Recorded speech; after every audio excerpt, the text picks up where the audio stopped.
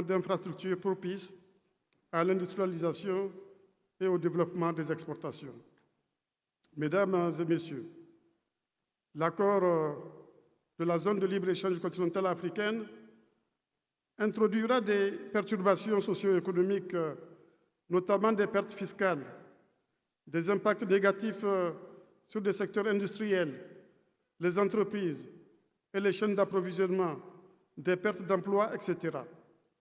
Conformément aux décisions des chefs d'État et de gouvernement de l'Union africaine, Afreximbank et le secrétariat ont mis en place le fonds d'ajustement de la zone de libre-échange continentale africaine. D'un montant global de 10 milliards de dollars, le fonds devrait aider les pays à s'adapter au nouveau contexte de la zone de libre-échange continentale africaine, soutenir le développement d'infrastructures propices au commerce, préparer les États parties et les entreprises à améliorer leur compétitivité afin de participer au nouveau régime commercial et profiter des opportunités offertes par le marché continental unique dans le cadre de la zone de libre-échange continentale africaine. Afreximbank a déjà mis 1 milliard de dollars à la disposition du fonds d'ajustement et continue à travailler avec le secrétariat pour mobiliser des fonds supplémentaires. En Afrique, nous faisons face également aux coûts et frais de transfert lors des transactions commerciales intra-africaines. En partenariat avec la Commission de l'Union africaine et le secrétariat de la ZLECAf, Afreximbank a lancé le système panafricain de paiement et de règlement, PAPS, pour permettre d'effectuer des paiements intra-africains en devise nationale. Le PAPS, soutenu par une facilité de règlement de 3 milliards de dollars d'Afreximbank, constitue la base sur laquelle émergeront les monnaies africaines fortes et convertibles demain. Pour booster le commerce, les communautés africaines des affaires ont besoin de plateformes, de rencontres et d'échanges. Je tiens à saluer la création et la tenue de la foire commerciale intra-africaine qui a déjà connu 2 éditions, et celle du Forum d'affaires de la zone de libre-échange continentale africaine, dont la première édition s'est tenue les 28 et 29 avril dernier au Cap en Afrique du Sud. Les éditions de toutes ces plateformes ont connu un franc succès. Au regard des résultats enregistrés, de la détermination des parties prenantes, notamment le secrétariat de la ZLECAf et Afreximbank, du ferme engagement à tous les niveaux, nous pouvons conclure que nous sommes sur la bonne voie.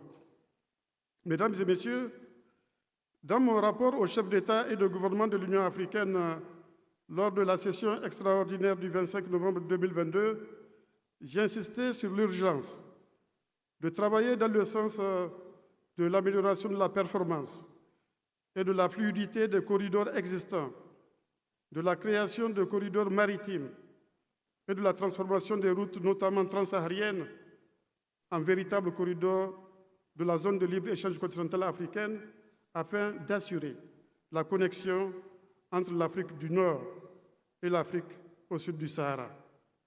Les voies de communication sont nécessaires pour assurer la libre circulation des personnes et des marchandises ainsi que des services. À l'heure où presque partout dans le monde, la distance n'est plus un obstacle à la fluidité des échanges, l'Afrique demeure le seul continent où, par manque d'infrastructures, les échanges commerciaux sont extrêmement faibles. À cette occasion, j'avais recommandé aux chefs d'État et de gouvernement la tenue d'un sommet extraordinaire sur le développement des infrastructures en Afrique. Infrastructures routières, ferroviaires, énergétiques, numériques, aéroportuaires et portuaires. Ces infrastructures constituent des instruments décisifs d'accélération de la mise en œuvre de la zone de libre-échange continentale africaine, des instruments qui permettront de réaliser la vision et de construire la prospérité du continent. Leur financement, comme le financement du développement en général, nécessitera des réformes profondes, notamment celle de l'architecture financière internationale. Je suis sûr qu'Afreximbank contribuera à cette réflexion. Je l'y encourage, je la félicite pour le travail déjà abattu, comme je félicite le secrétaire général de la ZLECAf pour ses efforts soutenus en vue de l'opérationnalisation de la zone de libre-échange continentale africaine, la zone d'échange, comme cela a été dit, la plus vaste du monde. Je vous remercie de votre aimable attention.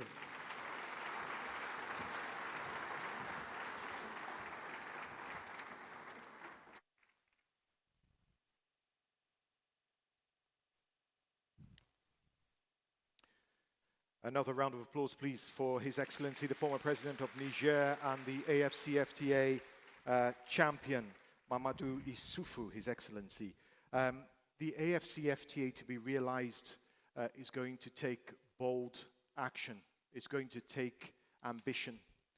A man that really embodies the entrepreneurial zeal and the possibility within the business world that is sort of embedded within the AFCFTA is a man you all know, and is the first person I think that comes to mind, the chairman of Dangote Group, Aliko Dangote, and he's here with us today. If I could just ask him to rise. Aliko Dangote.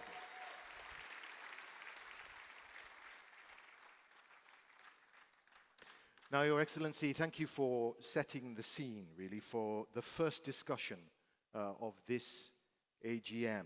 Now, the African Union has designated 2023 as the year of the acceleration of AFCFTA implementation.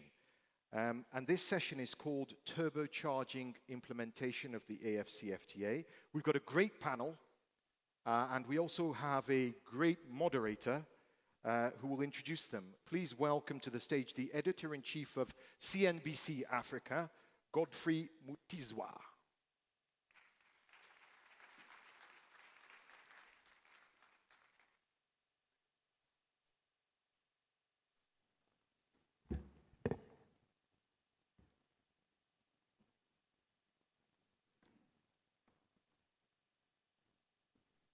Good morning, or should I say good afternoon. So I'm still stuck on whether I'm still on my Johannesburg time or I should transition to Accra time. I'm trying.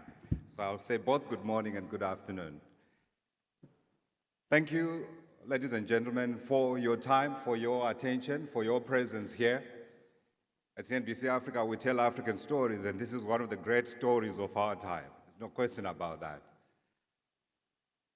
For those of you who are impatient with the implementation of Africa's historic African Continental Free Trade Area, AFCFTA, let me remind you, it's been about 2.5 years. That's 900.5 days to the end of the month. May I ask you to contrast that with the European Union and their Unity Project, or the North American Free Trade Area, or should we talk about ASEAN? Ladies and gentlemen, we have a baby. But the good news is that our baby isn't a complacent baby. Our baby is an extremely active baby. And on top of that, we're going to turbocharge our baby. Welcome to the first plenary session of the 2023 Afreximbank annual meetings, which is a special gathering this year, because this baby is also 30 years old. It is a happy, hearty anniversary, and a special thanks to the forefathers. I think it was October 1993 in Abuja that they set their foresight, foretold that as Africans we needed to have our own goods, sit on our shelves, and to feed ourselves and nourish our people. And for that, we needed Afreximbank. And it also gives me great pleasure to say, President Obasanjo, we salute you for your vision, for your foresight.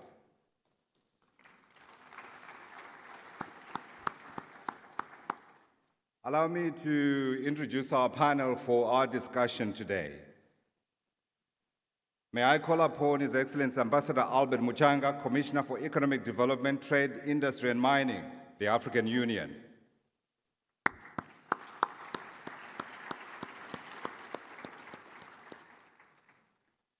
Ms. Flori Liza, President and CEO of Corporate Council on Africa.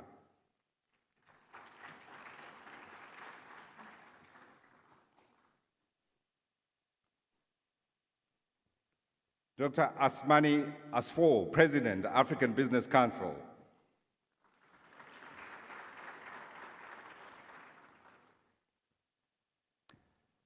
And last but not least, Otunbani Adebayo, former Honorable Minister of Industry, Trade and Investment from Nigeria.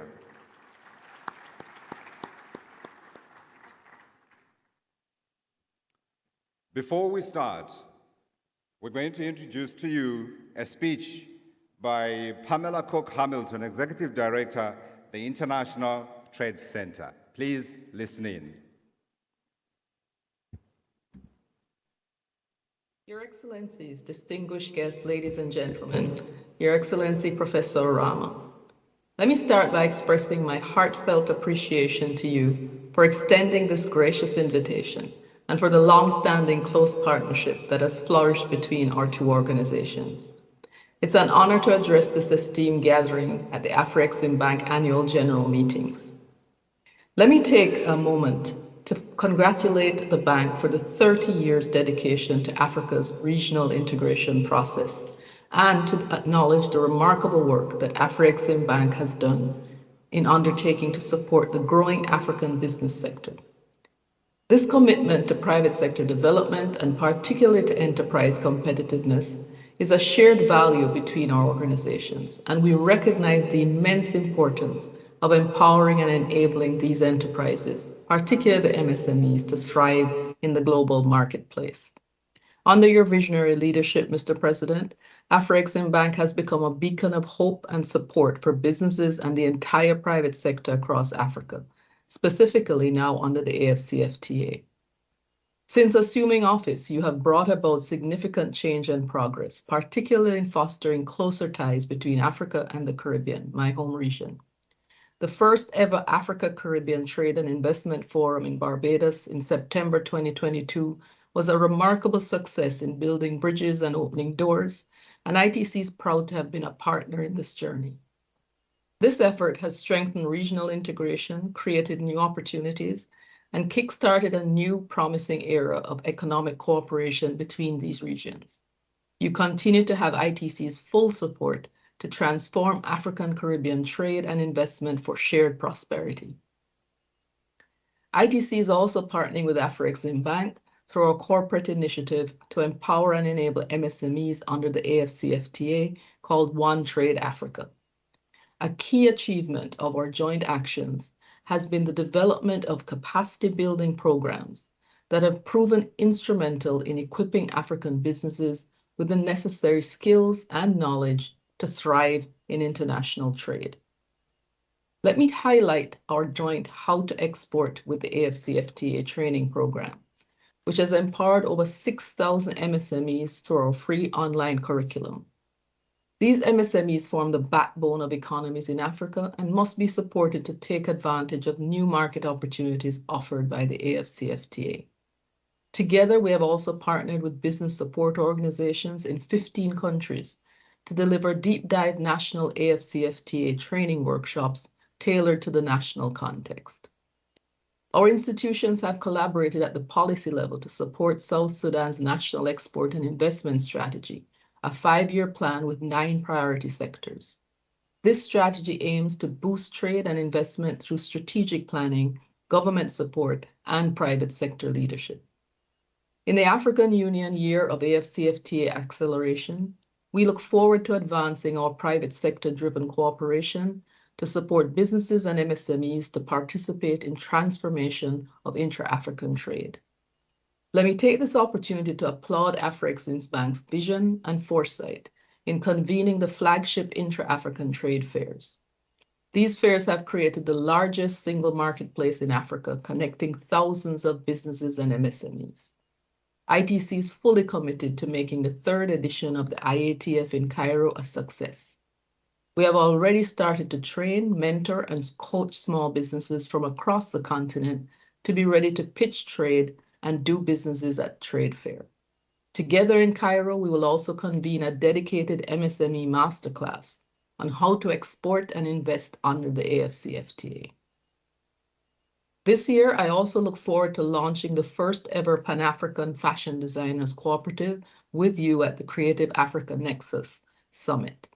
This important initiative will provide designers in Africa with resources, services, and a collective voice to help each other and the industry.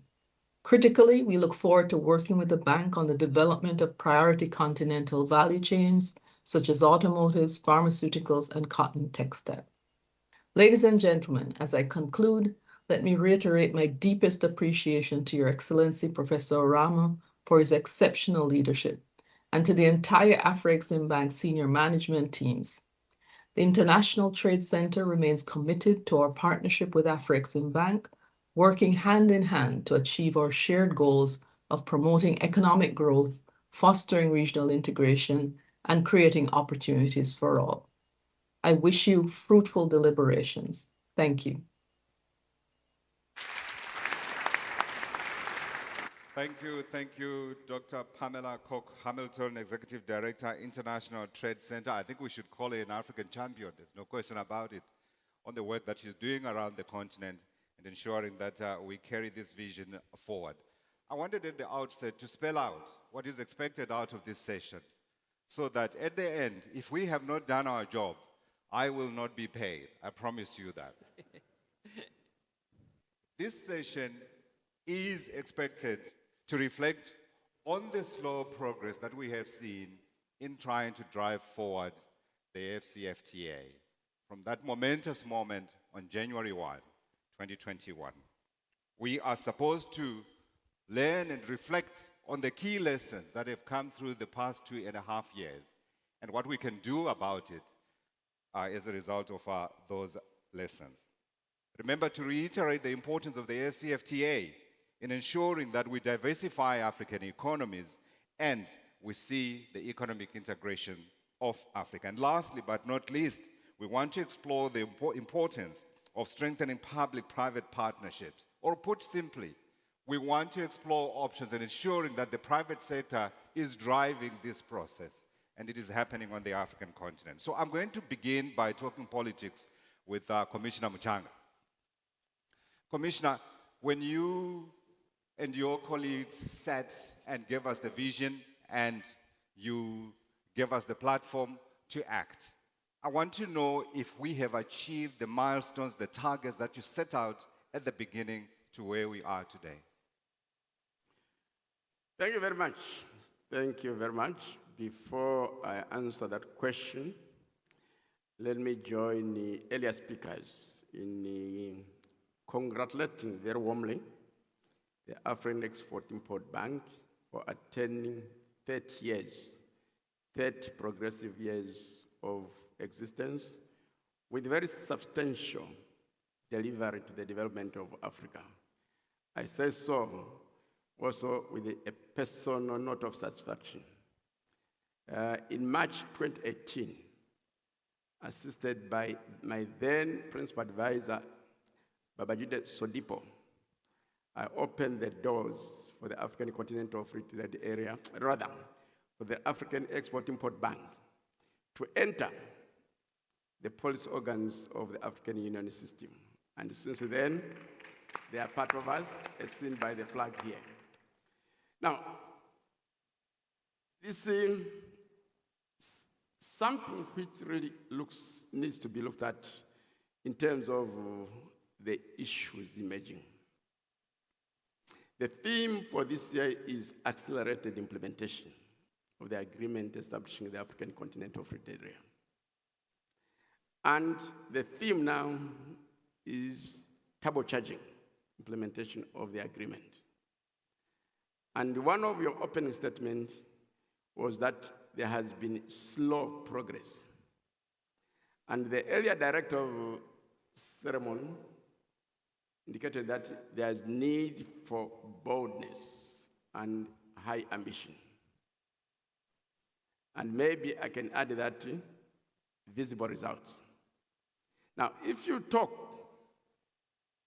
to some people, they give a qualification.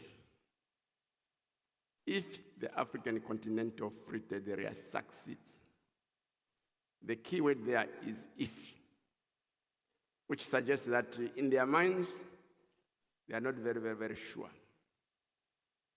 And again, if you take survey results from the African Export-Import Bank, the International Trade Center, the Economic Commission for Africa, who are here, the message that comes out, and this is a survey of the African private sector's knowledge of the African Continental Free Trade Area. You take all these three survey results, and they've been doing that since 2021. Less than 50% of the African private sector understand the African Continental Free Trade Area. The next stage is that, as we are talking now, it's very, very, very difficult for one to say, these are the results, statistical results, of the contribution of the African Continental Free Trade Area to the growth of intra-African trade. So against that background, I would go with those who say, yes, maybe we need to give more energy to the process of implementation. And I'll come back to that later in the discussion so that I don't monopolize the floor. The issue of the role of the Council of Ministers, leadership. There's a role for them to play to ensure that it's turbocharged. I'll stop here for now. Thank you, Commissioner. Thank you. If you were to reflect just a little bit on some of those key holdups in terms of achieving the targets that you wanted, what would you identify those are? I don't know. I can just maybe give us a couple. Okay, now to give that a context, the former president of Niger is sitting right in front of me. The heads of state and government, when they rolled out the roadmap for the negotiation of the agreement establishing, that time it was called the Continental Free Trade Area, would not add the term African. They gave a deadline of December 2017.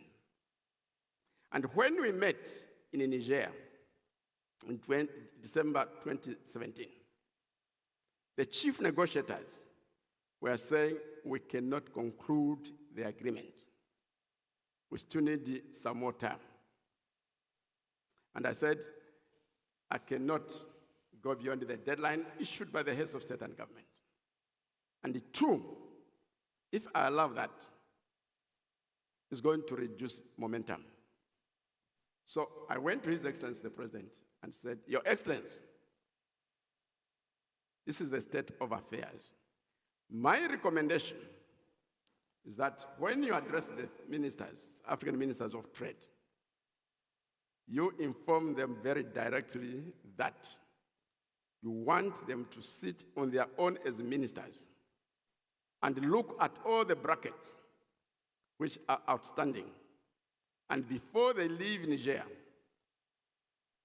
they should come and give you a concrete result. And that meeting should be restricted to only delegations with ministers. His Excellency accepted that recommendation. And we got a room, and my then principal advisor, Babajide Sodifo, was the gate man. He ensured that only ministers attended that meeting, plus the chairperson of the chief negotiators. Within 3 hours, all the brackets were removed. They were all removed. We went to the plenary, and I expected some sort of war to emerge. And indeed, there was a war. Some of the delegations were saying what you did is to undermine the principle of sovereign equality of states. Others were pointing fingers at me. We are going to report you to our ministers. And I replied, I said, the principle of sovereign equality of states should be measured. There is also a sovereign obligation to exercise that principle of sovereign equality. Each member state is obliged to bring delegates of equal rank to the meetings that are taking place. If it's a ministerial meeting, there should be ministers. Chief negotiators, there should be chief negotiators. Similar for experts. There are some delegations which come. They start as senior experts, they are chief negotiators, they are ministers. That is not an obligation of sovereign equality. And for those of you who want to report me, feel free. And they did. And some of the ministers said, when we met them on the 12th ministerial meeting of the WTO in Argentina, my brother, my chief negotiator, came to report on what happened in Niger. And I told him what the commissioner did is right. If I was in his shoes, I would do exactly the same, because we have an historic obligation to conclude the negotiations. Sure. And others, because these are things we need to know. Others said, Commissioner, you write a letter to the champion, saying what was agreed in Niger is null and void. I said, no. I do not report to one member state. I report to the collective whole. And at the end of the day, all those who are resisting accepted, and 18th March, we signed the agreement. So if now you see a situation where there is resistance, you need to use political instinct and say, politically, how do we move out of this logjam? Yeah. Logjam. If you don't do that, you stall. Yeah, I love it. I love it. I love it. Thank you, Commissioner, for those insights. And I'm wondering, as I sit here, if one of those ministers who was in this cauldron is sitting here beside us. From Nigeria, there was a lady minister. From Ghana, Alan, Minister Alan. From South Africa, I don't know if he's from here, Minister Patel. I don't know if they are here. Thank you. Thank you. So it gives me an opportunity to come to former Minister Adebayo and ask the question. I think the Commissioner has been very frank. I think one of the things that we have said about the AfCFTA has been the political commitment, which has been absolutely unwavering. But I think inside, we see that inside that political commitment, there are also very key things that are considered by the technical people that they have to deal with. I want the insight of the former Minister of Trade from Nigeria to weigh in, number one, on those things that have held us, and perhaps you can pick up on a few things that the Commissioner has said. We have a few minutes, so I'll hurry you up a little bit. Thank you very much. Well, first of all, I think one of the problems that we have had is the fact that each country has wanted to project their own interest over and beyond the collective interest. We find that when we meet, each of our colleagues always pushing the individual interests of their country. The Secretary General has had a very, very difficult time putting us all in line, because whenever we meet, like I said, individual interests come to the fore. For instance, we do recognize that this is an agreement, this is something that has to work for the benefit of all Nigerians. But I think, luckily I'm no longer an official minister, so I think I can speak a bit freely without getting into trouble. I think the major problem that we have had is the individual interests that we have been projecting for our countries. For instance, when we were talking about automotives, for instance, for example, we looked at it, and every country in Africa wants to assemble motor vehicles. Yeah. Every country cannot assemble motor vehicles. So we try to sit down and look at a way by which we say, let us decide that, say, 4 or 5 countries will do the assembling of motor vehicles. We will look at other countries and they will do the components that will go into the motor vehicles as a way of compensating them so that they add value to what is being done.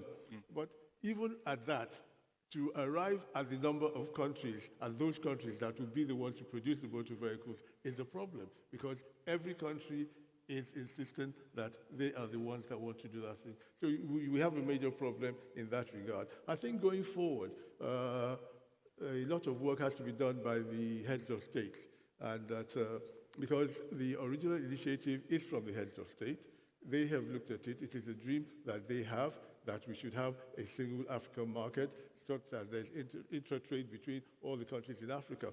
So I believe that they should impress it more on the officials to look at the bigger picture as opposed to the smaller picture.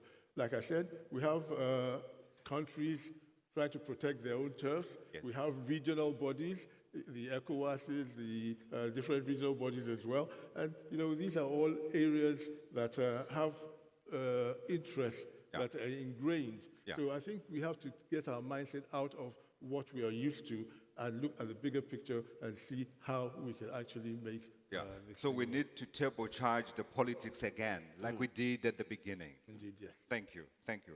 Thank you, Minister. Dr. Asfo, I'm coming to you as a close, keen observer of the process that the politicians have been driving. And I have to recognize that in this instance, they have been far, far faster, I think in many cases, than business. But you have a closer view than me. Your observations. So thank you very much. Let me first congratulate Afreximbank for 30 years of very, very, very strong support to the private sector, actually.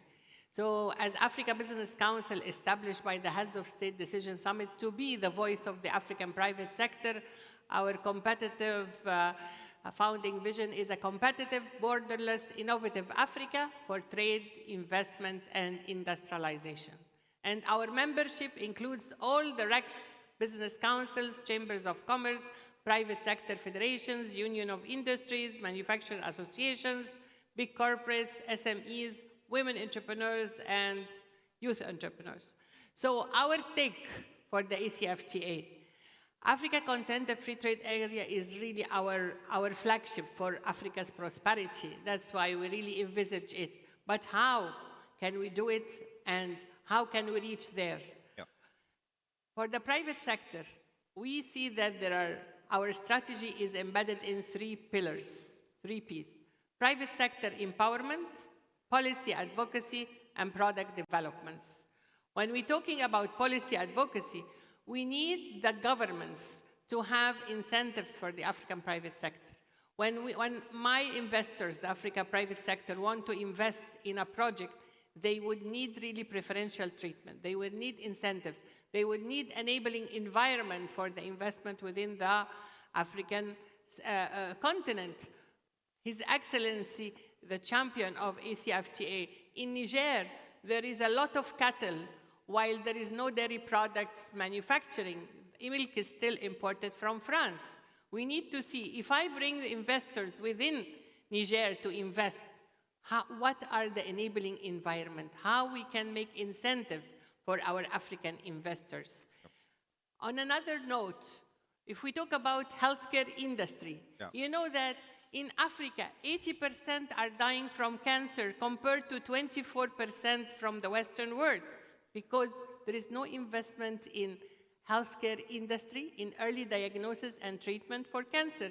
My sister Nardos here is working very hard for the implementation of Africa Leaders for Health.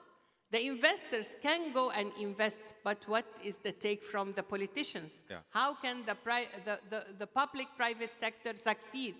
And what is the governments really doing for preferring our African private sector? One of the advocacy pillars also we are working on is to have at least 40% of all government procurement goes to African private sector. I cannot imagine that.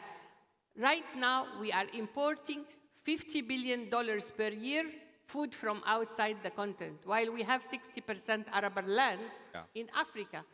In order to invest, we need the private sector. Absolutely, and in the process we are weakening our exchange rates because that $50 billion is in foreign exchange, another subject that we need to talk about. But very quickly, 2 points. One, the commissioner referred to a survey, and it's pointing a finger at you.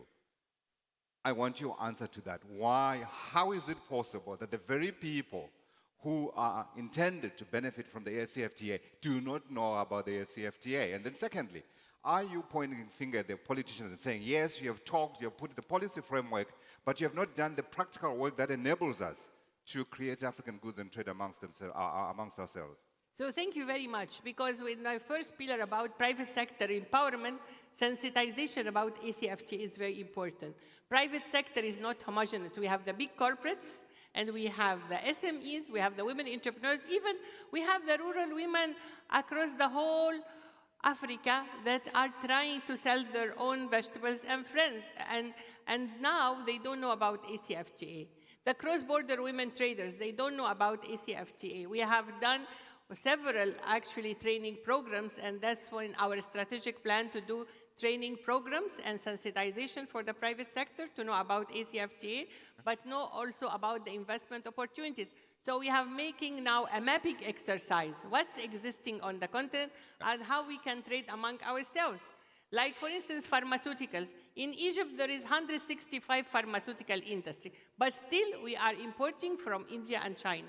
There is 400 manufacturers of medical consumables and supplies, and still importing from India and China. It is very important with reference to awareness, information, private sector. And for the third pillar is about product development. If we talk about trade, what are we going to trade among ourselves? Containers from China or made in Africa product that is quality, value added, standardized, harmonized, and quality. Sure. So I was hoping that I'd given you an opportunity to talk about the many interviews I've done with you, trying to get the word out about the world, and you mentioning nothing. So I'll remember that in our next conversation. Flori, I made you listen to all of this because your members, the companies that you represent, have got the goods. And you hearing this story, I am wondering if you encountered a situation where you were ready, but you found the frameworks, the platforms for you to be able to get your members to bring in goods to trade on the continent are not as developed as you had hoped after annunciation of the arrival of the AFCFTA. Well, thank you, and Excellencies, Dr. Arama, it's a pleasure to be here, an honor to be here on behalf of Corporate Council on Africa.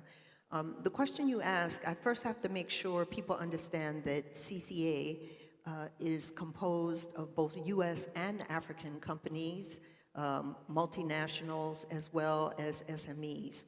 And I think that because of the unique bringing together of the private sector, both U.S. and African, with African governments, as well as with the U.S. government, CCA has been a long-time proponent of the AFCFTA and of the vision that the leaders of Africa have put in place for putting together what is now going to be one of the largest free trade markets and areas in the world, 1.3 billion people, I think $3.4 trillion economy.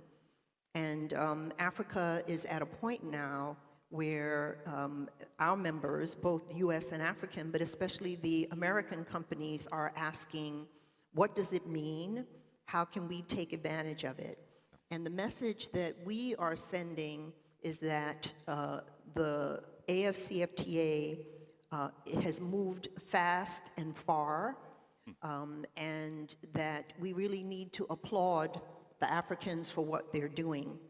In terms of the opportunities, obviously, intra-African trade, which I think still stands at about 18%, there are so many ways that Africans, the people, the workers, the companies, can all benefit from AFCFTA. But while you're thinking about the implementation and how it can benefit African companies and African people, we hope that you will also look at how your partners outside of Africa can also come and work with you in a complementary way. So just as an example, American companies for many years, U.S. companies are in Africa. People say, where are the American companies? They're here. Many have been here for 40, 50, 60 years and more. But they have had to engage with Africans sort of one country at a time. Sure. Yes, and so they're looking for how, under the AFCFTA, they can now have a continental strategy or even a regional strategy and pull the Africans into some of the global value chains, whether it's automobiles or pharmaceuticals. There's just so many opportunities there. So we hope that there'll be more of a chance. I'm looking at my brother Wamkele as they are implementing the current protocols and getting ready to announce some new protocols like the digital trade protocol, that there'll be a chance for your partners outside of Africa to also weigh in and provide some insights on how they would like to work with you, work with the Africans, and take advantage of what's happening here on the continent. There's no continent that has more opportunities now, especially in the post-COVID period, than Africa. And there's no issue that has to be addressed in the world, whether it's climate or food security, name it. There's no continent that is more important than Africa. So this is why I think this is a great time to be looking at AFCFTA, to be looking at the African continent. Yeah, I was going to say, I'm taking your statement, and I'm taking your statement, Africa is a country for me. I know that's a controversial statement for some people, but Africa is a country for me. Before I leave you, so we move on to the next point that I want us to discuss very quickly, is the key lessons of the past 2.5 years. Working with your members, if you were to pass on a message about how we can accelerate the implementation of the AFCFTA, maybe just an idea or a couple of ideas. Well, you know, the thing is that in every key sector that is important for Africa's economic growth, whether it's in the health sector or in ICT and digital, agribusiness, manufacturing, in every one of those areas, there are so many opportunities. And I think that, you know, your partners are ready to step in and work with you. Dr. Asfour mentioned that Africa has 60% of the world's arable land, yet and still it is importing food. U.S. companies, farmers, and people in the agribusiness sector in the U.S. have some of the technologies and are looking for the kinds of partnerships that they can have in Africa. Obviously, agriculture, agribusiness, food security is a key area. But really, you know, any area you look at, I want to mention one. I remember pre-COVID, people were talking about trying to produce more vaccines here on the continent. Yes. And, you know, it was dismissed, to be frank. People were like, there's no way that you're going to be able to produce mRNA vaccines, the most advanced type of vaccines here. But what I'll note is that in the period where the supply chains broke down and where people were looking for new partners and building resiliency into their own supply chains, Africa is the place where they said, okay, now we can partner with companies here on the continent to produce vaccines. And I believe this is happening across many value chains. But I just use that one because 5 years ago, people would have said no way. But today, people are very much focused on that and know that Africa is the place that that can happen. Yeah, and I know there's a lot of work that's happening in South Africa, in Rwanda, as well as here in the West as well. Yes, Senegal also. Absolutely. Commissioner, I'm going to make you listen to some more lessons learned. Dr. Asfour, your key lessons that you've picked up in the last 2 years that if you gave to the Commissioner, hopefully he'll be able to implement very quickly and get some things moving. So thank you very much. First, thanks very much for all the stakeholders and for ACFTA, my brother Wamakili, my brother AU Commissioner, my brother Orama, who is really my key issue is working all of us together, because the private sector cannot work alone. And all the political arena, they cannot do or implement anything with the private sector. Thanks to President Orama, every time we ask him to support the private sector, he is there for us. Even within our strategic plan for sensitization workshops for the ACFTA, he is ready to support. The whole issue is that when my brother Wamakilimini puts the whole engagement strategy of private sector is great, we are all going to work together. That's the whole issue. There is a lot of protocols. Thank you very much for the women and women and youth, for the intellectual property, for the digital trade. All this cannot be done except with all our involvement as the real private sector. And here really, the private sector, as I mentioned, is homogeneous. So we need to empower all our private sector, SMEs, women, youth, for the Africa we want. The Africa we want is a prosperous Africa. It's not about alleviation of poverty. It's not about ending hunger. It's about really prosperous Africa. It's about well-nourished Africa. It's about well-educated Africa. Not like I always say, we want to end hunger. We want to have no illiteracy, no hunger, no poverty. No, why? The private sector is here for you. Not no poverty, wealthy Africa. Not no hunger, but well-nourished. Not illiteracy, but well-educated. This is the Africa we want. My sister, the woman icon, Dr. Dlamini Zuma, under her leadership in African Union, we started the Africa we want, Africa 23 Development Agenda. We want to progress by our real integration. All of us come together, all of us have a role to play, and that's how we go together. Sounds to me like you are happy, so I'm going to leave you there. But I want to give the former minister an opportunity, since he is now sort of sitting outside the circle a little bit and can speak freely. Just key things that we've picked up over the past 2.5 years that we can take forward and ensure that we are able to turbocharge apart from the politics. Like I pointed out earlier, thank you very much. Like I pointed out earlier, I think the heads of state should get together and impress it upon their officials, upon their ministers, that we are looking at one Africa, not individual countries. One thing I've noticed, the Western world, the foreign countries outside of Africa, they are looking out for their interests, and they tend to come at each and every one of us individually, trying to give us advantages to take our minds away from what we're trying to do as Africa. We should resist these temptations. We should trade amongst ourselves. Let me give an example. Nigeria, that I come from, we are a net exporter of cement now, thanks to the policies put in place by President Obasanjo when he was president of Nigeria. Nigeria is a net exporter of cement now from being a net importer in the past. Other African countries, rather than buy cement from Nigeria, buy from Europe or buy from outside of Africa.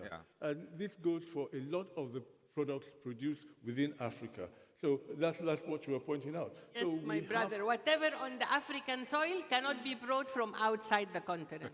That's what we want. We should, amongst ourselves, increase the level of trade within Africa. I hear you, and I can tell you I've got a practical example. I remember there was a Ugandan trade delegation that was in South Africa, and we were talking with one young man who had brought his coffee, and I was asking him, how can I get this coffee? He says, I'm so sorry, my brother, I can't give it to you, because the coffee you're drinking, most of the coffee you're drinking in South Africa comes from Europe. After European middlemen, that's when it finds itself to Southern Africa. I mean, it's absolutely incredible. Commissioner, I've run out of time, but I'm going to give you an opportunity to wrap up, and I'm asking you specifically the issue around collaborating with the private sector, whether we have created strong enough platforms for us to be able to get the most that we can out of the engines of growth, that is the private sector.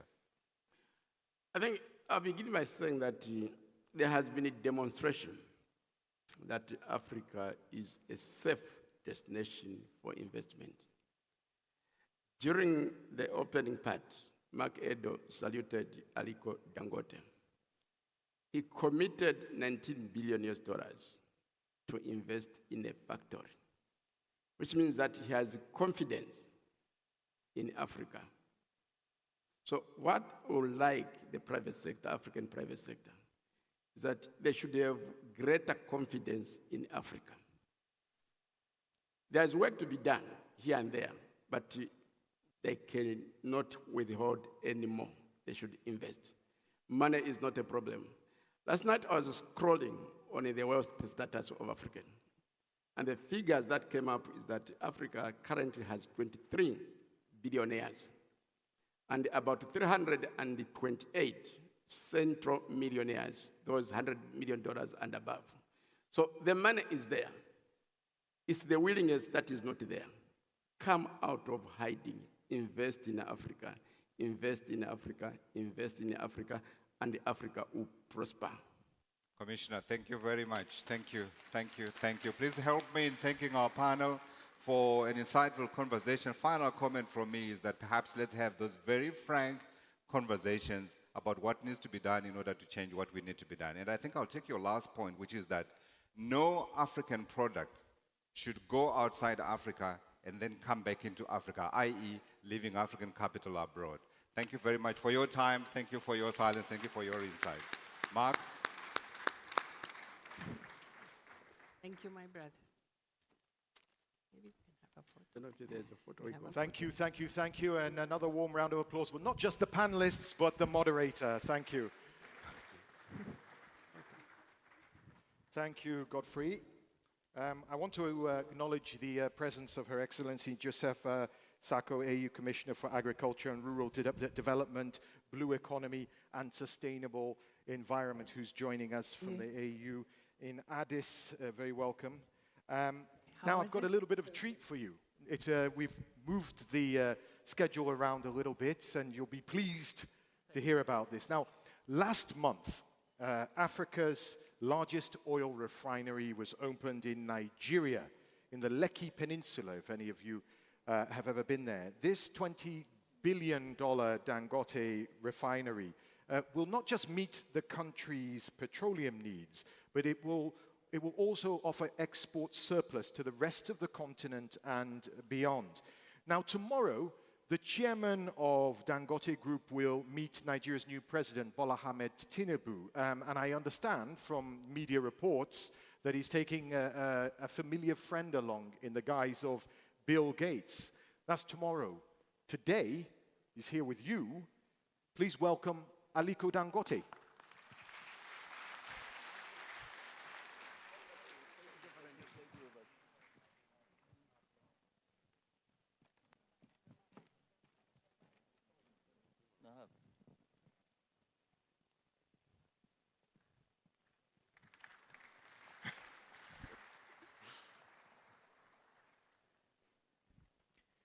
This is an unexpected treat for me because I wasn't the one supposed to be interviewing you, but God is kind, and I get my opportunity to sit with you again. I'm always scared of facing you. But You're always scared. You don't have to be. We've been friends for a long time. This is a happy occasion, 30th anniversary of Afreximbank. Now, as I understand it, Afreximbank was the biggest financier, or at least I think, of the refinery, or certainly one of the biggest. Just in a sort of sum up, what role Afreximbank has played in your story? Well, thank you very much. I would like to first of all thank President Orama and all the board members for inviting me to come, even though unfortunately I have to rush to Niger because Bill Gates is arriving there this evening, and so there was a mix-up in my this thing. But I think Afreximbank is the most foremost multilateral institution in Africa. And I can tell you, without Afreximbank, there is no way entrepreneurs like us will even grow at all. Wow. That is a fantastic validation. Afreximbank actually, they did more than enough. I even said it during my speech. First of all, they believe in what we are doing. That's number one. Number two, they do understand the business.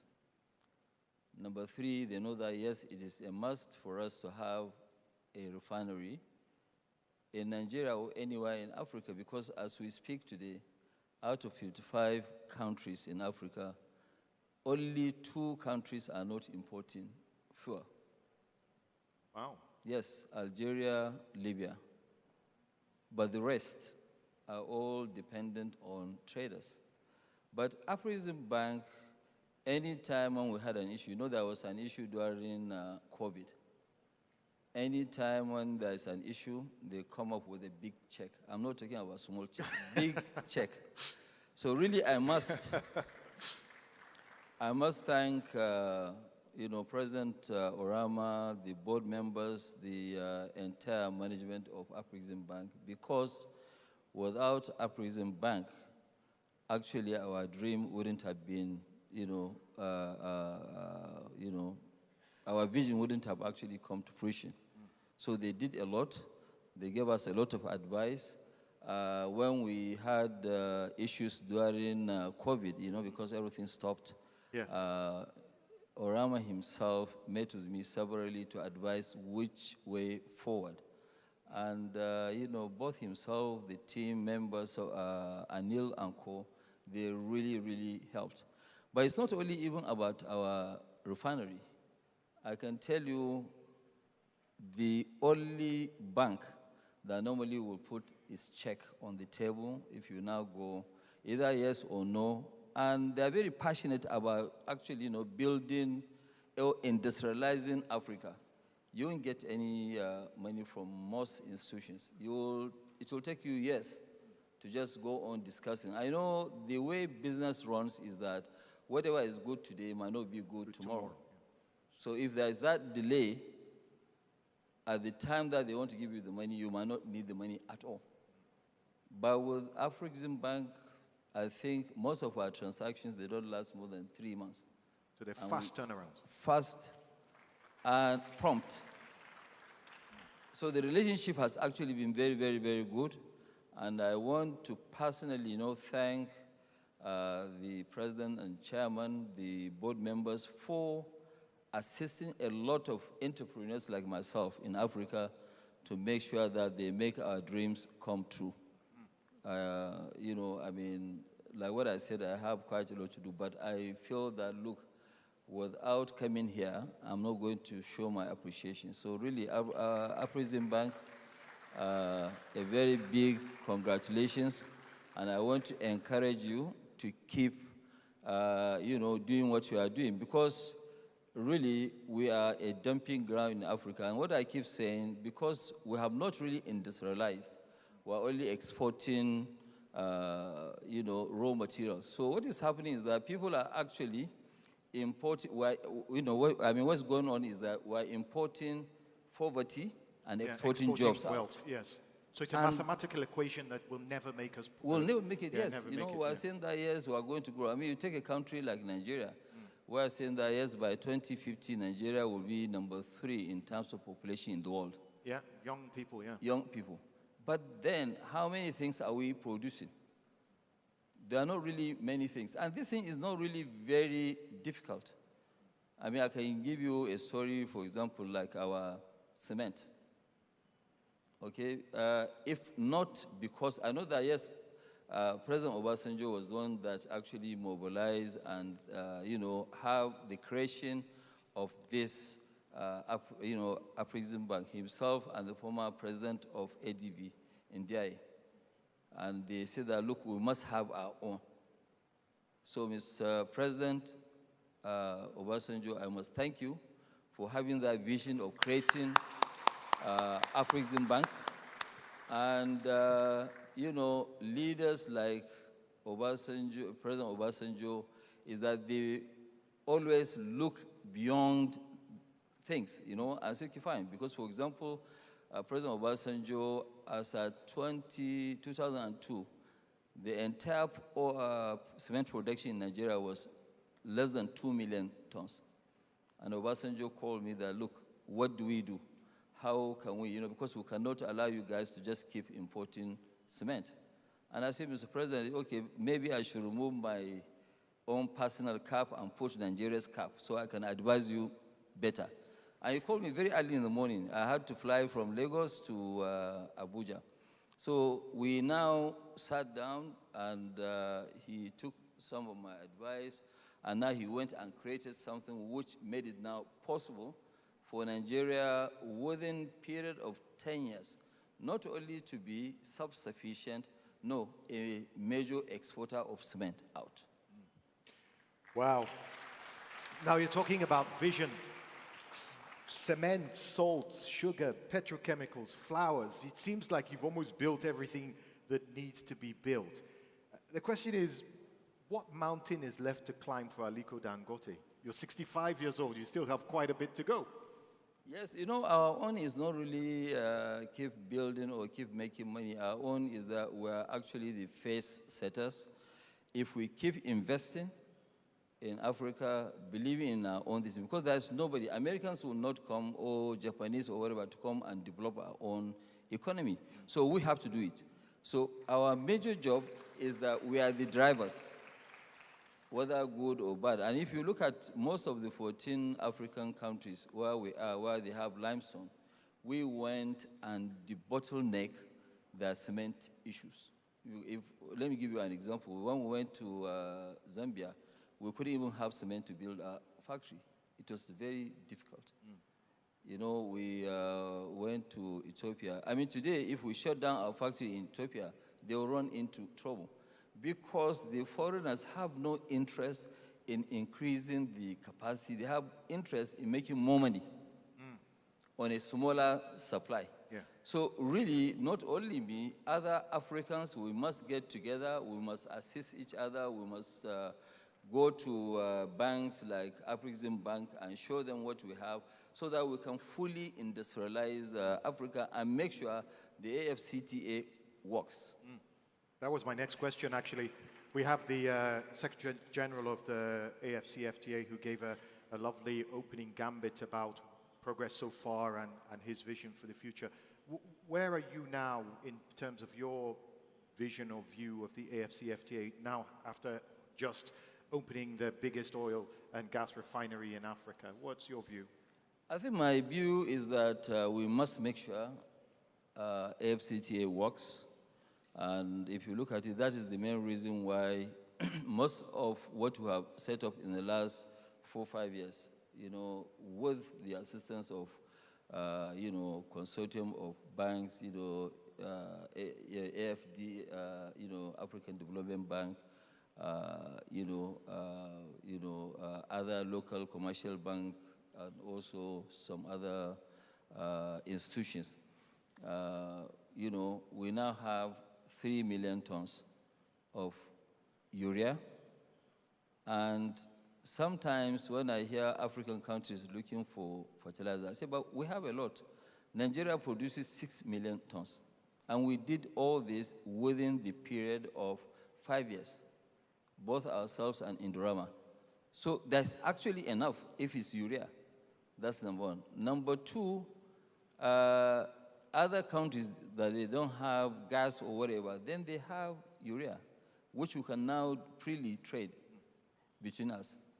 Okay? And then now you have the petroleum product. Petroleum product, we are going to produce, we are going to use 650,000 barrels per day, which is a lot. So it can satisfy the entire, you know, the entire West Africa and some of the Central African countries like Angola and Co. It's a very huge capacity. We have 900,000 tons of polypropylene, and we're doing more of plastics. So this will actually help in terms of, you know, free trade. I remember one time, you know, they organized some, you know, a seminar trying to, at that time, people believed that, yes, we as Dangote, we are not interested in, you know, AFCTA. I said that, no, we are very, very interested. It wasn't my seminar. No. Okay. Yes, it wasn't. So what I keep saying is that, yes, AFCTA is the greatest idea. It will help to grow all our economies. It will create massive amount of jobs. Most of these youth that we have that are littering around, they will be able to have jobs. But we have to cooperate. We have to make sure that, yeah, things move. I don't want to now be in a position you know, where I used to be, because right now I have the African passport. But the African Union passport allows you to move around, even though there are about 2-3 countries that are not allowing, they are not agreeing up to now. I don't know why. But you see, if I have to get a visa to get into country A as an African, and now we go with a British guy who, or maybe a Nigerian, it has happened to me, a Nigerian holding British passport, he was allowed in, and we're arguing, debating about my visa. And I'm the one, and I'm the one with the money. Can you imagine? Yes. Can you imagine? So I think what maybe African countries they need to do is that why don't you give Africans visa on arrival? That will facilitate trade. Yes. If you are making life difficult for me, there's no way I'll go and invest. Yes. Yes. I mean, without mentioning a name, when we're building factories all over, we invested about $620 million in South Africa, actually the biggest African investment. And then a neighboring country, I don't want to mention the name, and they say, okay, fine, come and, actually Angola. They say, okay, it's Angola. Come and invest. Yes, okay. And I said that, no, I won't invest in Angola because getting even visa was difficult. Was difficult, yes. Yeah. So, this thing we must free up and make sure that we allow Africans to move in. You can see, okay, fine. Today, when you talk to them, they say, I don't know, it's about security. But then I say, okay, fine. So most of these guys disturbing us in Mali, Burkina Faso, Nigeria, and Co., these guys, they don't have a visa. They don't even need a visa. They come through the land. So if they don't need a visa, why, me that I have money, I want to invest, you are harassing me? It doesn't make sense.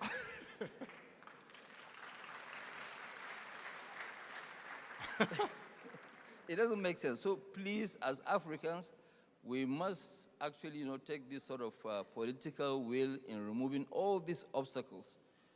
Because, today you look at it, if I ask you today, what do you think is the easiest visa to get today? And they used to be the most difficult. Rwanda? Saudi Arabia. Oh. But it has actually opened up the economy. The economy is booming. Saudis are making too much money. Hotels that I used to go and pay $500, they are charging almost $2,000 because they are having avalanche of people arriving there. So why don't we even do something? We can say, okay, fine. If you have a visa since we don't trust ourselves in terms of security, you say, okay, fine. If you have a visa of UK or visa of European Union, visa of Canada, visa of America, when you come to Africa, we'll give you visa. Because those countries must have done all the security checks before they issue a visa. So let us latch behind That's a clever idea. But please, since I've seen a lot of our leaders here, what I think we need to do, we need to, first of all, make sure the regional markets, they have to work. The regional markets, they have to work. Because, you see, right now, we're not allowing free trade, but the other side that are working against us, the smugglers, they are having a free trade. Okay, because, you can move goods from Benin, for example, into Nigeria. But those guys, you see them loading rice, loading stuff, and, going through the forest borders that we have. So, the African continent is one of the continents that I think it is a hidden story. It is a story that I believe when you have faith, you invest, you will make quite a lot of money. It's true, there are risks here and there, but there are also a lot of areas of mitigating risk. Once you do your own calculation, then you move in, and definitely the story is good. I'm going to ask you one last question now, because I said it earlier before, that all this work we're doing is not really for us, it's for our children and our children's children, the next generation of Africans. How do we create 10 more Dangotes? Well, what's your advice for those young African entrepreneurs? I think the young African entrepreneurs, first of all, there's quite a lot of opportunity. They have to work very hard. It's not that easy. For example, I've been in business today I don't look it, but I've been in business today for 45 years. So it's been a great journey. You have to be focused. You have to make sure that, yeah, you have a vision and you know exactly where to, go, and make sure we as Africans, we must make sure that we have good local domestic banks. Okay, because if you don't have local domestic banks, you are not going to be given that opportunity to be able to even scale the first hurdle. So you must be, we are all given opportunity. We know we are not born with money, yes, it's true. My my grandfather, was rich, but he didn't, give me just free money to go and, trade. So you need strong financial institutions. And these guys, what they need to do is to now go calm down and make sure that, yes, they have the belief that, yes, things can happen. But it is not overnight. Majority of our youth, they are looking at making things happen the next day. Patience is required. Patience is required. Yeah. Tenacity is required. And also you have to be, you have to have a vision. You can't just jump into everything. You might not be good in everything. Do you have to tell yourself, I will not fail, I believe this will succeed? You have to kind of... You have to, yes, you have to believe in, yes, you have to, and I can tell you, especially with now, there are other modern ways of making money,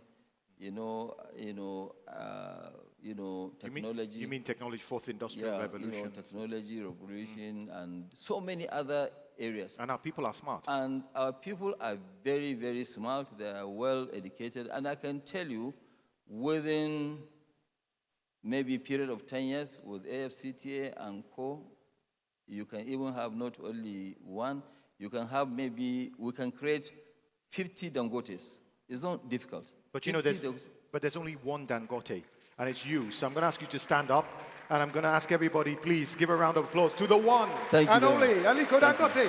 Thank you.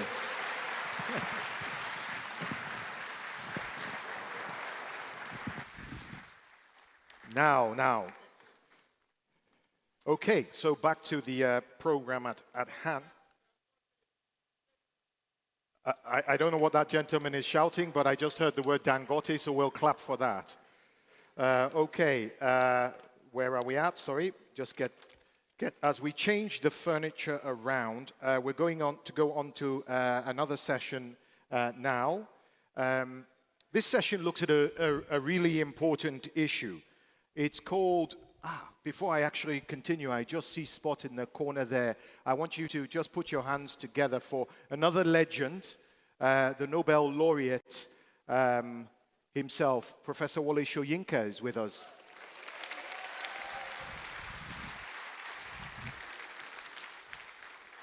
Now, the next session looks at a very important issue. It looks at, it's called Building Prosperity for Africans, the Challenges of Peace and Security. Your moderator is Omar Ben Yedder, and he is the publisher of IC Publications. You'll know many of the magazines that they produce: Africa Business Magazine, New Africa Magazine, and the Africa Banker Magazine and the Africa Banker Award. So please welcome Omar Ben Yedder of IC Publications, your moderator for this session.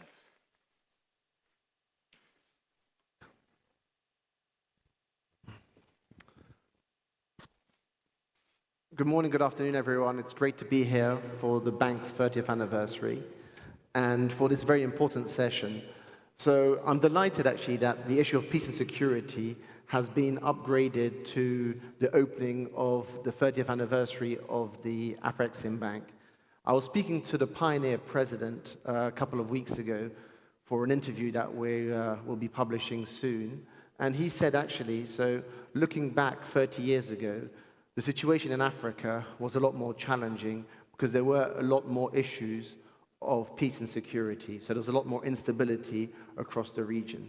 Nonetheless, we're seeing new fault lines appear, and we know that the single biggest barrier to trade ultimately is peace and security. Without peace and security, you will not be able to trade. And I think this is a very important issue that the bank wanted to highlight and that the bank wanted to increase urgency towards dealing with our own peace and security issues. So I'm delighted to be welcoming with me on stage His Excellency Haile Mariam Desalegn, former Prime Minister of Ethiopia. A round of applause, please. General William E. Ward, former U.S. Army General and the first Commander of United States Africa Command. General, thank you. I've also got General Chris Abutu Garuba, former military observer of the UN Angolan Verification Mission and former Commander, National War College, Federal Republic of Nigeria. And finally, we've got General Dr. Emmanuel Kotia, who is the CEO of the Ghana Boundary Commission and a senior lecturer at the Ghana Command and Staff College, as well as other institutions. Thank you. Thank you, General.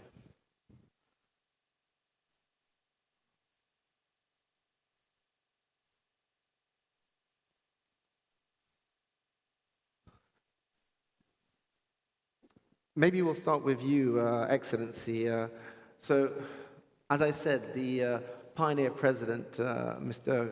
Christopher Adodu, said that the situation today in Africa is better than it was 30 years ago, saying that we're seeing new fault lines, we're seeing the emergence of transnational terrorist groups. So what's your reading of the current situation today? Is it better? Are we in control? Or are you worried? Thank you very much. I would have loved Baba taking this seat with the generals here. But nonetheless, I think I would say the general landscape of security in Africa is worsening rather than improving because we can cite some of the examples now. If you see terrorism and violent extremism, and as well as radicalization in Africa is growing. You know, we have never seen countries like Burkina Faso, Benin, and others could be impacted by terrorist actions, which is an increasing visibility of the terrorists everywhere. Even in the Horn of Africa region where my country is situated, Al-Shabaab has not been declined so far. It's still increasing its impact on the regional security apparatus, and its actions are growing. So I think these are manifestations that show that security in Africa still needs more attention than ever by our leaders in the continent. Besides, recently we are witnessing unprecedented, happenings like unconstitutional change of government, which is happening in the Western Africa region. In only 2 years, there has been coup d'etat in 4 countries, which is contagious in West African countries. But we have seen also this in Horn of Africa, like Sudan, which is the case in point, a long-standing security issues that has not been addressed is troubling Sudan at this time, where you see that the Sudanese issue is becoming very much worrisome. So all this coupled, you see that the security situation in Africa is worsening from time to time.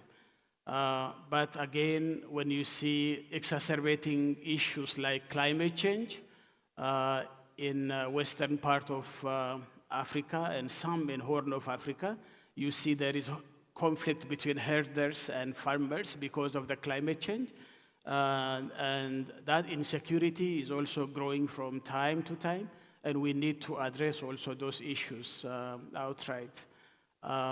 Beyond that, you can even see demographic issues are also playing a major role. Africa is a young continent, and the growth of young population is exponentially happening. And if we do not address this issue of demography properly, then I think that is also creating some problems and riots and every other, issues in our continent. So I think, at nutshell, you can say that the security landscape in Africa is worsening, and there are surges of new events that are coming up, which has not been addressed properly. So to me, these all are manifestations. The manifestations of the root problem, which has not been addressed. To me, the main problem in Africa is governance deficit, which has not been addressed. I think a long-standing governance deficit, if it's not addressed, all these manifestations will continue and perpetuate from time to time.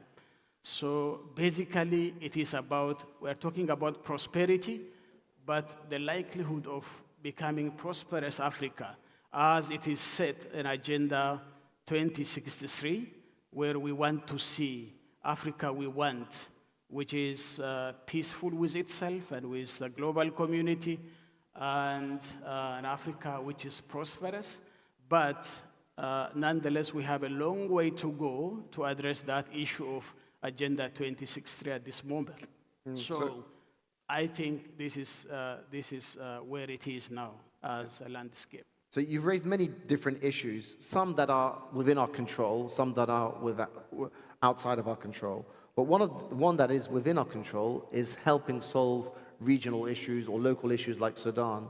So recently we've seen a delegation go to Russia and Ukraine to try and mediate there, but we don't seem to see the same urgency or the same effort to deal with some of our own domestic issues, or regional issues, such as in Sudan. So when it comes to Africans and our African institutions, are we seeing enough urgency, enough action to deal with our own problems? We can't outsource development, so we shouldn't be outsourcing our own peace and security. I think Africa shouldn't always be seen as a junior partner in the global, setting. Africa has to play its role at the global stage as well. So our leaders going to Ukraine and Russia is a responsibility that, as responsible global citizens, Africans also should play their role. But nonetheless, we play this because we have an interest. We should focus on our interest, not on the interest of others. So we do have Agenda 23, as I said. We want to be a peaceful and prosperous Africa. So I think global community play a major role in this regard, and we have to play that role. Of course, it doesn't mean that we have to focus on the global issues, but in the first place, we have to resolve our own issues first. Because what matters is we have to put our house in order before we embark into other issues, which is very much, a burning issue in our continent. So to me, we need to focus internally and solve our own problems internally. Africa is a rich continent. We don't need to beg money for somewhere for our own security. If you see the illicit financial flow, the amount of money that goes to other continents from Africa, I think that is much more bigger than the aid we get from our donors. But the problem of governance, as I said, is a long-standing which has not been addressed, and we should address our own problems within our union, which is a very important union we have, and also respective countries should address this issue. So nonetheless, but we have to play a role at the global setting, and we have to also be getting our own rightful place in the global architecture. So I think this shouldn't be also ignored. Okay, and we'll get to what geopolitical changes right now are impacting the continent. But maybe I'll go to you, General Ward, if you don't mind. So His Excellency mentioned the issue of transnational terrorism, but we also, pre this panel discussed that there are issues of governance. A recent UNDP report said actually that most terrorists aren't driven by ideology, they're driven by poverty to terrorism. So it's something that we need to address, obviously, but the issue of terrorism is still real and it needs to be dealt with.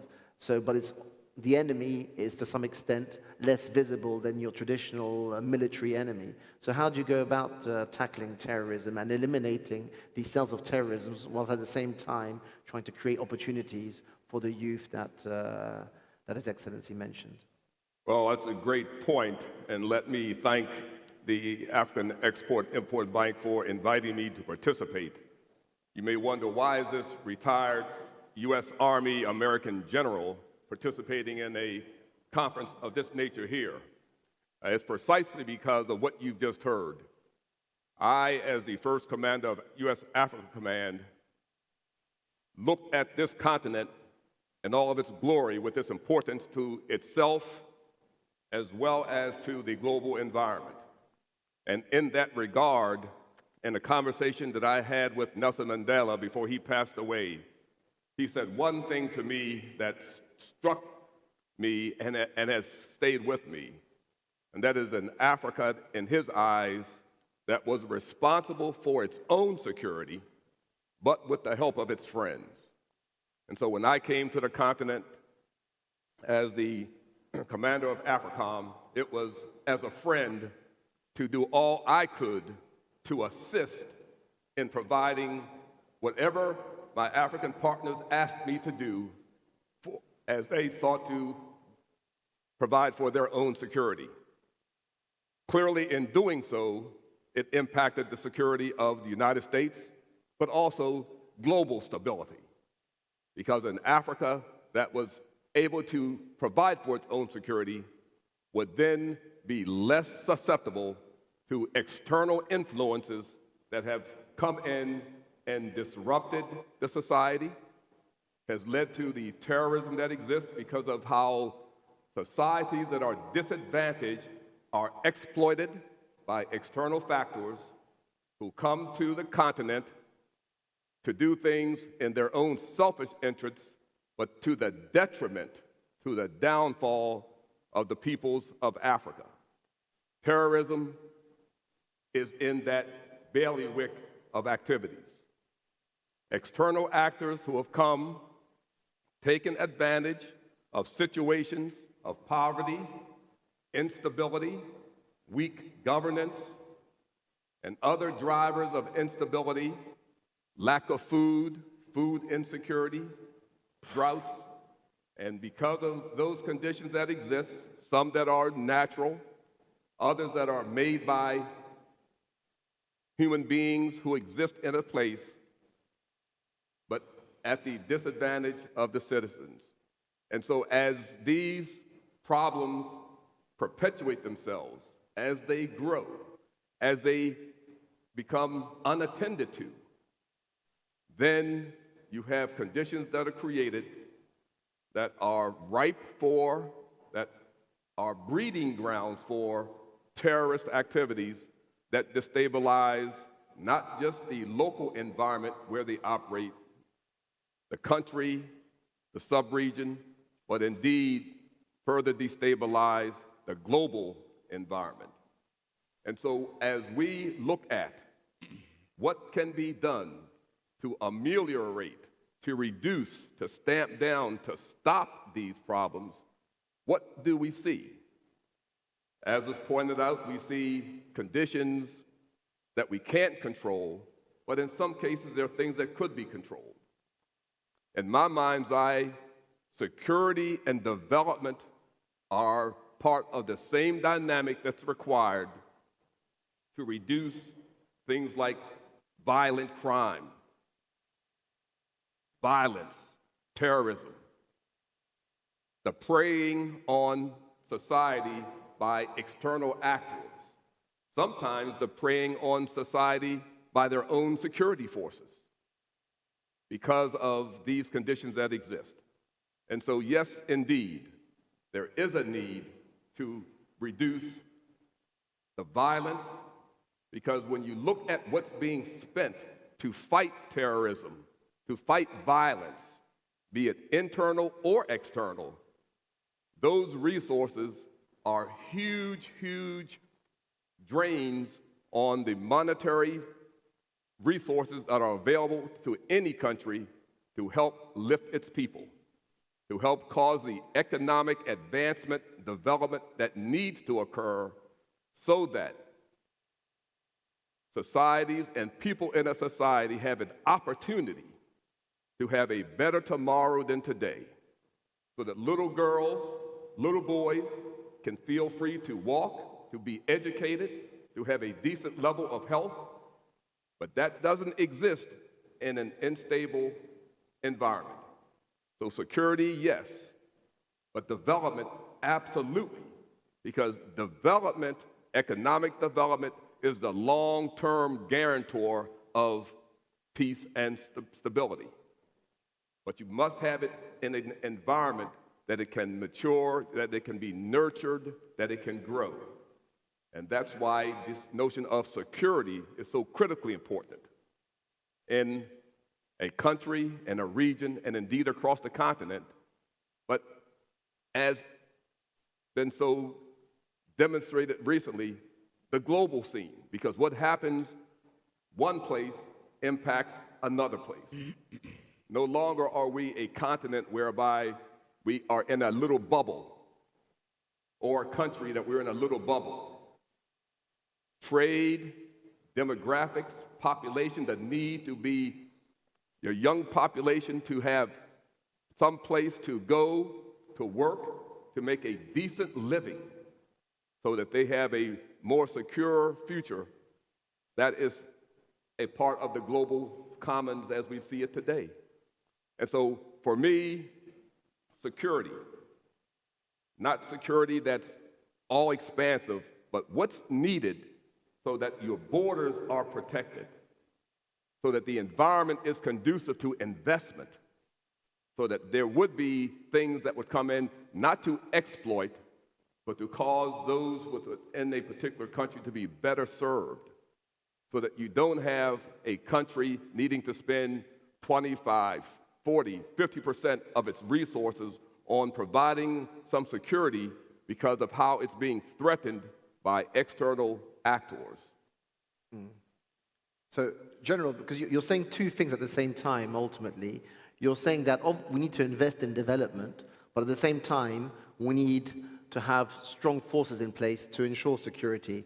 I remember a British foreign minister once said, diplomacy without arms is like an orchestra without instruments. It's meaningless. So when you look at when you were on the continent and you looked at the military capabilities of the different countries, do you think we had to invest more in our military capabilities, or do you think we were investing too much on military and not enough on development? I mean, I'm not sure I understand where you think we should be putting our resources ultimately, and whether we need to strengthen our military capabilities and our partnerships as a continent to make sure that we can control our borders, that we can push back any foreign actors that may have, and everyone's got vested interest, but they may have vested interests that go against the continent. So what are you saying there? It's not spending more, it's spending smartly. Security forces are important, but it's how those security forces are developed, formed, trained, so that they are not a drain on society. The sizes, the missions they perform, how trained they are, so that its soldiers. There was an illustration that I used during the NDIA lecture series several years ago. And when you look at your security forces, are your soldiers, your police forces, are the people seeing those forces as such that a 8-year-old girl, 10-year-old boy, instead of running away, will run towards them and wrap their arms around them because they know that that force is there to protect them? Doesn't take a lot of money to do that. So it's not about spending more. They both have to exist simultaneously. Adequate professional security forces, as well as the resources that are required to cause development to be able to occur in ways that are meaningful to the people in their country. They aren't mutually exclusive. They operate jointly, but it's smart investment. It's smart investment, the right investment to make that the case. Thank you. So one very quick question, and then I'll come to you, Dr. Kochi, if you don't mind. So when you were operating on the continent, did you see the urgency from your peers on the continent in dealing with certain issues, for example, that arose at the time? I mean, if you look at Sudan today, would you say that we need to have more urgency at an African level to make sure that we nip these conflicts in the bud? Ultimately, Sudan should be the breadbasket of Africa. We're importing grain from Ukraine, but Sudan has got the capabilities. Saudi was buying land from Sudan all those years ago, but instability has meant that it's not the breadbasket that it should be. Right. Obviously, the continent is not a monolith. I saw different things in different places. Some places it worked to the benefit of the people that were there. In other places, there was a lot of work that needed to be done to make it better. And so it was a mixed bag, and it was, as Nelson Mandela said, the country itself is responsible for that. And in some places, I may not have been asked for help. And obviously, we stayed away. In other places, there were things that could be done to help the professionalization of the force. And I say professionalization, I don't mean to spend a lot more money. It doesn't require that, but it does require something so that those soldiers are not preying on their societies. You want them protecting their sovereignty, not preying on their society. And it's the job of the governments to ensure that, so that those soldiers are doing their job, so when a little 8-year-old girl sees a soldier or a 10-year-old boy, they see that woman or that man in uniform as their friend and not to be afraid of. General Kochi, if I can come to you in terms of maybe responding to what the General has said and also your reading of the situation. I know that the President of Ghana a few months ago was worried about what was happening in the Sahel region and in Burkina Faso and potentially the fear of contagion to Ghana. So what's your reading of the fault lines of the state of security and also collaboration with your partners in the region to ensure the security in the Gulf of Guinea and in the Sahel? Thank you very much. The issue of security is very important. That is where I want to start from. And General Ward emphasized on it. Without security, no country can develop. And when you don't develop, there's no way by which any country will provide for the living conditions of the people. So these three elements are interrelated: security, development, and the living conditions or the welfare of the people. Without security, let's forget it, we cannot be able to develop.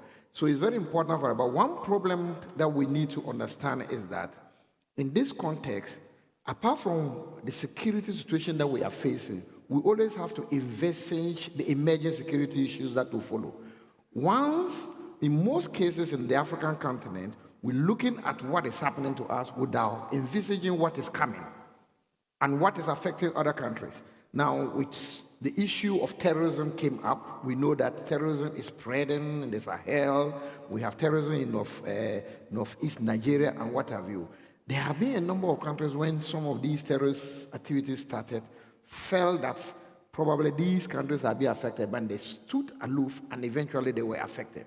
Now, it's very dangerous because terrorism is it's spreading very fast. And some of the key issues that General Ward mentioned is that what are some of the drivers?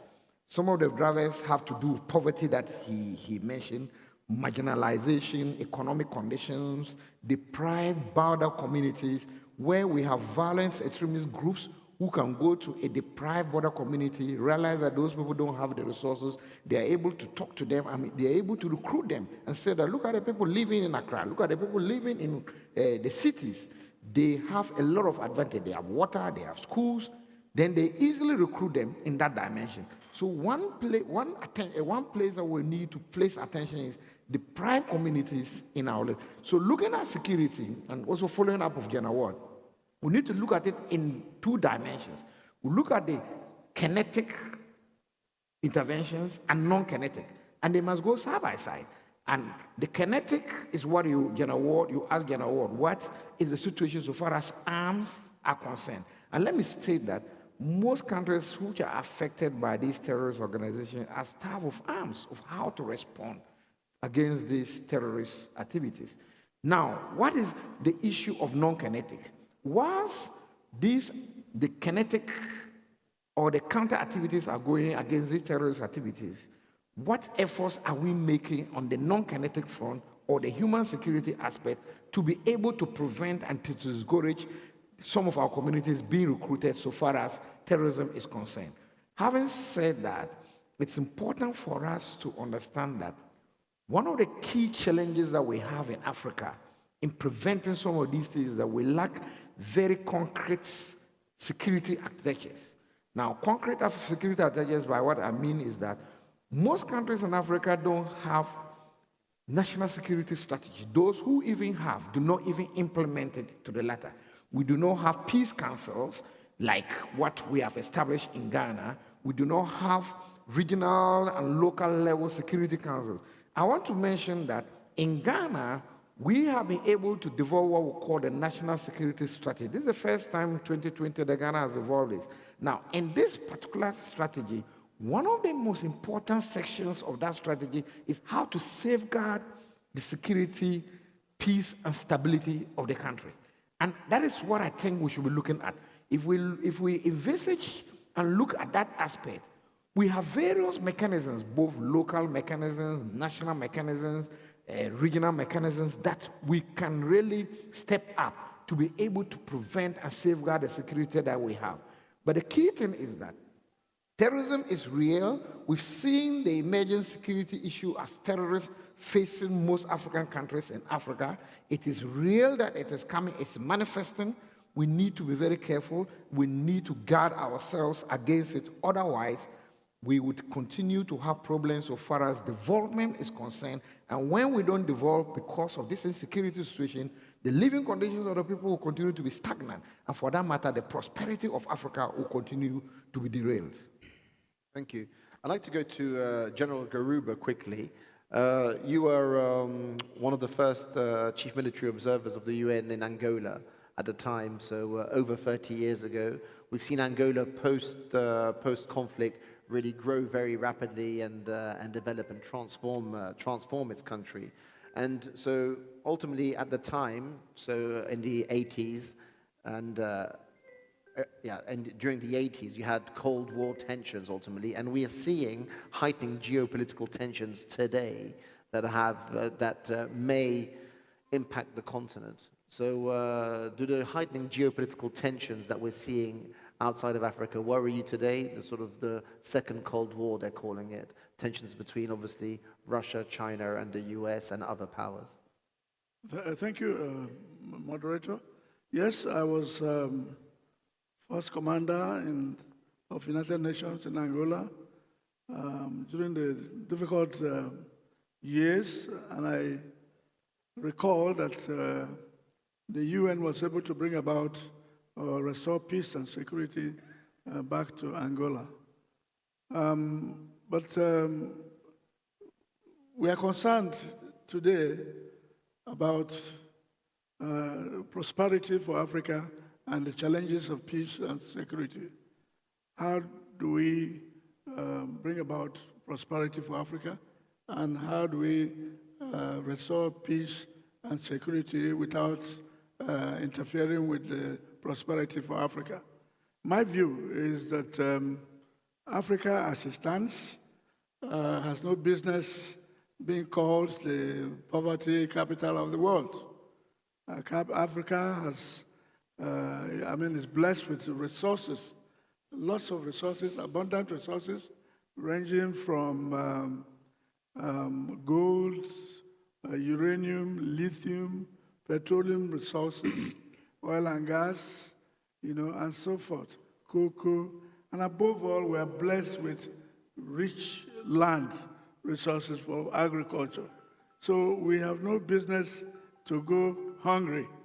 We think that the main issues with us in Africa that brings about insecurity is poverty. Poverty, unemployment, lack of education, even if one is educated, lack of jobs, unemployment, and underemployment. And that's what brings about all this insecurity. We need to come up with a strategic action plan for prosperity for Africa at the various regions, to be coordinated by the peak at the African Union. Because we are blessed with resources, we are blessed with land, we should be able to carry out agriculture and feed our people. We must be able to feed our people. So we must invest heavily in agriculture so as to have food production. We have to create agricultural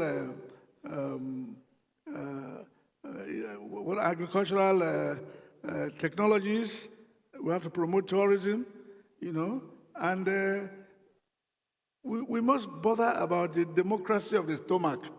Once your people are happy, when they have food to eat, they'll be happy.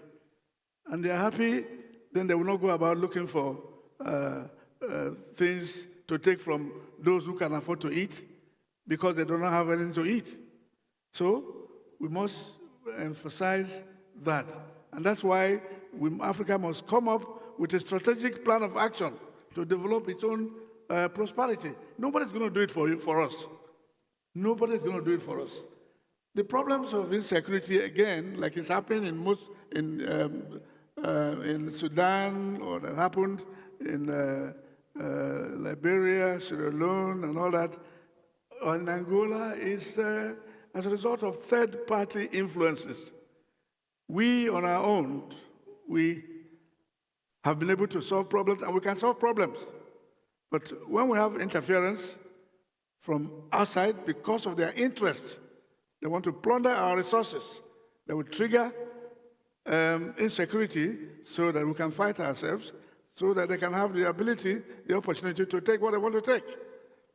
We have Africa as one of the, or the country of the future, the continent of the future, because of what we have on the ground in our country. Are we going to be able to be allowed to enjoy our prosperity? We are not going to be allowed. We should be prepared to fight to be able to secure our continent, for us to be able to enjoy what we have on the ground, in the land, underground, in Africa as a continent. So everything depends on us, on Africans. We have huge human capital. Like I said, we have human resources, natural resources. We should not just fold our arms and allow third-party influences to come and take it away from us. They will do all they can to come and take it. They did it in the past, they will come again. From the slave trade, which we are still suffering from the consequences, the next thing is to grab the resources under the ground. And they will do it. So we should be prepared to defend ourselves and to fight to preserve what we have. And I think we must, well, I'm not a philosopher, but I think that we need to make sure that our political leaders are properly able to give leadership that we need. We need good leadership. We need good governance. That is very, very, very important. Without good leadership, without good governance, without justice, rule of law, there can be no security. We in Africa, we have always embarked upon rule of man instead of rule of law. We must come back to rule of law and justice. That's the only way that we can secure our continent, secure our nation, and be prepared to survive. We have the means. We existed before the white man came. We can do it again. We have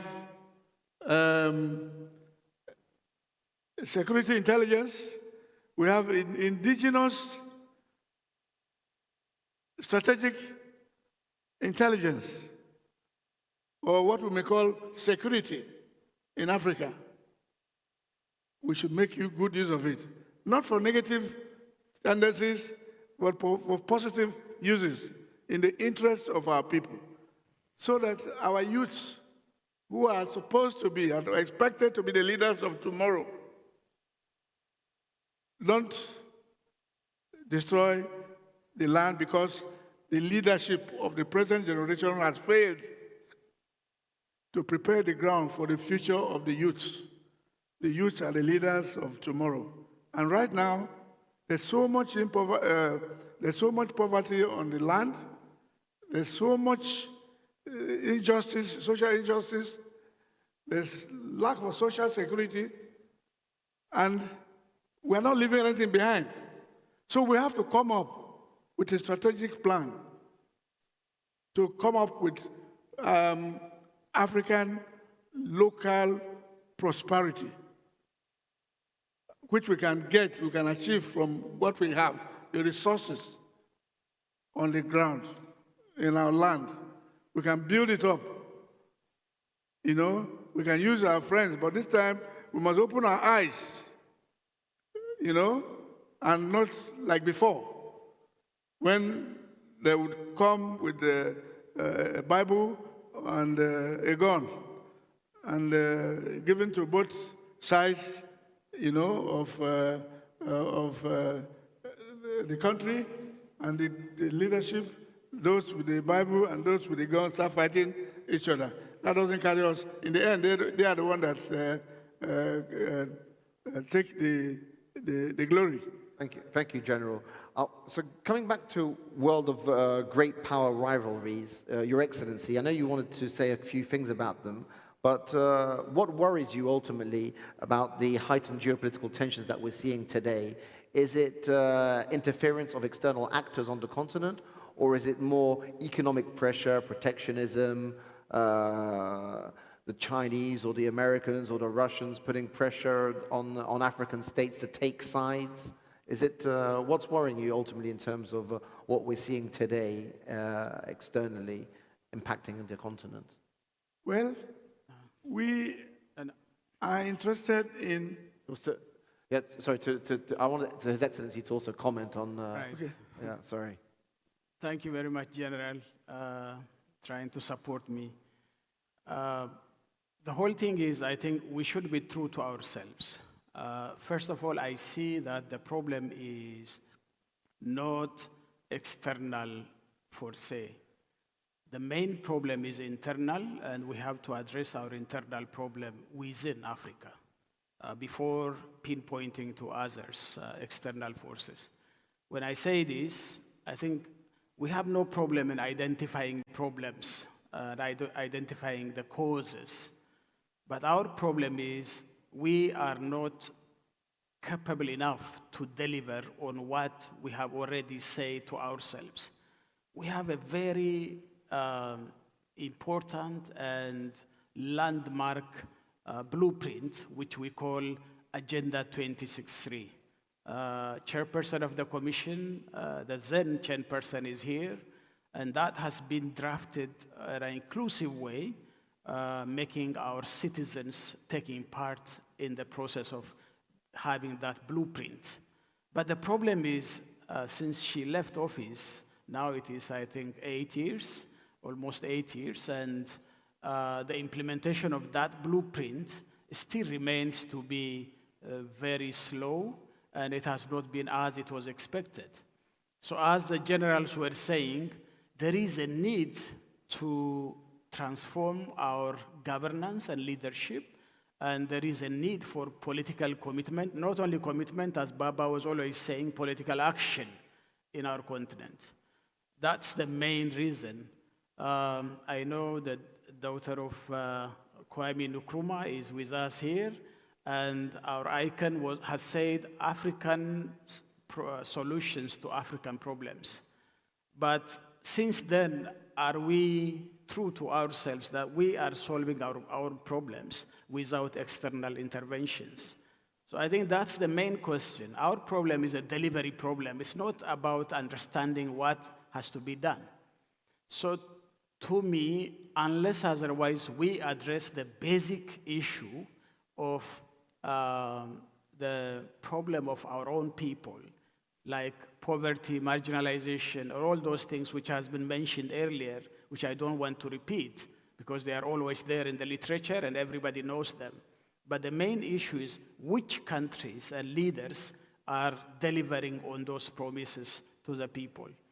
I was always hoping when opposition, which is always exposing the ruling party's deficiencies, when they come to power, I expect that they deliver on those issues. But the same thing happens.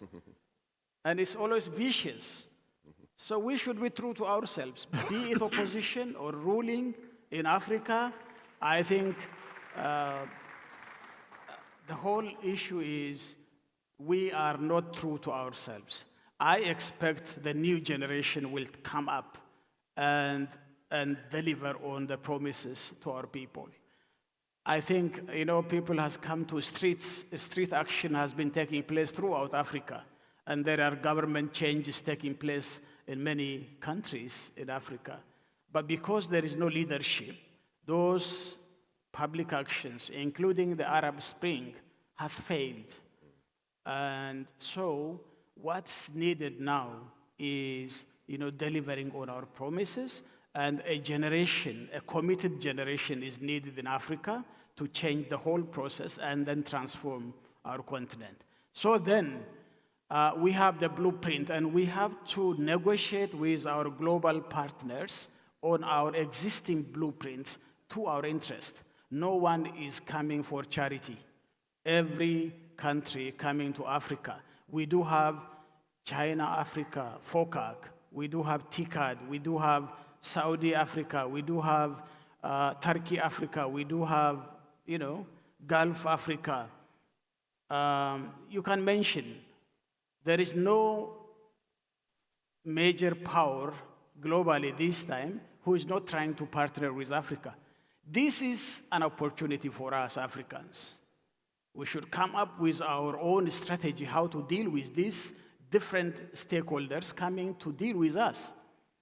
And we know it's a win-win. Everyone wants benefit out of that partnership, and it's a give and take process, but we are not ready to go for that. We still go as 54 countries to negotiate with these Africa conferences and bilateral dealings. So we need a strong African Union which represents all the African countries, can negotiate with our partners properly. So I think that's where we are. It's an opportunity as far as I am concerned. But there are unwarranted interferences, like, for example, in Libya. We Africans, we said we will handle the Libyan case. So we sent our leaders as a team to Libya to negotiate and handle this issue. But the superpowers came and destroyed Libya, and then afterwards they left, and Libya remains a destroyed country until today. So there are unwarranted interferences that has to be stopped. I think we have to speak out this boldly. So I think, but the main issue is the ball is in our court. We have to prepare ourselves to negotiate properly. We have to be capable enough to show and express our interests, because it is always a win-win process. So I think this is very important. And from some corner, they might come and say, yeah, China is trying to exploit Africa. So some of the Western powers, they come and tell us that you have to get rid of China. But we say, look, there is one survey which has been made by the African Barometer in 34 African countries. So the interest of Africans is 63% of Africans want China's influence on Africa. And similarly, By the same token, 60% of Africans also want US to involve in African development and security. So that all shows it's almost balanced figure, which shows that Africans, they don't care whether the cat is black or white, but we only need that the cat should catch the mice. That should be our philosophy. And on that note, I'd like to call the panel to a close. I'm being told that our time is out. But thank you very much to His Excellency Haile Mariam Desalegn, General William Ward from the USA, General, it's a house full of generals today, General Garuba, former military observer of the UN Angolan Verification Mission, and General Dr. Emmanuel Kotia. Thank you very much. Thank you. Thank you. And thank you to Omar Ben Yedder for moderating that excellent and insightful panel. Now, as the panelists exit stage left, we're going to go from peace and security to food security. And the next session is actually perfectly placed for lunch, because we're going to have lunch after this. So this was obviously well planned, because the session is called "What Would It Take for Africa to Feed Itself? Overcoming the Challenges of Food Security and Sustainable Development in Africa." Before you meet the panelists, we're going to have an opening keynote. And I don't know if the podium is ready. Can anyone indicate if I can invite the keynote speaker to the podium? Yes, thumbs up. Are we good? Okay, I'm just going to go with a yes. I'm going to assume that's a yes because it's not a no. So please welcome to give the opening keynote on this session. She is a member of the Executive Council for Finance of KwaZulu-Natal, the Honorable Peggy Nkunyenyi. Please.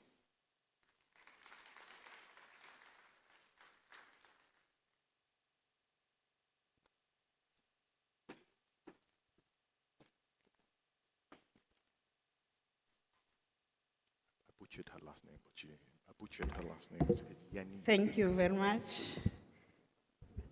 Program Director, His Excellency, the President of the Republic of Ghana, Heads of States, Prime Ministers and former Prime Ministers, the President and Chairperson of the Board of Directors of Afreximbank, Professor Orama, Honorable Ministers, Governors.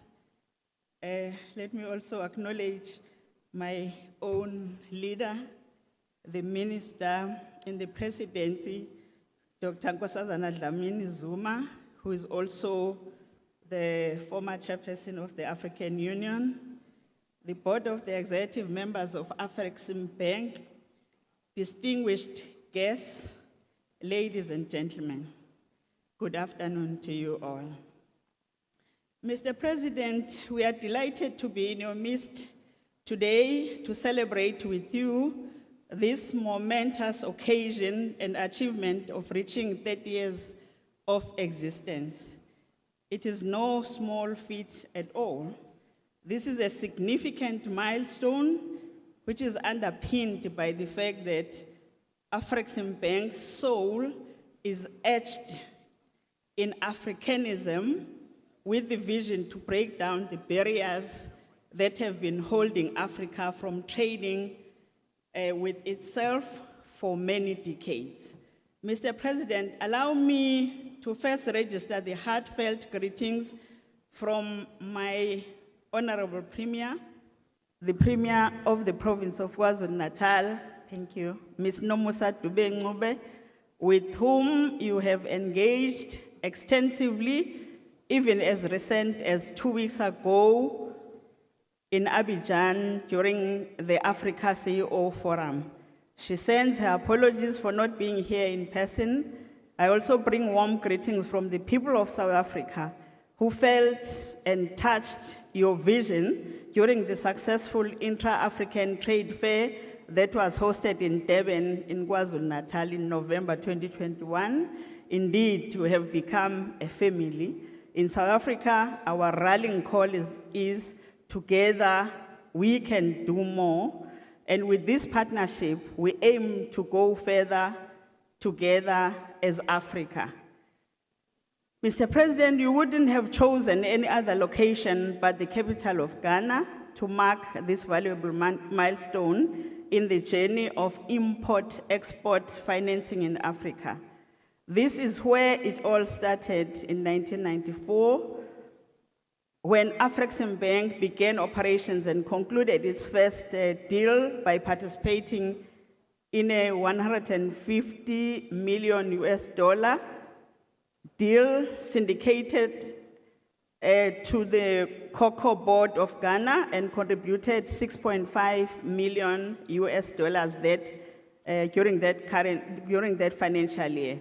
And today, 29 years later, you are here in Accra, where it all started. Indeed, it is a milestone. Program Director, allow me to invoke the spirit of our former statesman, Nelson Mandela, who said, and I quote, "It all seems impossible until it is done," I close quotes. It looked impossible before the 8th of May, 1993, when the agreement establishing the bank and the bank's charter were adopted at the Constituent General Assembly meeting of the bank held at the African Development Bank headquarters in Abidjan, Ivory Coast, but it was done. It was done in October 1993 when the bank was officially launched at the first general meeting of the shareholders in Nigeria. Honorable President, I know that we are here in order to look at opportunities that are presenting themselves to us as African brothers and sisters. The topic that we are discussing now is how then can Africa feed itself? We're talking about food security. What would it take for Africa to feed itself, overcoming the challenges of food security for sustainable development in Africa? The topic for the high-level plenary session today could not have come at a more opportune moment, as Africa is grappling with many negative factors that are detrimental to food security on the continent. We are blessed that we are a continent with a lucrative market of 1.2 billion people, but conversely, that could present challenges in achieving food security as the demand for food increases, slow technological advancement in food production, additional use of arable land, deforestation that brings massive environmental challenges, and many more.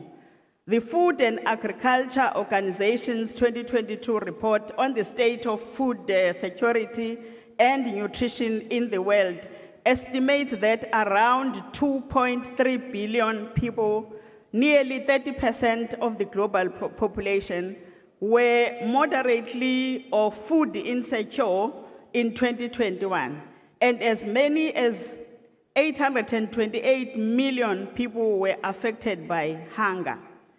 What are African leaders, politicians, technocrats, and NGOs doing to mitigate against these challenges that threaten our food security?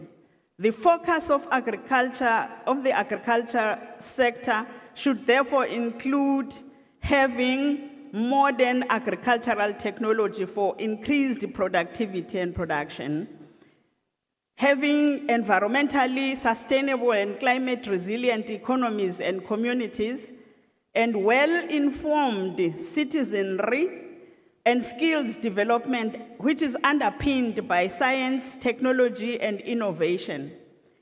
We also need to acknowledge and embrace our own indigenous knowledge systems.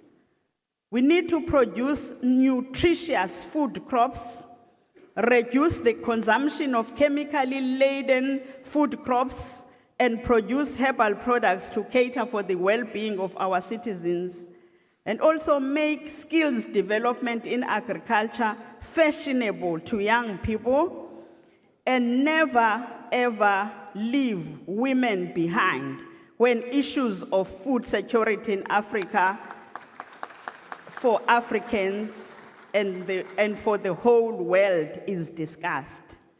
And food processing in Africa for Africans should be promoted. And we should use our natural endowments, such as our land and water resources, effectively in order to produce food for the whole world. We must also be mindful of the fact that food is medicine, and medicine is food. Be mindful of what you consume every day and how you consume and when to consume food. With regards to eradication of hunger and poverty, the 1996 World Food Summit defined food security as when all people at all times have physical and economic access to sufficient, safe, and nutritious food that meets their dietary needs and food preferences for an active and healthy life. In the developing world like South Africa, where I come from, and many other African economies, we are likely to define food security through the lens of poverty eradication and ending hunger and malnutrition in all their forms. We need to recommit to achieving the UN Sustainable Development Goals by 2030, particularly SDG 1, which is ending poverty, and SDG 2, which is eliminating hunger. We need to creatively invest in realizing these goals. Again, in South Africa, for instance, in 1994, the governing African National Congress took a decision to address these challenges at a school level by introducing what we referred to as the National School Nutrition Program. This program feeds learners at schools who, to many, may be the only meal they receive in the day. To date, the program is feeding over 9.6 million learners, and we are spending close to $950 million per annum on ensuring that our learners receive the required nutrition, not only to improve the health of our children, but also to enhance their learning capabilities and their opportunities for future employment, so that we may have a healthy, skilled workforce. There can be no food security in conflict zones.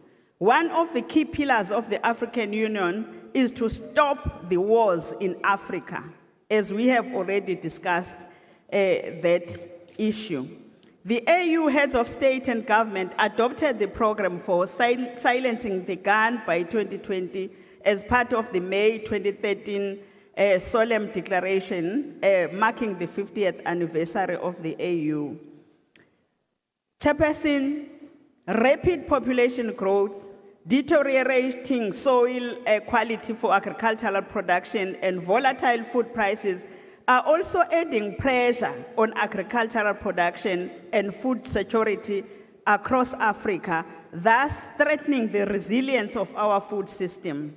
And ladies and gentlemen, this is causing a dent on the strides we are making of attaining the Sustainable Development Goal of ending hunger and achieving food security. I wish to encourage our African brothers and sisters in ensuring that we trade amongst ourselves when it comes to the issues of food security. South Africa may produce a lot for the export market. South Africa can become a bread basket for the continent, but the entire continent may become the bread basket for the whole world. The continent of Africa is huge, it is wealthy, it is rich, and thank you very much for the opportunity. Thank you very much. Thank you very much. The Honourable Peggy Nkonyeni, the member of the Executive Council for Finance, KwaZulu-Natal, setting the scene there for the final session before lunch. What would it take for Africa to feed itself? That's a big question, but we've got a big panel to tackle it. We're looking at overcoming the challenges of food security for a sustainable future for Africa. Your moderator is the Director General of the Africa Risk Capacity Group. Please give a warm welcome to Ibrahima Chik Diong.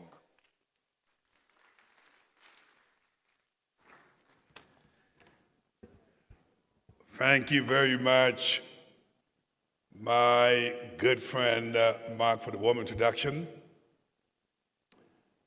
Good afternoon, bonjour, bon dia, assalamu alaikum, akwaba, as they say in Ghana and also in Cote d'Ivoire. Now, I am mindful. I'm standing between yourself and your food security, which is your lunch. And we'll make sure that our conversation is as lively, as dynamic, as solution-focused, because we know the problems. The question is, what are we going to do about it? Now, first thing first, happy 30th anniversary to Afreximbank. I want to be just like you when I grow up, because of what you've done for Africa, but also the difference you make across the African continent. And I believe they deserve a round of applause for the great work they've done for the continent of Africa. When it comes to food security in the African continent, the problems are known. Africa holds about 60% of arable land and water. Africa is impacted by climate change. We don't invest enough into our agriculture. We need more resources to actually modernize agriculture. And we need more infrastructure to support our ambition for agriculture. I am saying all that because I don't want us to focus on the problems. I want us to focus on what are we going to do about it to make sure we can feed ourselves as a continent. As the president of Niger said, it's about time for Africa to feed itself. I am delighted to invite on stage our distinguished panel to unpack those challenges and give us different perspective from a global African perspective to the private sector, but also to the research institutions. So put your hands together as I welcome on stage our panel of speakers, starting with Commissioner Sako from the African Union.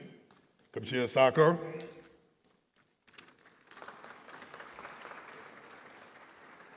My dear sister, Oliranti from Doherty from the Afreximbank. Oliranti, join us. Give a round of applause. Of course, we have to get the perspective of the private sector. So Hardy, come on stage and give us a perspective from Econet. And last but not least, given the productivity gap we have in the continent, obviously we have to get my good friend Yemi to come on stage and give us a perspective of research and development. Yemi, all right, join us. So it is only in order to start this conversation by asking Her Excellency Ambassador Josefa to not only set the scene of our conversation, but go beyond just the problem and tell us what our continental organization, African Union, is actually doing to be part of the solution for food security. Ambassador Josefa, over to you. Thank you. Thank you, moderator, for giving me the floor, my dear brother. I stand on the existing protocol, but let me acknowledge the presence of former presidents, head of states from Niger, Nigeria, former Prime Minister from Ethiopia. And let me also recognize the presence of honorable ministers present here. Dear colleague, I can see my brother, colleague Muchanga, colleague from Outer Nepad, and I'm also very happy to see my professor, Professor Wale Shoinka, that taught me this English I'm speaking in the University of Ife. Professor, you are welcome to join us. You met me, I was a small girl, now I'm a madam. Thank you very much. Before I set the scene on what we are doing in terms of really feeding the Africans, or feed Africa, like my brother Adesina has a program, Feed Africa. Let me first of all take this opportunity to congratulate Afreximbank for its anniversary, 30 years. 30 years for an institution is stability. I remember my previous life when I was in the coffee, I was the Secretary General of the Intra-African Coffee Organization. I met my brother, Orama, although we went to the same university, University of Ife in Nigeria, but we met, you were working in the Afreximbank, and Afreximbank was very supportive in the coffee industry. You supported us a lot in a lot of programs. Thank you, and I believe in Afreximbank, and I've seen a lot of good results. 3 decades of the existence of this organization, today you have become the plank of Africa trade and socio-economic development in general in Africa. So congratulations for this, our continental organization, which we believe that we will continue working. I'm very proud of the exploits that Afreximbank has done under your leadership, my dear brother Ben Orama. You did a lot, and we are really happy that to have our brother that is really leading a very important and strategic bank. I would also like to take this opportunity to thank you for all the support you have been giving to African Union Commission and my department in particular in order to transform agriculture on the continent. So with this, let me start just presenting what African Union is doing. I remember when I was in my previous life in other organization, I was asking, what is the essence of African Union? Is it just peace and security? Me, I'm more on the development page. But when you elected me as a commissioner in 2017, I saw what African Union has been doing from time. In 2003, our head of states and government, they look at this sector and they decided to create a flagship program, which is the CADEP. Everybody knows about CADEP. Right. And 10 years after CADEP, because CADEP was really to focus on food security and investing in agriculture. So 10 years after, our head of state also came to track progress, and they saw that CADEP, the Maputo Declaration was not really, making a difference. It was not dynamic in terms of progress. So they decided to come out with the Malabo Declaration with 7 core commitments. So to say that in Africa we have a common policy on how to transform agriculture. We have this policy with seven important pillars, and those pillars, if members align it with their national investment plan, I'm sure there will be results. So we've been working, African Union, under this department, we've been working in the concept of CADEP Malabo Declaration. But very little progress has been done. So I think now is the time for us to see what is happening. What is wrong with all, we know the problems, we know the solution. With all these, how do you call it, all these advantages we have comparing to other regions, like everybody is saying we have 60% of uncultivated Arab land, we have the youngest population in the region, we have aquatic resources on the continent. Why are we not really improving? And when I'm saying that, we can look at the CADEP Malabo Declaration through the biannual review report, which is commitment number 7. And this is a report that we submit. I'm happy to see His Excellency Ale Mariam was the first Vice President, Prime Minister of the Republic of Ethiopia, that presented to his peer the first edition, the inaugural edition of the progress. This biannual review report, we have all the indicators, 43 indicators, in all the ecosystem of the food system. But things is not happening. Now, this Malabo Declaration is a 10-year action plan to implement the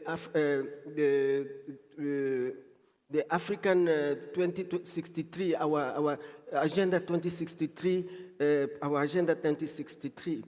Are we on track? We are not on track. So we have just 3 years, let me say 2 years, to finish the first phase of Malabo Declaration. If you look at the report that we submitted in 2021, the results were very bad. Only one country was on track to end hunger by 2025. I think we need to really speed up before we go to present another 10 years action plan. We need a study. We need to track what went wrong. But still, I believe that this initiative, this Malabo Declaration, it's really the way forward. But let us really try to contextualize it, mostly now that we have the two shocks that expose our vulnerability, that we are not able to feed our people. So I think it's the way forward that we can go. I think I will stop here before I go to the programs. Excellent. Well, that is certainly a good way to set the scene by talking about some of this policy dysfunction, but also what our union is doing about. But maybe, Commissioner Sako, I can push you a little bit and then get to the specific initiative that the African Union is actually undertaking in making sure we feed ourselves as a country. Maybe if you can just share 1 or 2 initiatives that is part of the solution. Thank you again. I will say that in terms of what are the programs for us to mitigate all these clashes, mostly we have the conflict, we have climate change, we have the Ukrainian conflict now that just came from 20 to 23rd. We have got these 2 big global crises. The first one, we were saying, even before the pandemic, we were saying, why should Africa, with all this potential, all these comparative advantages, continue to import foods? 38 countries in Africa are net importer. So we came out with an initiative, which is the CAP, the Common African Agro-Park. We say, let us have a food reserve on our continent. We don't have a food reserve. We don't have food sovereignty in Africa. Food sovereignty is no longer a rhetoric. It is a must, it's the way forward. So that's why we came with CAP initiative. And we presented it in our STC, the Specialized Technical Committee, which is a ministerial. We presented it, and our ministers were really buying that initiative. And they asked us to go further on feasibility study. How are we going to implement CAP, the African Common Agro-Park? Because we have the African poles that ADB is working on it. We say, but we want really our food reserve, our food security. Each region, according to the agroecology of each region, you should have an hub of a commodity so that we can have a bread basket. That is the essence of reducing imports. So we have it now, and we were able to have all the support from the Afreximbank to build a secretariat, which is here, and the father is hosting this secretariat, so that we can start, having our own food sovereignty and triple, because one of the pillars of CADEP, I think pillar number 5 of the Malabo Declaration, is tripling intra-African trade by 2030 in order to create employment and reduce poverty. So all this is also aligned with the SDG agenda. So we brought this CAP And then we are working on the CAP now. We are working on the CAP. We have a steering committee that is, composed. We have our steering committee that is composed of African Union, ourselves. We have the African Development Bank who join us in the steering committee. We have the Afreximbank, Howda NEPAD, and we have the NEPAD and the FARA that is doing the secretariat of that action. UNIDO has joined us for this important thing. We are engaging ourselves with the World Bank also to join us so that we can really make sure that we are preparing an enable environment for business in order to stimulate business, because this is not ours. It is a private sector facility, because the agro-industry parks need to be the private sector. So we are on that, and we are really asking, many our citizens to come and join us in this initiative. We believe that if we have it, we will not be dependent on the importation, because what we're saying is that we were exposed during the COVID-19 pandemic, because most of the West African countries, when they wanted to import rice to the traditional market, which is the Asia, everything was banned. The export was banned because of the COVID. So we could not have access to rice. And then we came now with this recent crisis, Ukraine and Russia. We are dependent, 30% of the cereal we eat, we depend on that market, the Ukraine. We depend on them for fertilizer as well. So those are the type of initiative that we really want to push it to get our own food sovereignty and our food reserve on the continent. The second one, it is about fertilizer. I'm happy to see Baba here, because he's one of the first presidents that called for a meeting, a summit in Abuja 1, in order for African farmers to have access to minimum of 50 kg per hectare. So that's the declaration, the Abuja declaration. We are building on that, but we are not on track, because today when the medium utilization of fertilizer in other regions are 150 kg, we are just 18 kg per hectare. So we are organizing our summit. We were supposed to organize it in June, but due to some constraint, Senegal declined. Now we are in conversation with Kenya so that we can organize it in October in Kenya. Thank you. Thank you very much.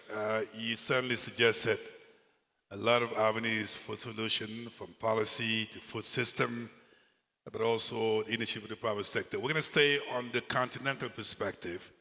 I'm going to move over to you, my good sister from Afreximbank, Adwanti. My question to you, in the short term and the long term, what is the bank doing in making sure we actually boost food security across the continent? Share with us some of your great ideas you have at the bank. Thank you very much. Good afternoon to everyone. I would like to stand on existing protocols. It's a pleasure to be here to be talking about this very topical issue that is dear to the heart of Afreximbank. As you rightly put it, at Afreximbank, we've approached food security with a two-pronged method. The first is a short-term method. How do we ensure we feed our people? How do we ensure we keep the continent moving? How do we ensure, in spite of COVID, Russia-Ukraine crisis, the continent continues to receive adequate grains, adequate fertilizers that our people need? The second approach for us is a long-term approach, which says, look, we cannot continue to import food. We have enough arable land in the continent to be able to feed ourselves. And so we've put in place measures to support the development of special agro-processing zones, industrial parks. We have an initiative within the bank that supports that. We also have an initiative that supports production of agro-processing goods, the Africa Commodity Program. So I would like to speak to the short-term approach. We all know what happened with the Russia and Ukraine crisis, how there was a lot of pressure in terms of getting food, fertilizer, and other necessary grains to our member countries, to people across the continent. The bank came in partnership with UNECA the AFCFTA and the AU, and we created the Africa Trade Exchange Platform, ATEX. The ATEX is a digital tool, a B2B, B2G platform that was initially created to support the implementation of the AFCFTA. However, we repurposed it to be able to meet the needs of our member countries in terms of food security, in terms of access to grains, in terms of access to fertilizers, etc. So basically what the ATEX seeks to do is to pool procurement of required grains, required fertilizer, required food items together and provide our member countries with the ability to be able to access this at better pricing and with also better logistics. So the platform seeks to bring on board food suppliers, it seeks to bring on board logistics providers, it seeks to bring on board financiers like Afreximbank. And I'm glad to let you know that there was a soft launch of the platform in May 2002 under the auspices of His Excellency President Macky Sall in Senegal. And the platform is already operating. The bank has put in place $3 billion to support procurement of food items under it, issuing letters of credit where necessary to our 52 member countries. So this is one of the short-term measures that the bank is deploying. You would note that Afreximbank, we are very pragmatic. We want to solve issues, and we are providing financing where it is needed. So right now, our member countries are able to access the ATEX and are able to procure necessary food items, grains, and fertilizers.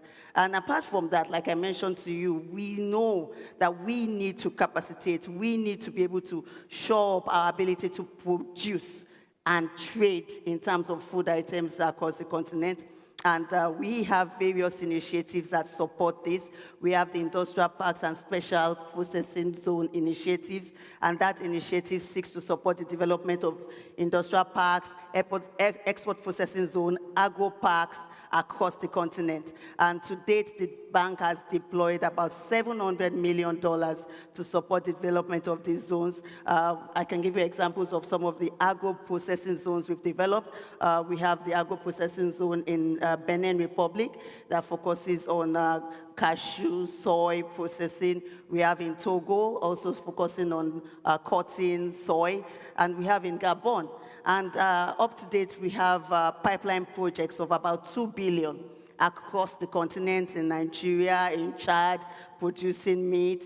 And one of the good things that we've realized is, indeed, if we keep on this track, we can and we will feed ourselves. And another thing that has come out of us financing the development of these industrial parks is we are currently working on an initiative to develop what we call the Africa Trade Hub, where we can pool products produced in an industrial park and, be able to give it to other regions. So there will be cross-sell of products across the various industrial parks. So for example, an industrial park in Chad producing meat can supply this meat product to North Africa, while also the industrial park in Gabon producing plywood can give its plywood to the industrial parks in Egypt or elsewhere producing furniture, as well as industrial parks in Benin can supply cotton to the parks in Ethiopia that are doing the textile products. So it's a grand vision and a grand scheme, and we believe with these interventions, we will be able to feed ourselves in the long run. Thank you.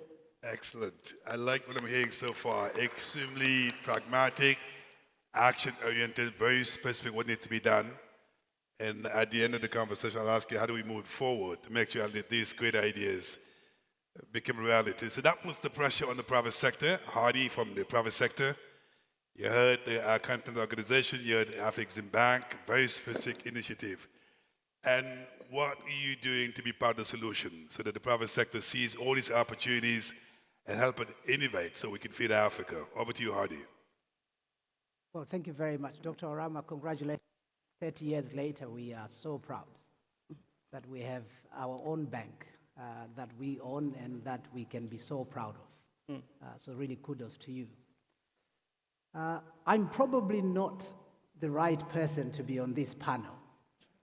So when I was told to be on this panel, I thought to myself, I'm a tech entrepreneur. I run one of Africa's largest technology groups. And therefore, what right do I have to come and talk about Africa feeding itself? But I want to take you on a journey. It's a very short journey. In 1993, 75% of Africans had never had a phone ring. Not have a phone. They had not had it ring. Last year, Africa recorded the largest number of smartphones in the world, 500 million.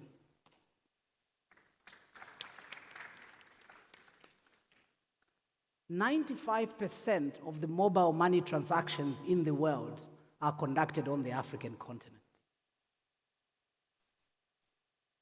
Just reflect on that for a moment. 95%. That's incredible.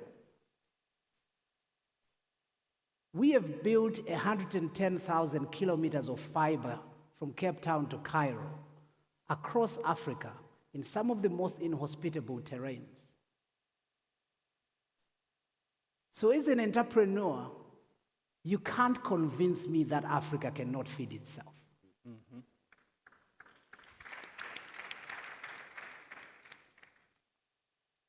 I think what we require is to make young people understand the opportunity of entrepreneurship that agriculture presents. Because we go around, we talk about the demographic dividend, and yet we are not harnessing the 65% of these young people to get them to become agripreneurs. And that's why we as the Econet Group, as a technology group, are supporting an annual prize where we are giving young people $50,000 to go and start an agri-entrepreneurial project that changes the way that agriculture is being done in their country. Because the problems from where I sit are really that we need to solve. We don't have a wicked problem. The solution has been found. It's a problem of productivity where we've got low yields.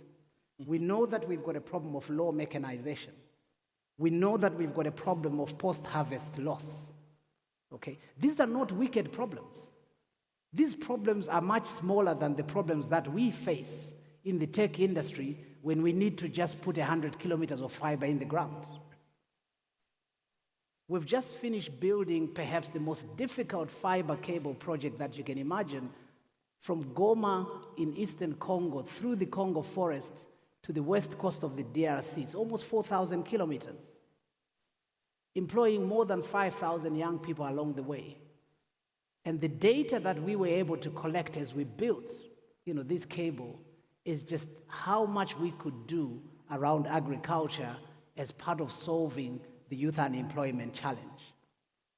So really, I come at this on one hand from an entrepreneurial perspective as the private sector.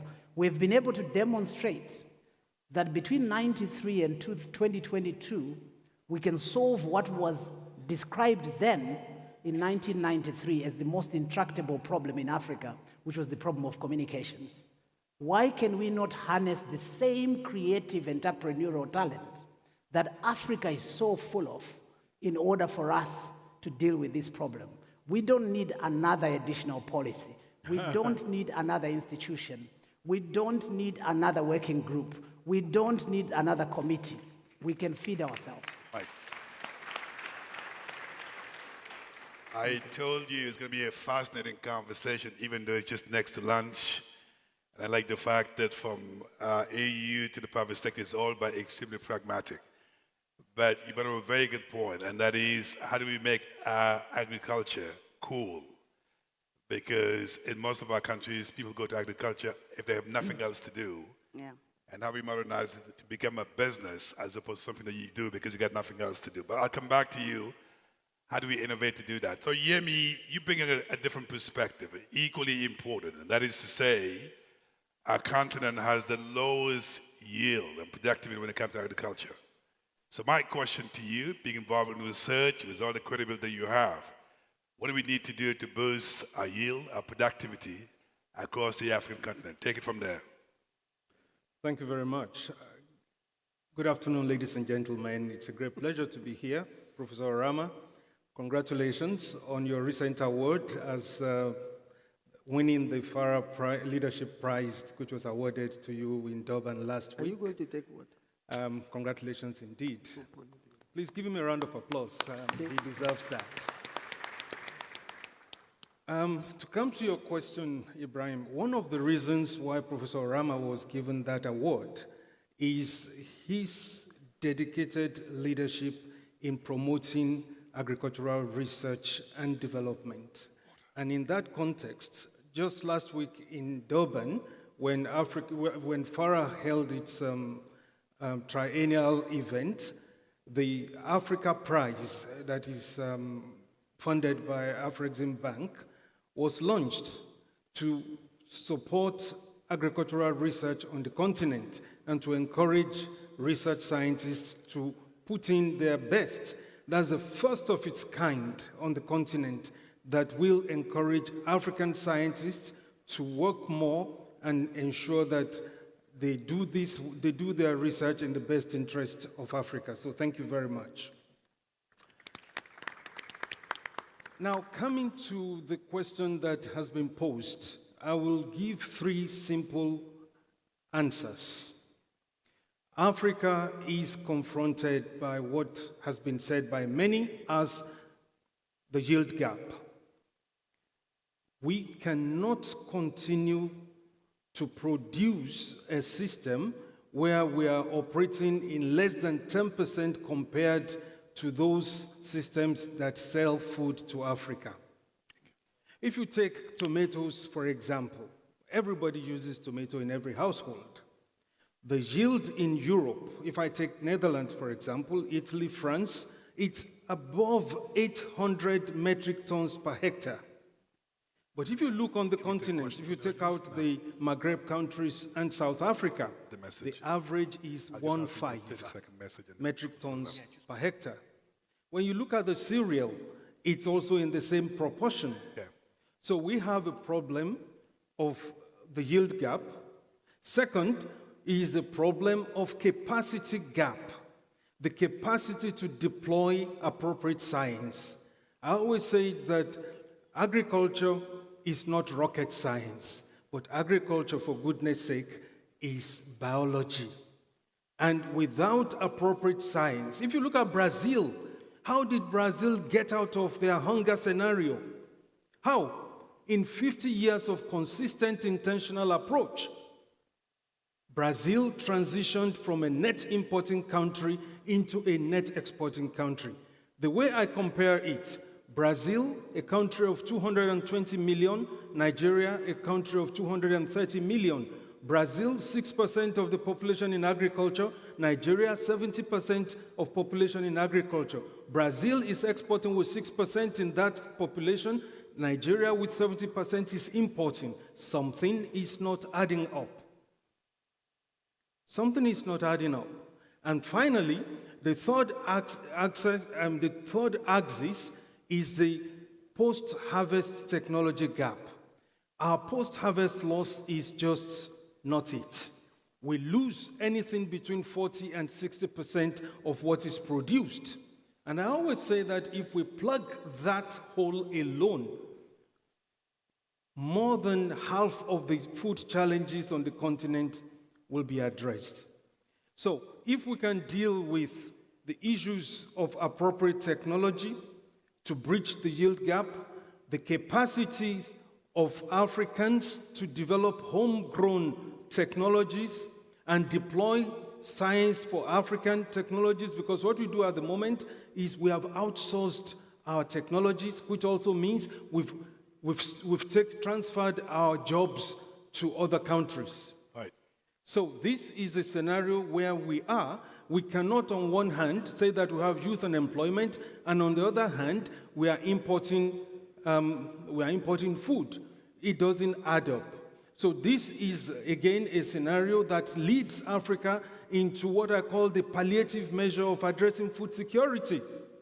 And the moment you get into that scenario, we are paying over $50 billion to maintain that palliation. That is money that we could have used to develop ourselves. So we are not doing things the right way. I'll stop there for now. Thank you. Excellent. I did warn you that I am actually standing between yourself and your food security. So I'm going to wrap up this conversation. And yet, Remy, I'm going to turn over to each of you in 30 seconds. What do you want us to take away from this conversation? I know you mentioned to me before, we have to talk the talk and walk the walk. Yes. We did a lot of conversation about these things. So in 30 seconds, what is the message you want us to take away from these discussions so we can feed Africa? Thank you. What my brother Hadi said earlier on, we are good in churning out nice themes, nice policies, nice panel discussions. I put it this way, we have enough of the blah blah, let's start the do-do. Until that happens, we will remain hungry. Thank you. Excellent. I like that. Enough of the blah blah, let's get to action. So Hardy, what will be your takeaway from this conversation? So for me, two things. Let's get young people to love agriculture. They have the energy, they have the skills. Let's make agriculture lovable to the 65% of our population. So that's one. The second one is that the technology is here today that deals with yield management. The technology is here that deals with post-harvest loss. The people that we're talking about that are exporting food to us that we're importing, they are not doing it with technology that we don't have. They're doing it with technology tools that we have access to that we just need to implement. So for me, technology, entrepreneurship. Excellent. So Ruati, what will be your takeaway from this conversation? Thank you very much. I think my key takeaway would be partnership. I think we've all talked about, using technology. We've talked about doing acting rather than talking. I've talked about our financing interventions. Ambassador Sako has talked about the policy. I think it's all in bringing us all together, working together, both the financiers, the policymaker, the private sector, the researchman, so that we can address this problem. But is it something that's insurmountable? No, it's something we can address. We have the skills here, we have the brains here, and we have our institutions. We have Afreximbank here, homegrown institution ready to support Africa, and we should come together and work together to do this. Thank you. Thank you. So my good sister, Commissioner Sako, what will be your takeaway message from this conversation? Thank you very much. My takeaway will be we should avoid duplicating policies, frameworks. We should just align ourselves with the existing and under the platform of one organization, which is the African Union, because the African Union Commission of African Union is the only organization globally that has all the member states present. So we take our head of states and government, they take decisions there. So let this decision be the one to align in terms of what we do at home, in terms of what we do regionally. See if we want to go the way forward. Otherwise, we've been investing, repeating, duplicating, and we will not achieve the goals of Agenda 2063. And let us stop working in silo. Right. Let us work together. Let us synergize our effort. So if we don't do that, we will not go anywhere.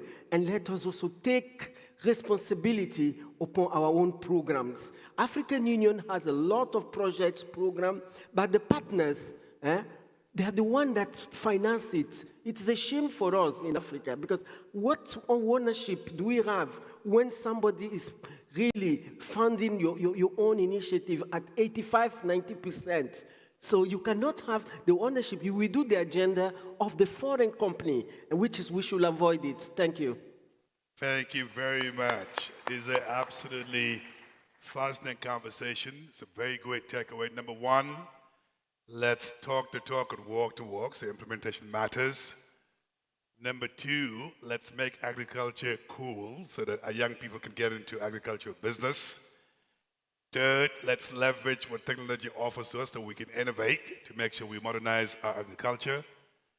Fourth, we can't do it alone. It's important that we use partnership to work together. Last but not least, let's not duplicate our policies. The African Union is here to lead so that together we can act Africa can feed Africa, so you can go have your lunch peacefully. So thank you very much. Give a round of applause. Thank you. Well done. Well done. Thank you. Well, thank you.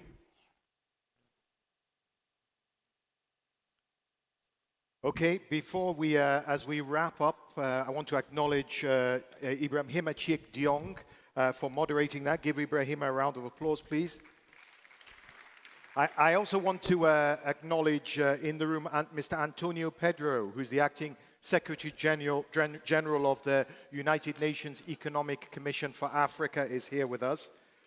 Lunch is now served in the lunch tent. It's easy to find. You just go straight out to the front of the building and look to your right. We have 45 minutes, ladies and gentlemen. So let's be back here in 45 minutes because we're going to have a fireside chat with the Nobel Prize winner himself, Nobel laureate, Professor Wole Soyinka. You'll want to catch your seats for that. Enjoy lunch. I'll see you back here in 45 minutes.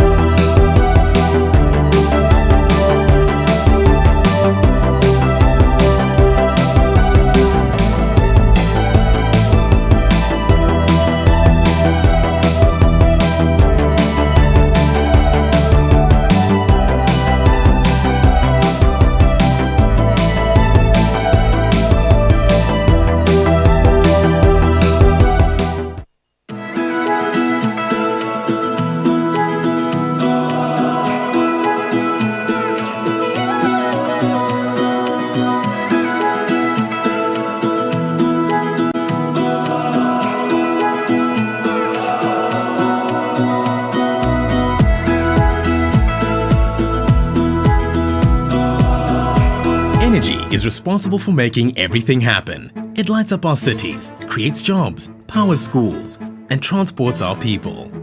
It drives factories and industry and empowers innovation. It keeps us connected and enables science and exploration. With it, we give and receive better healthcare, and our standard of living in every aspect of life improves. Energy really is the cornerstone of the African economy. But what will we do if this precious resource runs out? How can we protect and develop this lifeblood of our beautiful continent? The African Energy Chamber will host African Energy Week at the Victoria and Alfred Waterfront in Cape Town. The interactive exhibition and networking event will run from 18 to 21 October. The 4-day conference will unite Africa's energy stakeholders, drive industry growth and development, and promote Africa as the destination for energy investments. Recognizing that energy transition is shaping global conversation, the week promotes the continent's position and the future of its energy sector. African Energy Week 2022 will be critical for the continent and its people.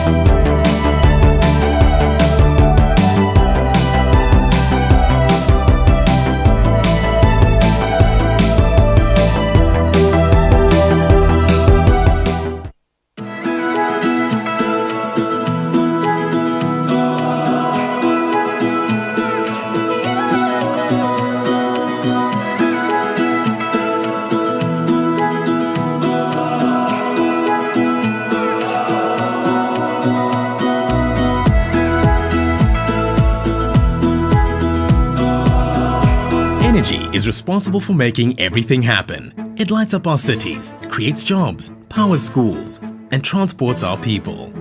It drives factories and industry and empowers innovation. It keeps us connected and enables science and exploration. With it, we give and receive better healthcare, and our standard of living in every aspect of life improves. Energy really is the cornerstone of the African economy. But what will we do if this precious resource runs out? How can we protect and develop this lifeblood of our beautiful continent? The African Energy Chamber will host African Energy Week at the Victoria and Alfred Waterfront in Cape Town. The interactive exhibition and networking event will run from 18 to 21 October. The 4-day conference will unite Africa's energy stakeholders, drive industry growth and development, and promote Africa as the destination for energy investments. Recognizing that energy transition is shaping global conversation, the week promotes the continent's position and the future of its energy sector. African Energy Week 2022 will be critical for the continent and its people.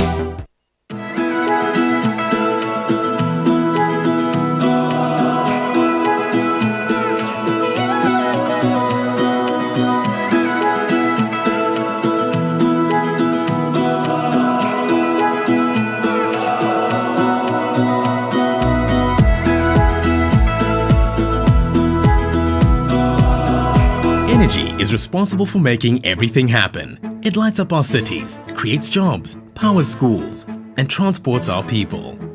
It drives factories and industry and empowers innovation. It keeps us connected and enables science and exploration. With it, we give and receive better healthcare, and our standard of living in every aspect of life improves. Energy really is the cornerstone of the African economy. But what will we do if this precious resource runs out?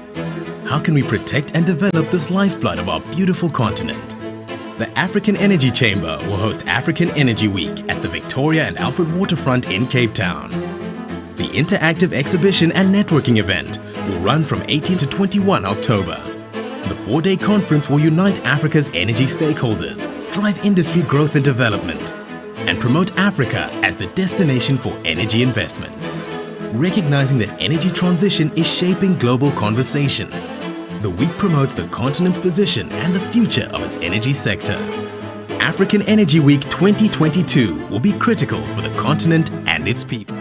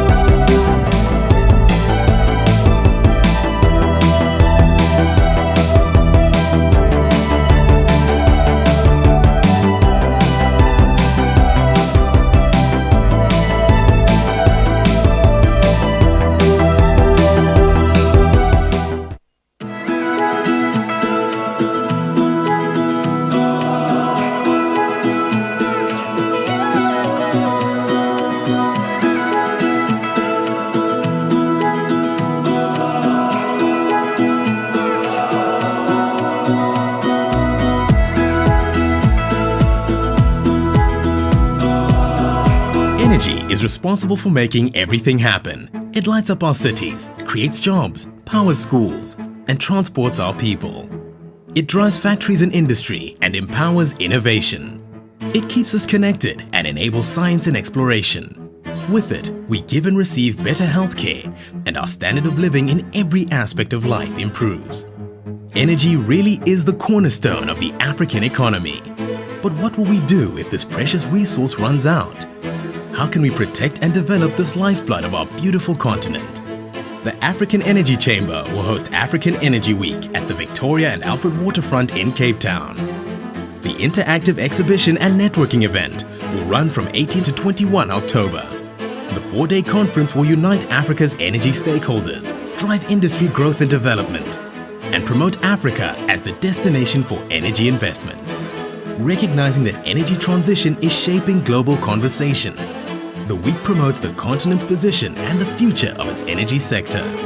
African Energy Week 2022 will be critical for the continent and its people.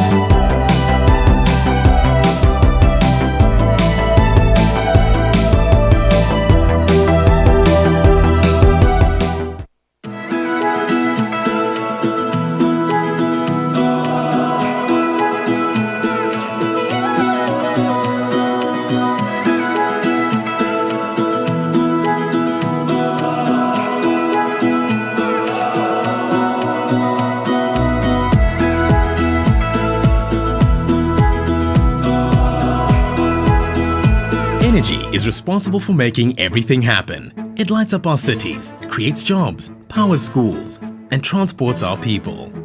It drives factories and industry and empowers innovation. It keeps us connected and enables science and exploration. With it, we give and receive better healthcare, and our standard of living in every aspect of life improves. Energy really is the cornerstone of the African economy. But what will we do if this precious resource runs out? How can we protect and develop this lifeblood of our beautiful continent? The African Energy Chamber will host African Energy Week at the Victoria and Alfred Waterfront in Cape Town. The interactive exhibition and networking event will run from 18 to 21 October. The 4-day conference will unite Africa's energy stakeholders, drive industry growth and development, and promote Africa as the destination for energy investments. Recognizing that energy transition is shaping global conversation, the week promotes the continent's position and the future of its energy sector. African Energy Week 2022 will be critical for the continent and its people.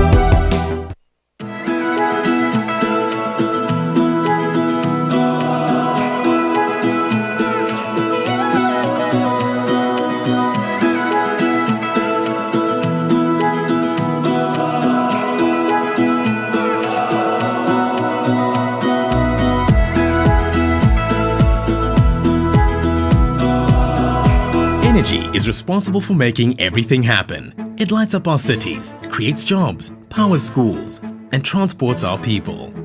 It drives factories and industry and empowers innovation. It keeps us connected and enables science and exploration. With it, we give and receive better healthcare, and our standard of living in every aspect of life improves. Energy really is the cornerstone of the African economy. But what will we do if this precious resource runs out? How can we protect and develop this lifeblood of our beautiful continent?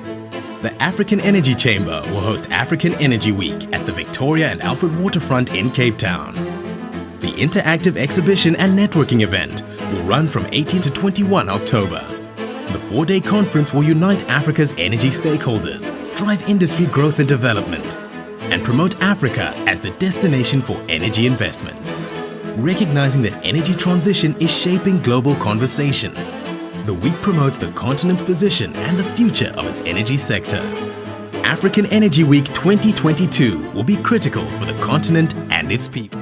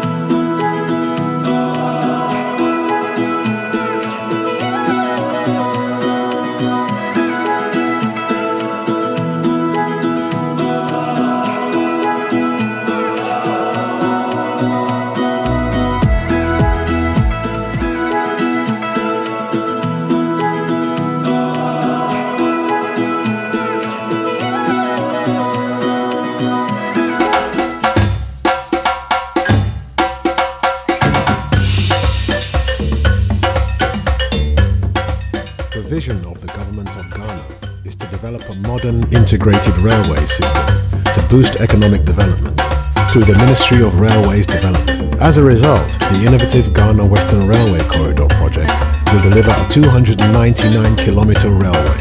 Ghana Railway Company Limited has appointed the Thilo DB Consortium as railway manager, which combines international expertise with local knowledge. Afreximbank, as the mandated lead arranger, will arrange the financing towards project preparation and implementation, and support project structuring through advisory and syndication services. The project will create more than 5,000 direct and 50,000 indirect local jobs. It will lower transport costs by 30% and reduce pollution, enable efficient transport of minerals and commodities, boosting Ghana's foreign exchange revenues by at least $950 million per annum, enhance the safety and reliability of transport, improve regional connectivity, exemplifying how innovative financing and partnerships can reshape trade infrastructure in Africa.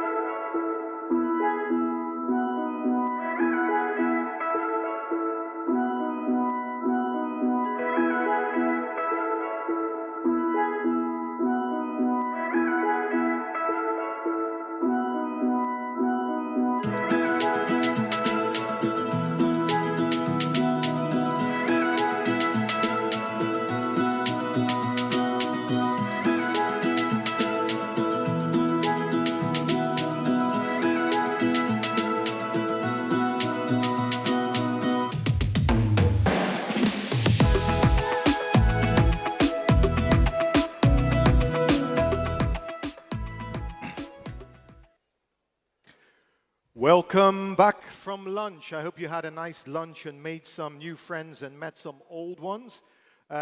We are near the end of the first day, and we only have really 2 more things on the agenda before we go off to, I think, the Kempinski Hotel for cocktails tonight, and we can let those that have hair can let their hair down, and we can all hang out together. But before we do that, we've got something very special for you. In fact, actually, I'm going to share a story with you. Years ago, maybe I think it was about 10 years ago, Al Jazeera asked me to do a story, and they wanted me to go and interview the next guest. So I took a ride to Ogun State, and I was in Abeokuta, and we followed this dispatch rider on a motorcycle into the forest. And we came to this red brick house. And as I came in, there was no light because it was Ogun State, right? So there was no light. And I sort of made my way through the kitchen and into the living room, and I saw all these, it was like a museum. There were all these amazing pieces of art all around. And I remember having read his autobiography that he talked about how his wife had chided him for buying pieces of old wood. And here was the wood. And I was looking around, I was thinking, it's amazing, this place is amazing. And then in the background, I could hear a voice on the telephone. And the voice was saying, yes, I'll see you in Nairobi, maybe next week or so. And then out comes our next guest. It was, of course, Wole Soyinka, Professor Wole Soyinka. Guess who he was talking to? Ngugi wa Thiong'o. Now, for me, that was just like seeing, I don't know, Michael Jackson and Prince. If you're a music fan, I mean, it was 2 legends for a student of literature.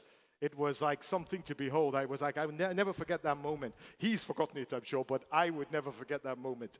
And I love the next speaker. You know, I read all his books at university. I love his quotes. He's got amazing quotes. In fact, my favorite quote of his I actually came across recently. And he said, looking at the faces of people, one gets the feeling there's a lot of work to be done. Brilliant. So, listen, without much ado, I'm going to invite the moderator. Sadly, I'm not moderating. It's Ivor Ageman-Due, who's the director of the Center for Intellectual Renewal here in Accra, to invite, and I want you to give a very, very, very lusty round of applause to our speaker this afternoon, Professor Wole Soyinka, Nigerian playwright and essayist and Nobel Prize laureate himself.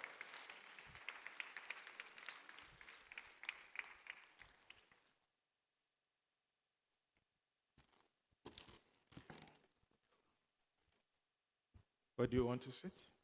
They hooked me up here. Yeah. So you better stay on this side. Okay. All right. Is it okay? Yeah, I'm comfortable.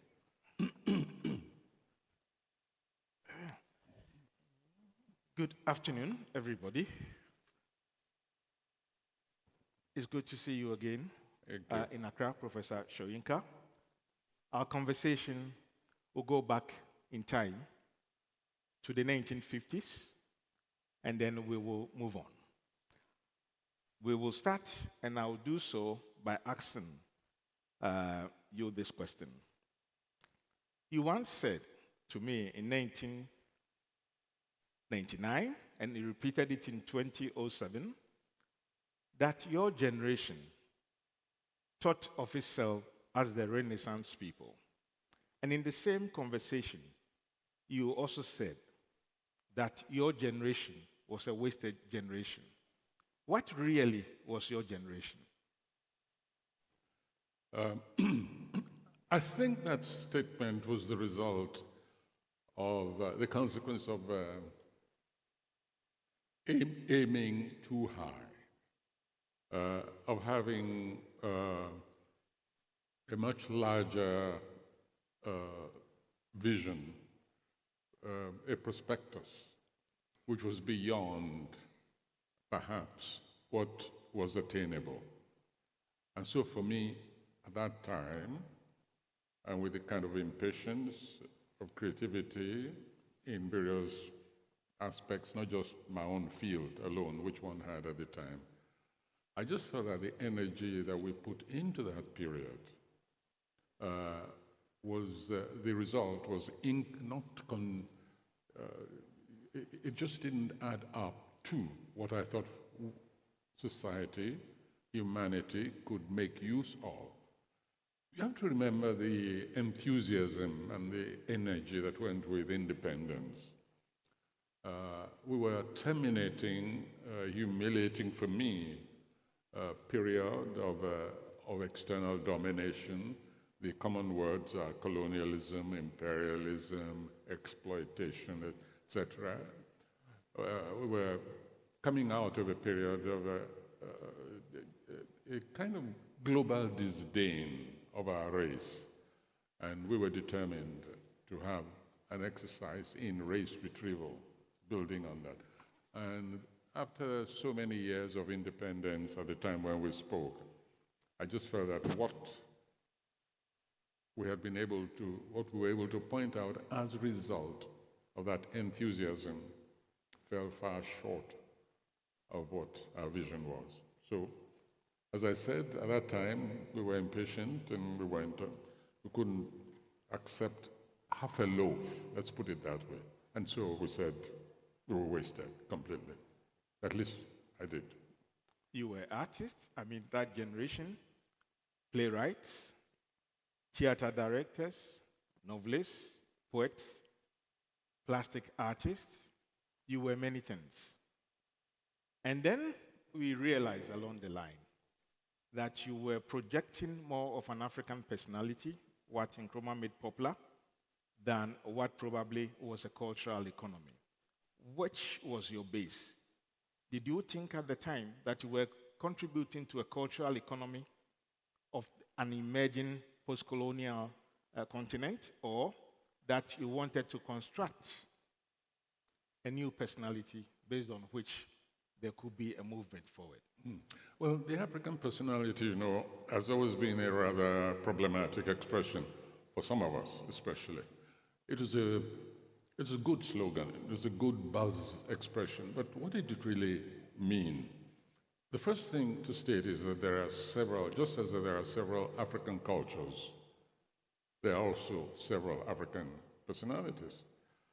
We were tossed between what you might call the purest sense of race recognition, the black race, the African race.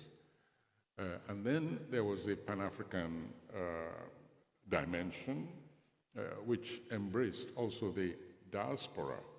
Now, on the continent itself, of course, we had sections like the Arab world, which in our estimate was already fulfilling itself in terms of self-identity.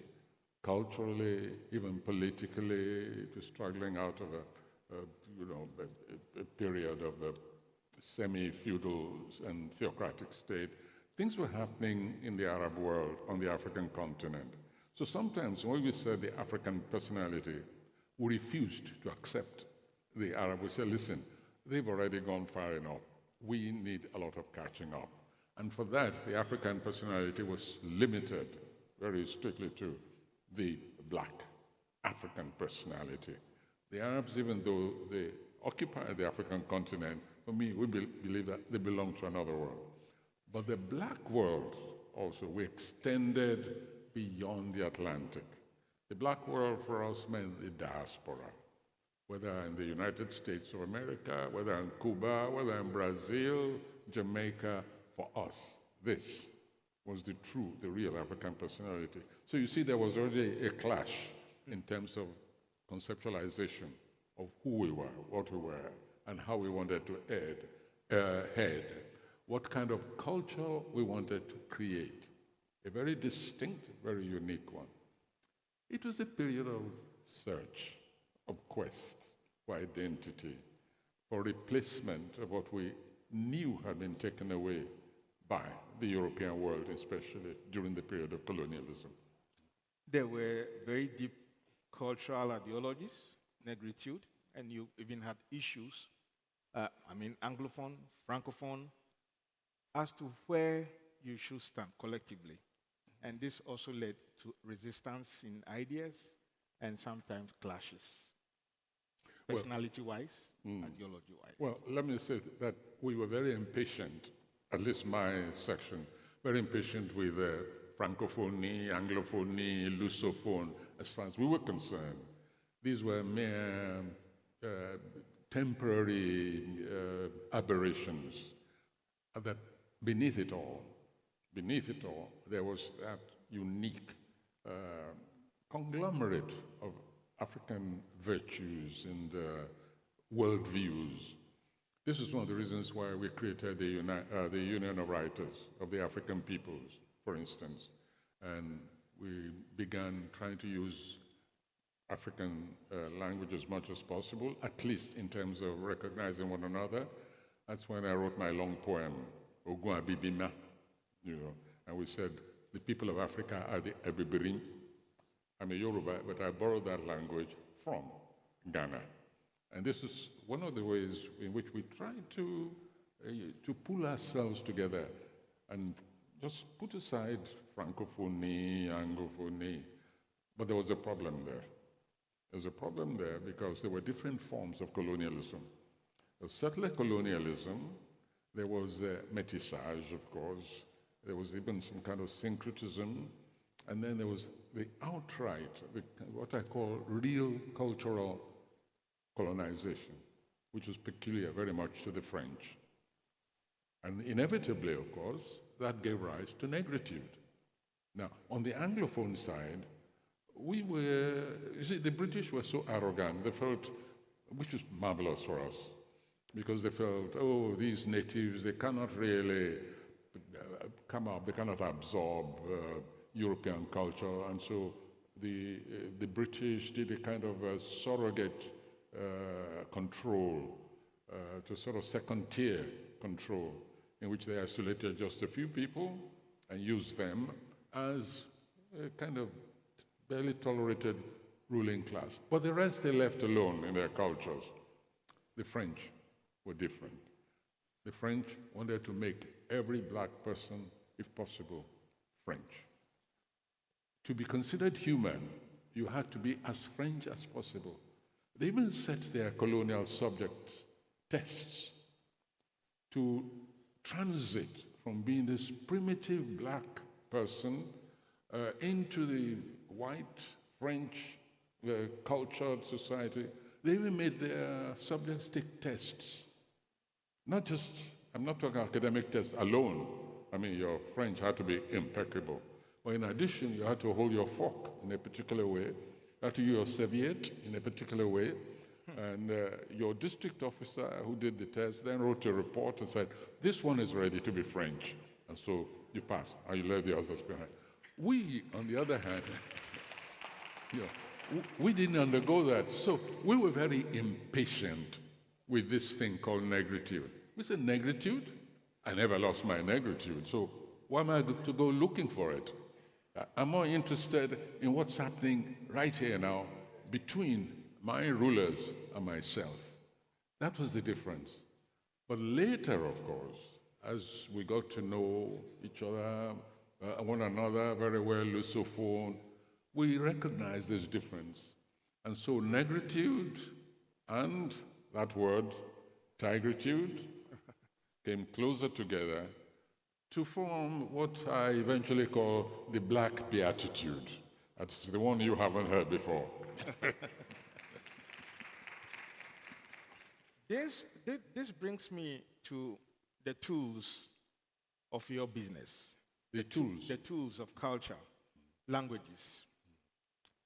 When the Institute of African Studies was set up in Accra, at Legon, and the Institute of African Studies was set up in Ibadan, the idea was that these will be institutes that will help with the preservation of African languages.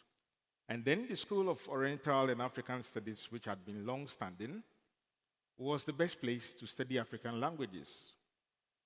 And now, Harvard University teaches more African languages than any other university in the world. Does it surprise you? Was there anything in the air that at your time prompted you to this possibility? Oh, this was very much on the horizon. As writers, of course, language is our tool. Then the question is, what language? Then also, what purpose is that language supposed to serve? This is not a rhetorical question. It's very important because when the Union of Writers of African Peoples, for instance, took the decision to have a single language, common language among the black, south of the Sahara, and we decided on Kiswahili after studying clinically the various languages, we decided that this was the most appropriate communication tool between the various indigenous languages as well as the colonial languages, which were still in effect. But when we went to Angola, for instance, to meet the liberation fighters there, we had one of these meetings, working strategies, and of course culture was a very important part, as you know, of the liberation struggle. And we met the Angolans. I remember distinctly, they looked at us and we came very proudly, you know, we'd done our work, our research, and we said, Kiswahili. So we wanted a resolution from everybody that all literatures will be translated into Kiswahili, we'll compel or persuade schools to teach Kiswahili as a compulsory language, if necessary, take out one of the other subjects to make room for it, etc. We had the whole schedule all worked out. So they said, listen, we are involved in the liberation struggle. We have taken the Portuguese language and we're using that language as an instrument of liberation, of contact. In other words, we're using this language even against our own oppressors. If we decide now to adopt a common language, we're taking energy, strategy, resources away, we're creating suspicion among the various ethnic groups. It's better for us to continue with Portuguese. We can pick up this, your marvelous idea later on, but right now. So you see, it wasn't always as simple as many people think, you know. Some thought it's just a romantic idea, but it was also an economic idea. If you can, for instance, translate not just what is being produced now, but history, even scientific subjects, you translate them, you have one common language, you're already producing more material of teaching, of enlightenment, which is very good for the economy. It's good for printers, it's good for booksellers, it's good for bookshops, it's good for the writers also. Your royalties increase just a little bit. And so all these various factors guided or sort of influenced our decisions at that time. But there's no question at all in my mind, and I'm sure you agree with this, that language itself is an instrument, not just of livelihood. It's also of struggle, it's a language of economics, it's a language, it's an instrument of science, of teaching, of understanding. It even affects the human psyche, which means it also affects the collective psyche, binds people together or separates people. And so it was a period of great excitation because you kept picking up ideas, weighing them, trying them out, and being honest enough to say, this works, this doesn't work, this is more productive, even in other directions than within the discipline itself, etc., etc. When Death and the King's Horseman was published, and it was later translated into Yoruba, it made huge headlines. And you made a remark when it was said that it was so well translated that, well, it was being translated back into the language in which you took your inspiration from. Oh, you're talking about specifically about Death and the King's Horseman. Death and the King's Horseman. Yes, that's right. Yes, this again was one of the interesting questions. As you know, I've done a lot of translation myself. Fagunwa, I've translated many of his works. And it becomes almost a new material when you're translating. In this particular case, however, when Akinshola translated this play, Death and the King's Horseman, critics asked him, and also consumers, didn't you find Wole Soyinka's English a little bit difficult to translate? And he said, no, at least not as far as this play is concerned. And that's when he made that statement. He said, I merely translated back a play which he had conceived in Yoruba. So I just took it back. I knew exactly what he was saying, what the words in English meant. So I said, there was no problem at all. I was able to give it back in Yoruba. And I think this sometimes is the case with translations. Not always. Not always, I must insist. And not in my case, I don't think not all translators will say the same of everything I've written.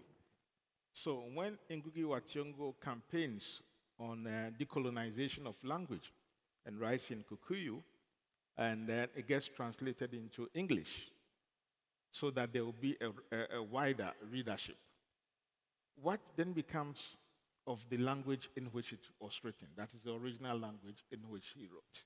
Oh, that must always be preserved. And one of the decisions which we took was that no language must be allowed to die. That writers must continue to be encouraged to write in their own indigenous language. But of course, to make that work accessible, you've got to translate into other languages. Translation itself is a creative process in many instances.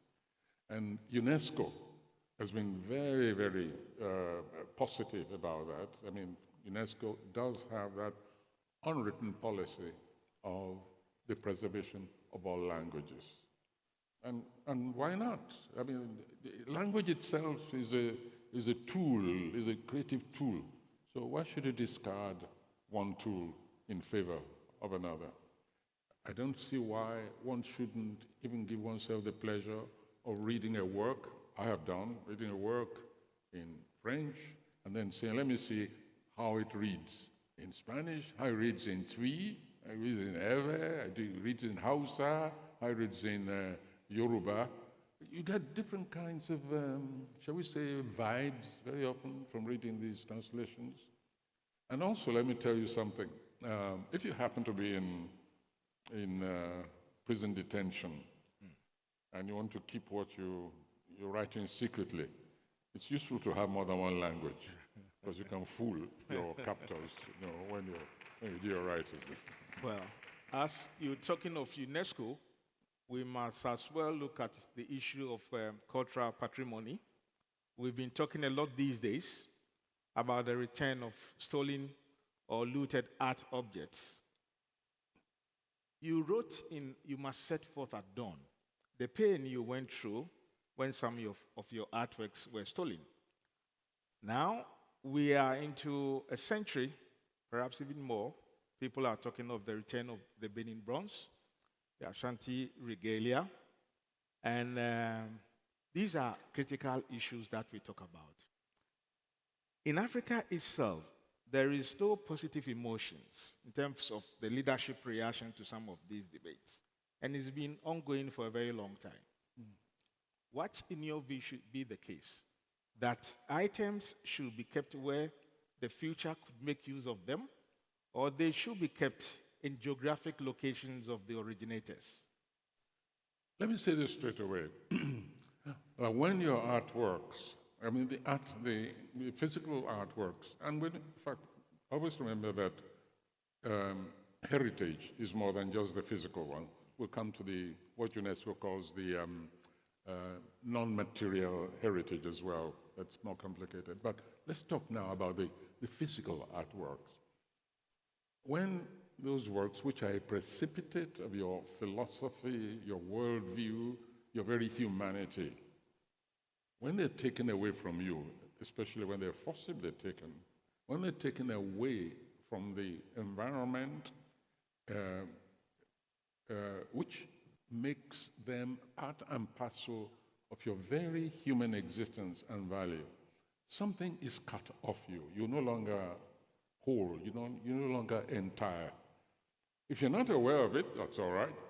But if you know that something which speaks to your culture, your history, your people, your worldview, is sitting somewhere else.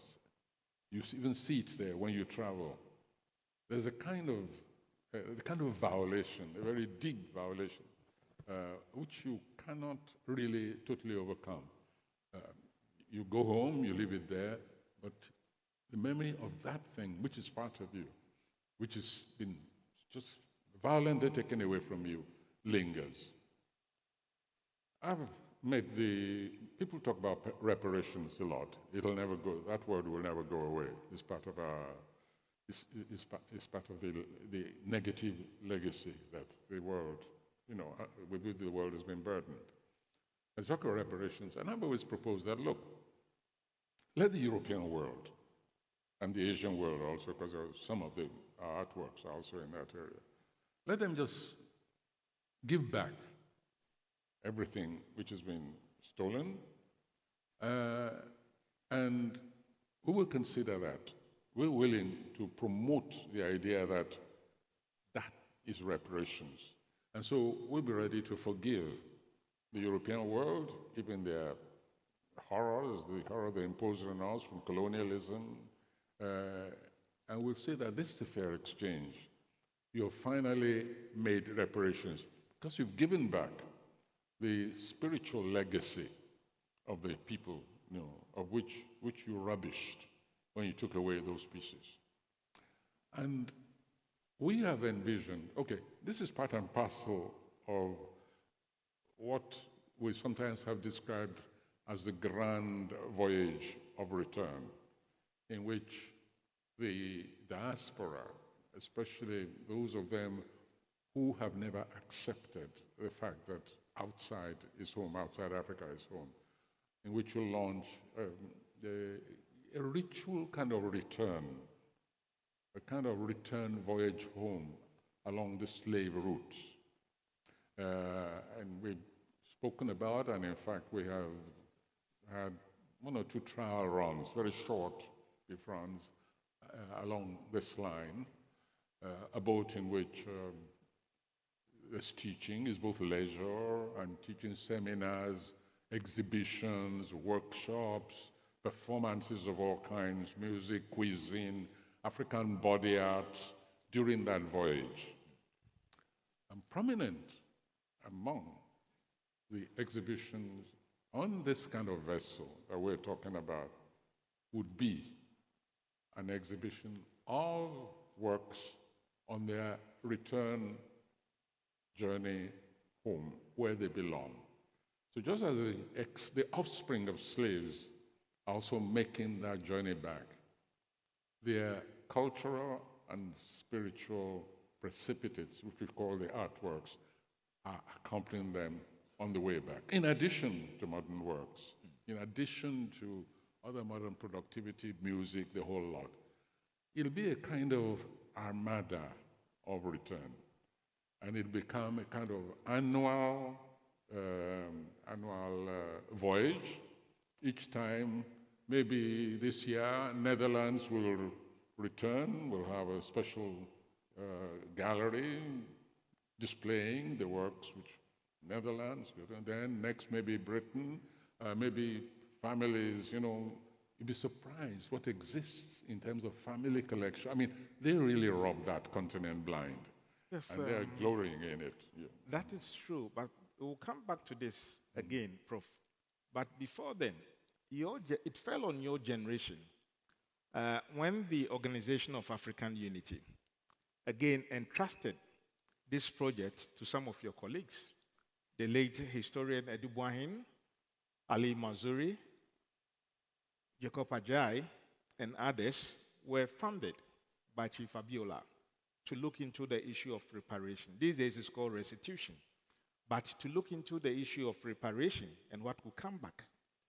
The verdict of this eminent committee of scholars of your generation was that the leadership of Africa itself wasn't very keen. Their reports were not critically looked at, and the logistics that they were supposed to put into this project were never put into the project. So at the end, it died naturally. Okay. This is something that has to be campaigned on. And if you want objects that were stolen, that were looted, there must be some level of seriousness, some level of positive emotions from the cortex that these were taken from. If not, the other side sees it as just an argument. Is that not the case? There were many complications, there still are, over the issue of reparations. You have people asking, and not rhetorically, saying, when you say reparations, are you saying payment? I mean, for me, that's just a crude concept of reparations. And this is why, for instance, my emphasis has been on returning all stolen artifacts, in outside African continent, sending them back where they belong. Because for me, reparations it's not about money. I mean, how do you pay back? How do you compensate the millions of lives that were taken away, minds that were taken away from this continent? How do you quantify it? Okay, within the United States, they had this ridiculous thing when abolition took place. Was it 4 acres or 10 acres and a mule? You give that to somebody and you say, that's what you take for an entire life, which has been just destroyed, an entire generation, an entire sense of being. You just cannot quantify it. And so all you can do is take the symbolic route. And the symbolic route for me has always been the return. I mean, other people will have other ideas, but the symbolic route is that the return of those artworks and doing it in a way which engages the productive energies, the innovation capabilities of the people themselves. Now, that is one of the problems of reparations. Next, there was an attempt to dichotomize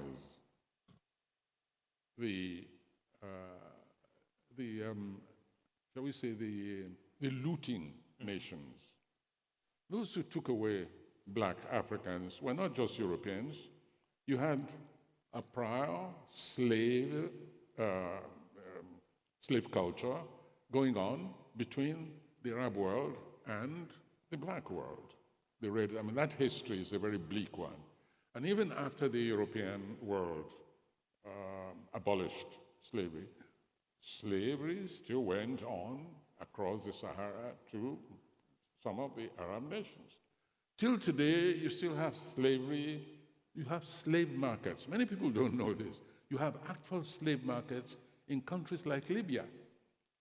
Our Minister for the Diaspora has done a lot of work rescuing some of our people from slavery in many other parts of the African continent.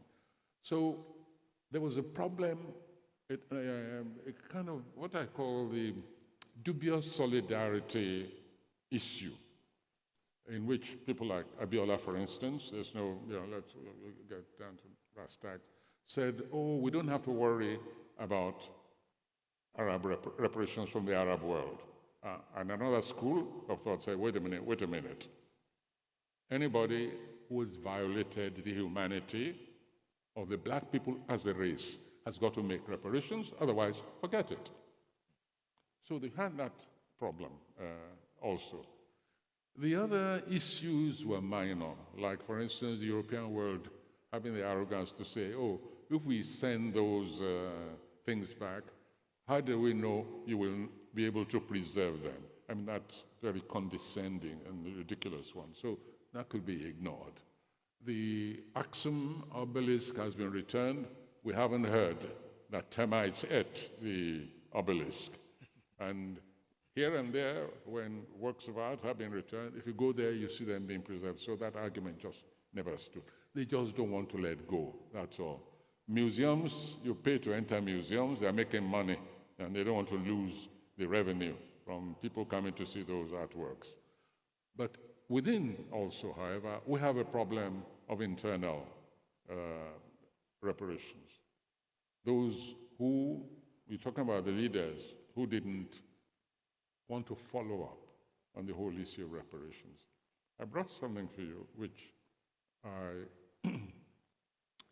you see how our own leaders treat even the accessible heritage of our own society. Take history, for instance. Would you be surprised to learn that in Nigeria, for about 10 years, history was banned in the schools? Many of us didn't know. We just, by accident, I think it was the governor who said he was going to put back history in the school curriculum. And we said, putting back history, you've never left it. They left it. There was a military regime which, for its own very warped interest, actually banned the teaching of history in schools. Let me just read this portion to you. I remarked earlier that some of the culture suppressors whom I have cited above has made a blatant effort to suppress history. And of course, I refer to history itself as a crucial component of art and culture, be this in the literary, musical, or iconographic art. And then I cite the Eva Valley massacre by the British colonial powers. I cite the transformation of such history at the hands of musicians, theater goers. I speak about the history of Queen Amina, whose full story has never yet been used. In other words, I'm outlining the fact that the so-called intangible heritage also is also a crucial, critical armory of literary production. And I'm not talking just about literary plays, historical plays as such. No, the very accessibility of this historical material inspires writers, inspires artists, inspires musicians, provides cheap, easy to reach material so you don't go looking for material outside the continent. By contrast, what do our leaders do? What do they do to Maina, for instance, in Kenya? He was trying to study the fauna and flora of Kenyan landscape. He was jailed. He was accused of subversive activities. The president, I remember at the time, said, if you really want to study forestry, we can pay for you to go to Canada. But this one was there. He said he was going to consult with subversive elements. That's why he was going to the forest. You see, the memory can also play a negative thing. All they could think of was the Mau Mau, who were, of course, forest people and so on. They say, oh, yes, because this scholar was there. But he was digging out material. And the same thing with those who try to rewrite the history, let's say, of the Angolan struggle, the liberation struggle in Namibia, etc. You find leaders saying, no, you cannot touch it. And the writers either end up in jail or end up, in some cases, dead. Let's not talk about Idi Amin and what he did to writers who dared to try and write about the history of liberation in that part of the world. So it's not just external despoliation and suppression of our history. Our own leaders themselves, they have contributed negatively to the preservation of our heritage. So when you when you speak about the leaders not being all that keen on reparations, maybe they think that if some artifacts come back, and those artifacts, shall we say, artifacts which denote the, shall we say, the militant history of the nations, they think it might give people, writers, artists, musicians, ideas, which is very stupid, because you cannot suppress memory. You cannot suppress oral history anyway, any more than you can suppress the existence of those artifacts which actually narrate the history of Black Africans. Yes, we will come to heritage again shortly. But if we go back and look at cultural data, for instance, and we look at what we have at the School of Oriental and African Studies in London, we're talking about over 70 pre-publication manuscripts.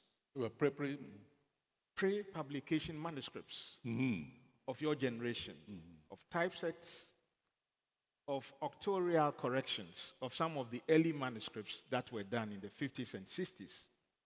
Talking of Chuno Achebe's Bewell Soul Brother. We're talking of papers by Ali Mazuri. We're talking of Ngugi wa Thiong'o's Weep Not Child, where the original manuscripts are kept. And they were acquired legitimately. We also talking about Ali Manzuri, who is giving his papers to his old university in New York.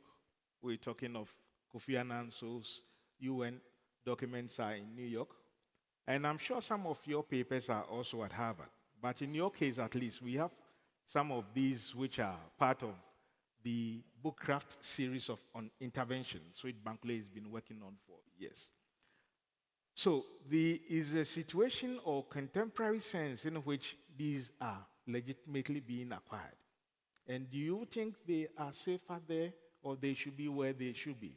Ali Manzuri says that he wouldn't want his papers to be in Kenya, where they will be eaten by cockroaches. And that he will prefer these papers to be in New York, but accessible to Africans, because he thought a new generation of Africans will come who will find this useful and who will then struggle to bring them back to the homeland. You touched on a very sensitive issue. Writers and scholars, they don't have much money. You didn't mention money.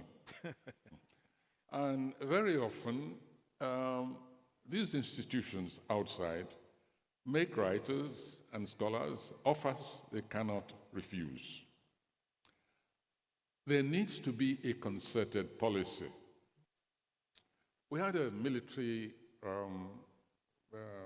ruler in Nigeria not very long ago. And he had, as a kind of prime minister, somebody who thought positively along these lines. And he was an economist. He's a friend of mine. He managed to persuade this leader, this ruler, that he should set aside some fund for the acquisition of papers of Nigerian writers. And in fairness to that ruler, he agreed, and he did set aside this fund. Top on the list, of course, were Chuno Achebe, myself, a few others. And we'd agreed. And these papers were to be brought, Nigerian stored there, the museum was to be invited, the curators, etc. Everything was in place. One day, I found myself, and we were even told, he went so far, we were told to give our bank accounts so that the money could be paid. And I did. I was then teaching in the United States.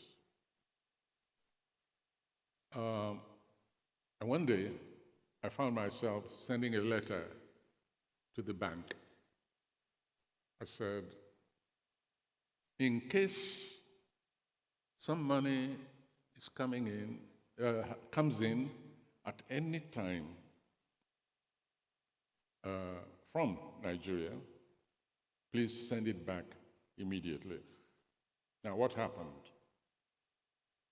It just so happened that at that time, a journalist was bombed out of existence, and the finger of guilt pointed to a force within that military regime, and I wasn't satisfied with the measures being taken. There was guilt all over the place, fingerprints of guilt all over the place, and I did not want to be associated with that regime in that way.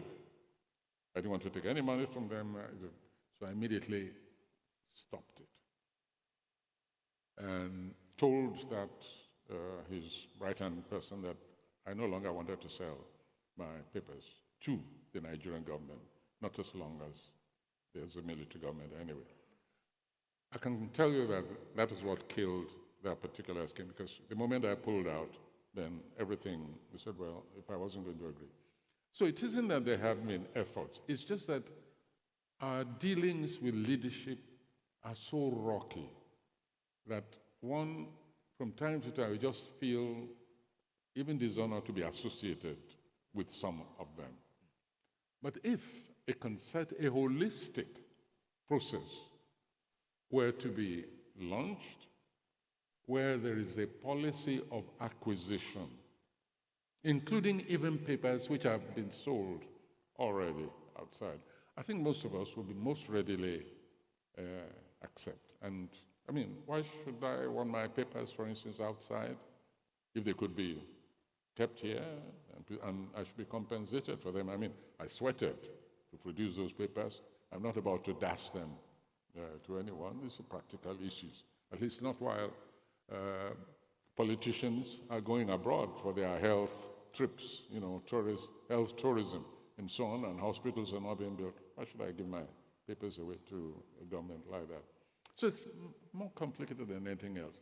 But now that you've touched on it, I think maybe as a kind of policy of the AU, principles should be laid down and funds should be set aside so that we don't succumb to the euros and dollars and sterling of the outside world. Yeah. Writers must eat. Good.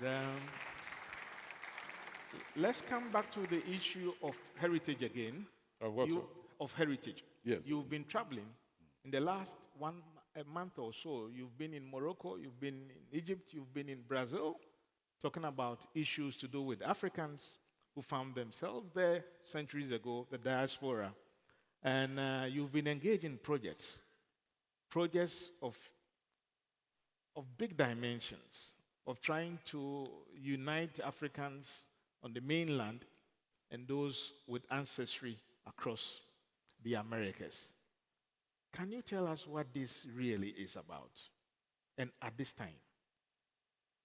Well, for me, it's the most logical kind of sensibility. I come from a society, like you do also, which has been subjected to centuries of racial disdain.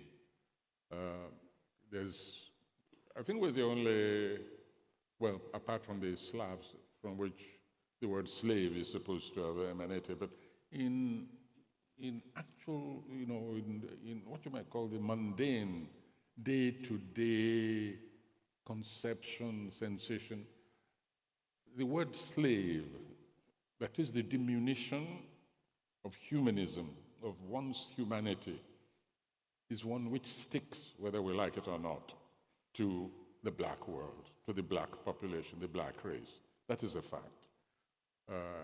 We had the internal slavery, even in South Africa, in which the South African majority was considered a fraction of the normal human being. In the United States, they even had taken it down during the slave era to a mathematical proportion.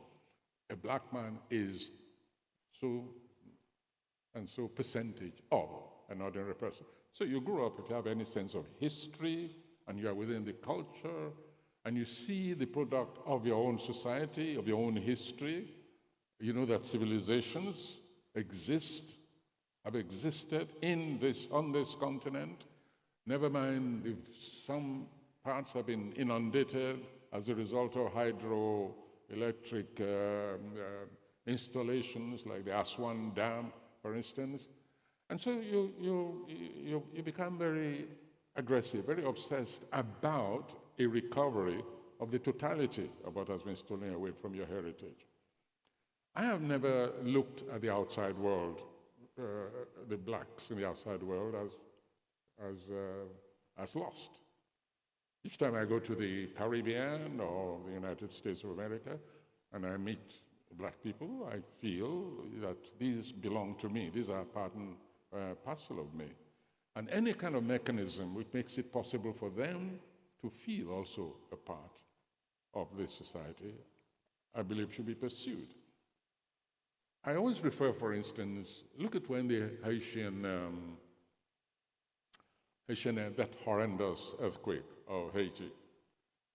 I mean, one of the greatest moments of African leadership for me was when President Wade opened the gates of Senegal to get Haitian refugees and used the expression, he said, "You are not strangers, you're family.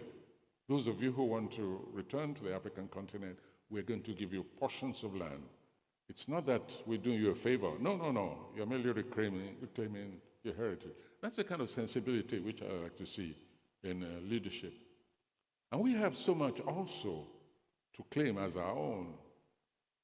One of my people ask me sometimes, what is your favorite poem? What is your this? And one recent one which I wrote, which is now my favorite, is La Ferrière, which is a poem to the citadel of King Christophe, the slave, the leader, who defeated the French when the French wanted to re-enslave Haiti, the Haitians, and he humiliated the French. And he built this incredible citadel in, what's the name of the little place? Anyway, this is incredible, which the whole world goes to study. It's not just a tourist place. Scientists, mathematicians, architects, they go to study what King Christophe built. And so that link, pride in what they achieved over there, I consider part of my heritage. And so when they're in trouble, when they suffer such a devastating reverse, for me, it's the most natural thing in the world. In fact, it's a responsibility for Africa to open its gates to all those people. Hence my obsession with this grand voyage home, in which I wish to see this regular concourse between the African continent and the diaspora. That's why when we created the Union of Writers of the African Peoples, we moved immediately to create its sister scientific organization under Sheikh Anta Diop. And if you remember, we undertook a trip around the diaspora trying to entice back the scientists. He would have been 100 years this year if he were alive. And unfortunately, the leadership counts so much. The leader at that time, we're always fighting, but I always give him that credit, one general. I won't mention his name, but I always give him that credit, that he backed that initiative. And he provided the funds for Professor Jeje, who was a biochemist, and myself to travel through the diaspora, talking to the scientists to come to Sheikh Anta Diop sister organization. I believe that ultimately the salvation of this continent rests on our being able to associate in a very direct, productive, not just rhetorical level, but creatively, technologically, scientifically, with our extension in the diaspora. You once said, maybe some applause. You once said that you are very much at home when you go to Jamaica because you see Yoruba rituals side by side with Roman Catholic liturgy. And for you, that is one visible sign of what went on in the past in Africa and what got transported into the Caribbean and the Americas. I think you were then going to do a documentary of the Yoruba influence in Jamaica. No, it's not because you say I feel very glad, very happy. No, it's not because this Yoruba religion syncretized with the Roman Catholic religion. No, it's because the Yoruba culture proves itself as one of the most resilient cultures in the world. Traveled across the Atlantic and triumphed over the tyranny of Roman Catholicism through the syncretic way, fused in so many instances. But in addition, established communities which are recognizably, till today, African, that is Yoruba. There are also Congolese sections and so on, but the most vibrant and the most artistically productive just happens to be, not my fault that I'm Yoruba, so it's not that I'm being chauvinistic, but clinically, scientifically, cut it any way you want. The Yoruba culture in the Caribbean, both Latin America, South America, Brazil, Cuba, Colombia, even in Colombia, find Yoruba culture there, both in the syncretic form and also in its pure form. And it's something, I think, which belongs to all of the African continent. It just happens to be Yoruba, that's all. I make a point of pointing to the world, of remarking to the world, that among all the religions that we know, one among a few others, but most prominently, the spirituality of the Yoruba, the religion of the Yoruba, is one religion which has never fought a war, attempted to conquer any people, convert forcibly any people, and yet, despite that repudiation of violence, it has managed to survive and even to convert others in the New World. It's a lesson for these much vaunted, quote-unquote, world religions, Christianity and Islam, to take from the Yoruba. We don't have jihadists, we don't have crusaders, we don't have violent fundamentalists. It's just there. It's a spirituality which appeals, interestingly enough, even to non-Africans. And of course, the culture which has come from that, the artworks, music, even the architecture. But if I go on, they'll say it's because I'm Yoruba now. We will close this conversation, but we will do so on the note of the role of women in the arts. Last week, Amatiedu passed on in Accra, joining such distinguished ancestors like Flora Mwapa, Ifwa Sutherland, Maria Mamba, and others. You have said that the future of Africa literature is in the hands of contemporary African women. Do you still think it's the case? Yes, yes. I don't know what they're giving these women to eat these days. We have to look out. They really are overtaken fast. And believe me, there are some really delightful and very accomplished literature is coming from the women, which is a good thing. Which is about time that it makes me very proud. Very proud. On that note, Professor Shoyinka, I would like to thank you on behalf of the bank for honoring this conversation. It's been good talking to you again. Thank you. I think we're done. Once more, ladies and gentlemen, the great Wole Soyinka. Thank you very much, Prof, for that. Yeah, you can come this way, Prof. Thank you. Now, before we go into the final panel session, Delivering the Vision, Corporate Perspectives, to set the scene, we have a very short speech from the Minister of Commerce, SMEs, Entrepreneurship of the great nation of Gabon. He's also the chair of the Council of Ministers for the AFCFTA. So would you please welcome to the podium His Excellency Yves Fernand Mamfoubi.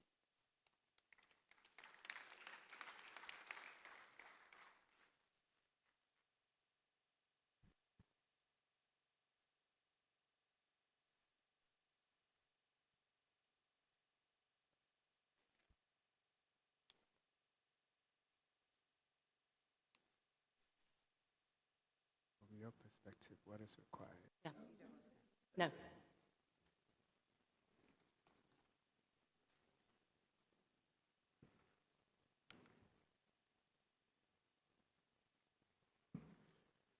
Excellences, Mesdames et Messieurs les chefs de gouvernement, Mesdames et Messieurs les membres du gouvernement, Monsieur le Président Mamadou Issoufou, champion de la ZLECAf, Monsieur le Secrétaire général de la ZLECAf, Monsieur le Président de l'Afreximbank, distingués invités à vos rangs, qualités respectifs, Mesdames et Messieurs.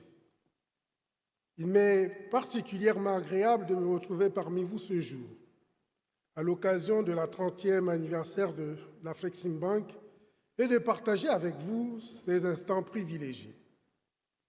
Je saisis cette opportunité pour remercier l'Afreximbank pour avoir invité le Gabon à prendre part à cet événement.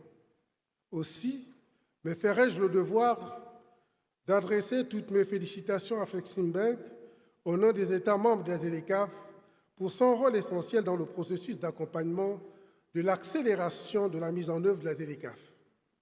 Permettez-moi également de remercier les autorités du Ghana pour avoir facilité l'organisation de cette importante rencontre. Mesdames et Messieurs, il m'a été demandé d'évoquer avec vous les attentes des gouvernements africains du secteur privé pour une croissance soutenue et inclusive. Je demeure convaincu que c'est le secteur privé qui crée la richesse, qui crée les emplois et donc la croissance. En ma qualité de président du Conseil des ministres de la ZLECAf, nous avons convenu de l'adoption des protocoles d'accord essentiels à l'accélération de la mise en œuvre de la ZLECAf, à savoir les protocoles d'investissement, les protocoles sur la propriété intellectuelle et le protocole sur la concurrence. En ce qui concerne particulièrement le protocole sur les investissements, nous attendons une forte implication du secteur privé qui devrait s'approprier ces outils et créer des chaînes de valeur à travers la transformation et l'industrialisation. Dans ce cadre, par exemple, le secteur agroalimentaire, le secteur privé est très attendu dans la production agricole pour la substitution des importations.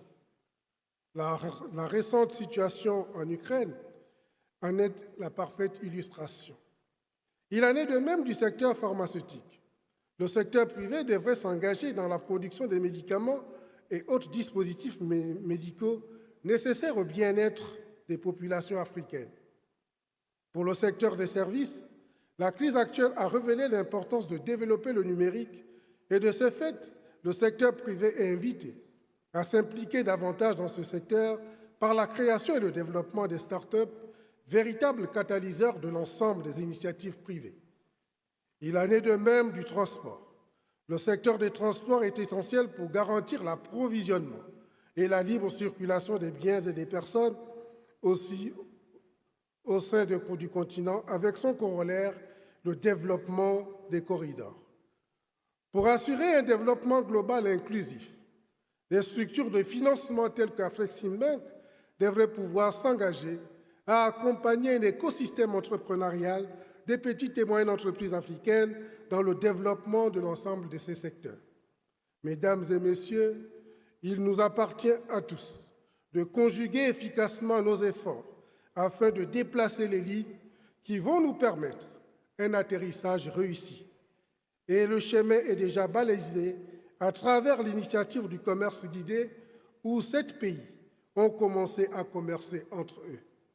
Avec l'implication du secteur privé, il est attendu une impulsion forte pour développer les échanges afin de parvenir à une croissance durable et inclusive interafricaine. C'est aussi l'opportunité d'engager Afreximbank, la Banque africaine de développement et bien d'autres partenaires techniques et financiers à continuer à soutenir les actions de la zone de libre-échange continentale africaine, mais également des pays à promouvoir ce commerce panafricain à travers le développement des programmes nationaux. C'est donc convaincu de cette forte implication de toutes et de tous et du génie créateur africain que je pense que le secteur privé pourrait aisément se développer. Et effectivement, mesdames et messieurs, nous attendons de ce secteur privé une implication. Une implication parce qu'elle crée effectivement la richesse, une implication parce que c'est elle aussi qui est source de la croissance économique entendue par nos pays. Et pour que le secteur privé s'engage, il est tout à fait important que les gouvernements puissent mettre en place un écosystème et un cadre institutionnel adapté et faire en sorte que ce que nous attendons d'eux se fasse. Voici ce que je tenais à partager avec vous. Je vous remercie.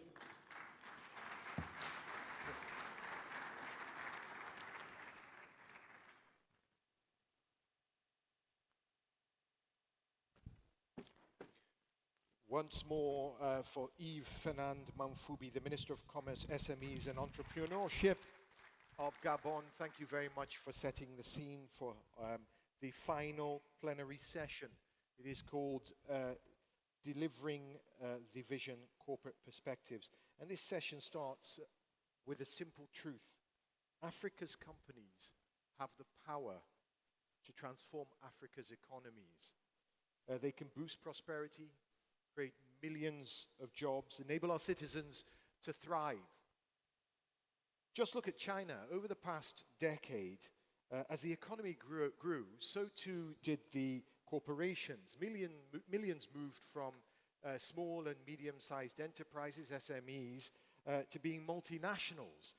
So this session, as I said, is called Delivering the Vision, and we're going to get the perspectives from leaders and thinkers in business on everything from the state of play of African corporates today to the ambitions of the AFCFTA.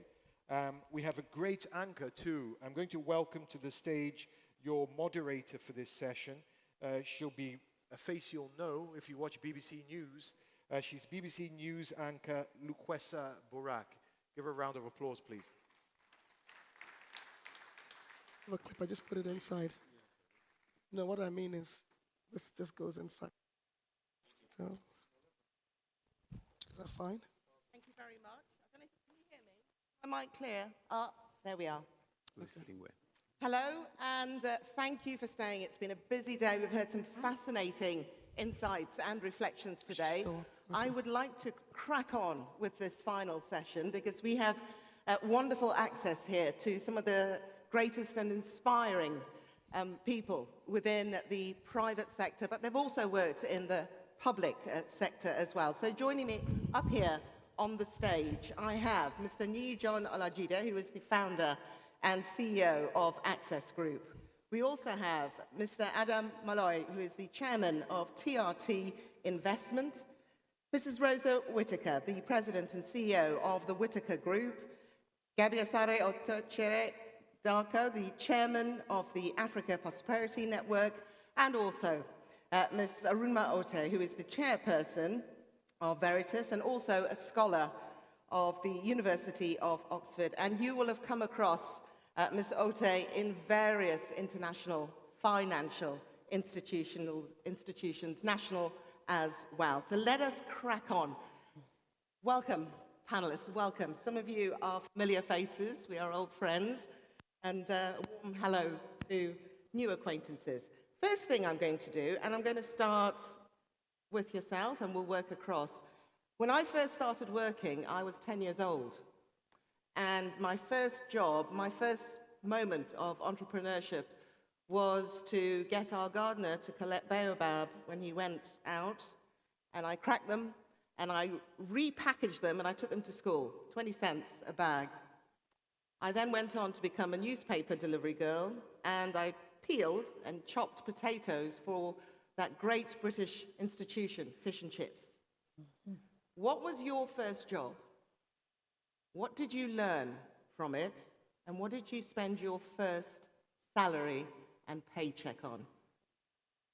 Well, that is a very good question. Thank you, and happy anniversary, Afreximbank. My first job was when I was 14 years old, and I actually worked in a senior citizens home. And I'm not trying to be cheeky, but I learned that it was one of my best jobs because my job was to provide recreational assistance to people who were in the twilight of their lives. And honestly, I learned more that summer from largely women, old women, some that knew they were close to even death. In one summer, I got more lessons than a year or two in college. Thank you for the question. And first of all, I want to congratulate Afreximbank, President Orama, and the board and everyone else for 30 years of incredible work and just bringing such an esteemed group of people together. Great question. My response will be more nuanced. And the reason is my parents owned their own business growing up, so it was more of some child labor in my case. They were distributors for Unilever, and every day, you know, it was all cash at the time, and so they'll bring cash home. And after doing all my homework every night, one of the things that I had to do was, you know, they'll dump all the cash on the floor in the room, and our job was to clean them and bundle it up, tally it up, and then the next morning on my way to school, I had to stop by the bank, make a deposit, and then move on. So I did that growing up. And at some point, as I would go to the stores with my parents, I decided that I wanted to start making my own money, and I had them give me an opportunity to run a storefront. And so, for example, if my parents told me here, this item is 1,000 naira at the time, and their markup was 10%. My job was to return 1,000 naira and 10%. So what I'll do is mark it up 15, 20%. I'll keep the profits and hand my parents back. So I was 12 years old at this time when I was doing that. And so I've always had a feel for having cash on me all the time. So anywhere I go, there's always cash in my pocket. There's quite some cash here as well. So I did that too. And then about the same age, around the neighborhood in Nigeria, we do Christmas cards and turkeys for Christmas. So I started that business as well. I'll take orders way before the holidays from the neighbors and deliver greeting cards to them and turkeys to them. And as I reflect on all that now, I just realized on the stage that the seeds of my serial entrepreneurship were sowed a long time ago when I was a kid. So it's a nuanced answer, but those are some of the things that I've done in my life. So Olajide, thank you very much. Mr. Malloy. You know, I could relate to his child labor. That's how I was raised. Well, congratulations again to Afreximbank on this 30th anniversary. I think for me, I mean, I grew up in a small township, in a small agricultural town, and my father ran a supermarket. And in Zimbabwe at that time, you know, there were shortages of various commodities, and I remember one particular one. I was still 10. I had to work, but I didn't get paid. But if I wanted anything in my father's shop, I had to pay. So I didn't know how that would work, and I had to make a plan. And the first one was, there was a shortage of matches. And back then, the Lion matches were marked 5 cents. And there was a regional bus stop that was about 1 kilometer away. So I'd have a big box of matches rung through the till because you would not walk out of my father's shop without paying. And then would go and sell them to each one at 20 cents a piece because they were in short supply. So that's when I learned the whole concept of arbitrage. And from where I come from, arbitrage has turned out to be a very important concept. And I think that is what forced me into entrepreneurship, because I had to find a way to survive and enjoy what the other young people enjoyed when they got pocket money, but I had to work for mine. Mr. Malloy, thank you very much. I wonder if I could move on to Mr. Ochere Danko now. Well, thank you. Mine is actually a funny story. I needed money to have fun. And there was a particular young lady I was interested in. I was a teenager. And my mother would not subsidize it. So I went to work at McDonald's. Okay? And on my second day, a teenager, came to McDonald's with their friends, and she saw me serving. And they laughed at her so much that I lost her. Now, it actually, I got embarrassed at the beginning, but I thought, wait a minute, I can make some money here. So I stayed at work and lost her. And eventually, after a month or so, because I was also a student, after a month or so, a post came in through the door. And I think those were the days that Margaret Thatcher had started privatization. And I think it was the British Telecom. There was a post that I could subscribe to hold shares in it. And the money that I made from working at McDonald's, I put in there. Wow. And that's how it started. But the interesting thing is that you can see the difference between students in maybe UK and students here in Ghana. It is actually very difficult for a student, because I did my O-levels here in Ghana. There's no way I could have gotten a part-time job to subsidize whatever I wanted to do that my parents couldn't do for me. But I noticed that when I went back to the UK, I could do so. I could work part-time and still be a student. So it goes back to how we industrialize, diversify the economy so we can create more job opportunities for the young people of Africa. Thank you very much. Wow. I know why I was placed right after him. But first of all, to Professor Rama, Dr. Fulfak, and the Afreximbank team, congratulations on 30 years of just being innovative of how you bring Africa together. So I have two jobs that I had to be able to earn my pocket money. My father, I grew up in Kano in Nigeria, and my father is an engineer, but worked for the civil service. So to complement my parents, to complement their income, my mother was a nurse. They had a block molding factory, and they also invested in the Nigerian stock market. So I had two jobs that would help me earn my pocket money. One was to go and man the block molding site and be able to write down what customers were looking for and all of that. And the other was basically to read the annual reports of the companies that my parents had invested in and make summaries. And my father was looking for the third child. He tried on my oldest sister, my immediate oldest sister, to become an engineer. And so I was the one he was banking on. But after spending time in a block molding site, I decided that finance was more interesting and exciting, and of course spent most of my career in finance. You also wanted to be an inventor, didn't you? You know that, yes, you know that. Do you want to hear that story? I'll be very brief. Okay. No, so my mother wanted me to be a medical doctor. My father wanted me to be an engineer. And I said, in boarding school, I went to the guidance counselor and was like, I don't want to be an engineer. My father was like, everything was so logical. And I didn't want to be in a hospital. And I said to the guidance counselor said, okay, what do you want to be? I said, I want to be an inventor. Voila. Almost 50 years on, I haven't been an inventor. My sister says I'm working for development banks. I used to invent papers. So. Never too late. Never too late. Okay, Mr. Olajide, obviously your main area is software engineering.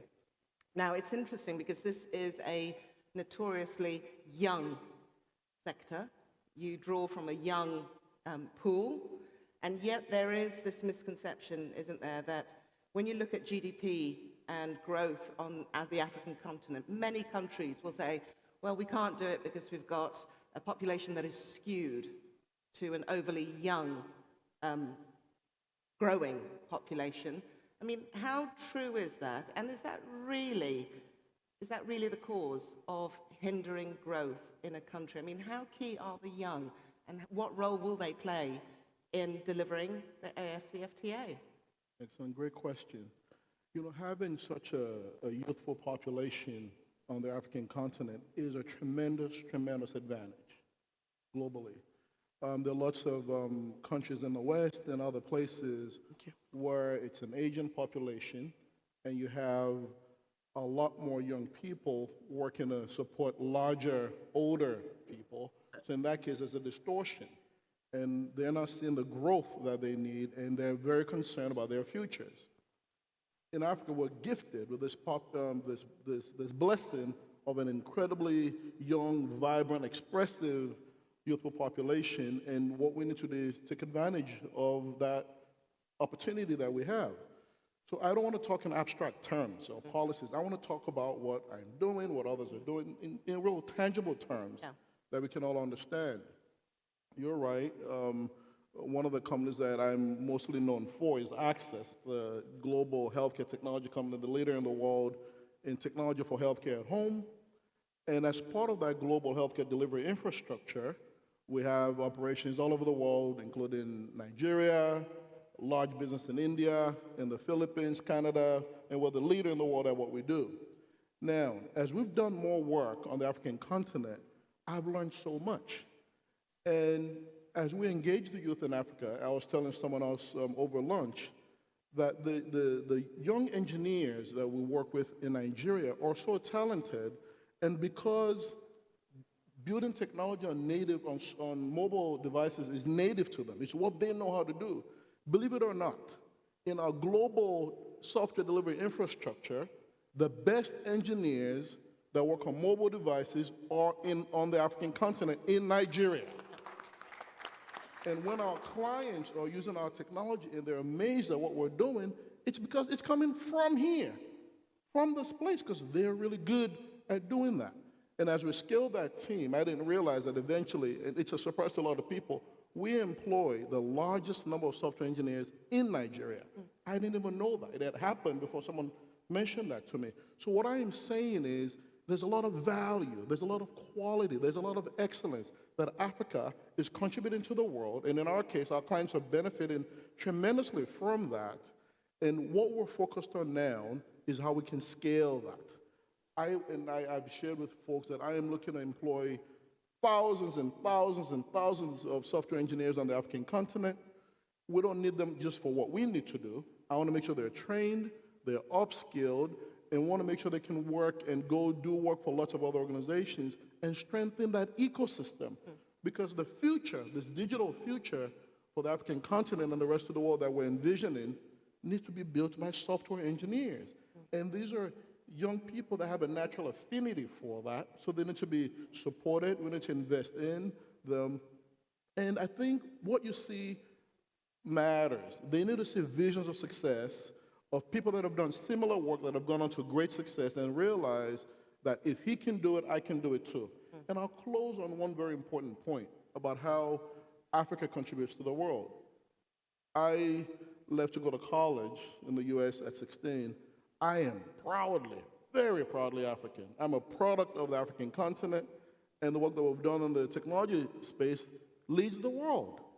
You know, so there are lots of similar success stories about people that are from this continent, are world class about what they've done. And this has been an organization built in the US. We lead the market in the US and other parts of the world. So it's important that stories like this get out, so others like me and the millions and the hundreds of millions of the African continent know that if that guy can do it, certainly they can do it too. Okay.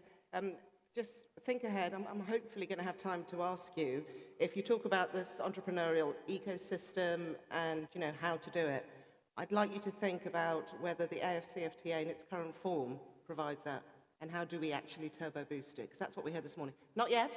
Just to think about it, that'll be our next question. In the meantime, I'm going to turn to Mrs. Whitaker here. Now, you're recognized a leading expert when it comes to African trade, but also investment and business. You were one of the architects of AGOA, which comes to an end in 2025.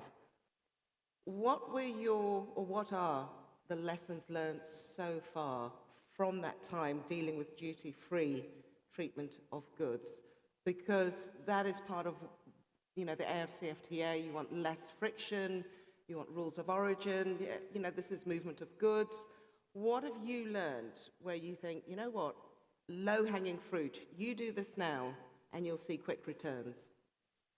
What I've learned is that the most important lesson I learned is that you don't need a lot of people to shift things. When we look at AGOA and that removed tariffs and quotas at the time, we were only 5 people that started this movement, 5 in the US and 5 in Africa, and we decided we wanted to do something. And the other thing that I've learned is that trade and market access is only a part of the equation. We got some good results, but we did not get the kind of transformation that we wanted. Because the truth of the matter is that Africa has, like you've said, an incredible demographic dividend. Today, as we sit here, 1 in every 3 children born in the world is African. By 2050, Africa will have more people of working age in their prime than China, Europe, and India combined. So will this be a demographic dividend or will it be a demographic disaster? That is the question today. Trade access is only a part, and I think is the small part, because we did our part, but there's so much more to do. Where the genius of transformation will come from is what Afreximbank is doing, is what you are doing. What you're doing is working, and what you're doing, combining demography with productivity. If we do not combine demography with productivity, we will not get the kind of transformation, we will not unlock the genius. And what I learned from AGOA, it's going to take market access, it's going to take the power of examples, it's going to take the kind of commitment that many of you are doing. It's going to take connections, it's going to take the global approach, it's going to take mobilizing resources. Because I'll end here, what has confused me about all these years in having a company, we have worked with some of the biggest companies in the world, bringing them into Africa, and now we're investing ourselves. The thing that troubles me probably the most, I don't think that we have a money problem in Africa. When I look at, according to the African Development Bank, Africa loses $150 billion a year due to corruption. When I look at illicit financial flows from corporations, it's costing $14 billion a year. When I look at, there's about $500 million left on the table from just inefficiencies. When I look at the fact that you have subsoil assets, the African Development Bank puts it at 6.2 trillion. Paul Collier says it's 28 trillion. The truth is we don't know because those assets have not been surveyed, and you cannot trust. I mean, commodity prices are not constant, but what we know for sure, we have a lot of capital. I am not even as concerned about African debt as some people are, because as long as the debt is used for productivity, the continent will be fine. So I think we need to mobilize all these strategies, all these ideas. Afreximbank has been an excellent catalyst for that. Thank you very much. Thank you. Mr. Malai, lovely to have you on stage. I spent some time in Triangle, in the Low Veld in Zimbabwe. Yes. I'm really interested to know, you've been investing for around 20 years in African companies. Yeah. Why African companies? Wouldn't you have got quicker returns going away from the continent?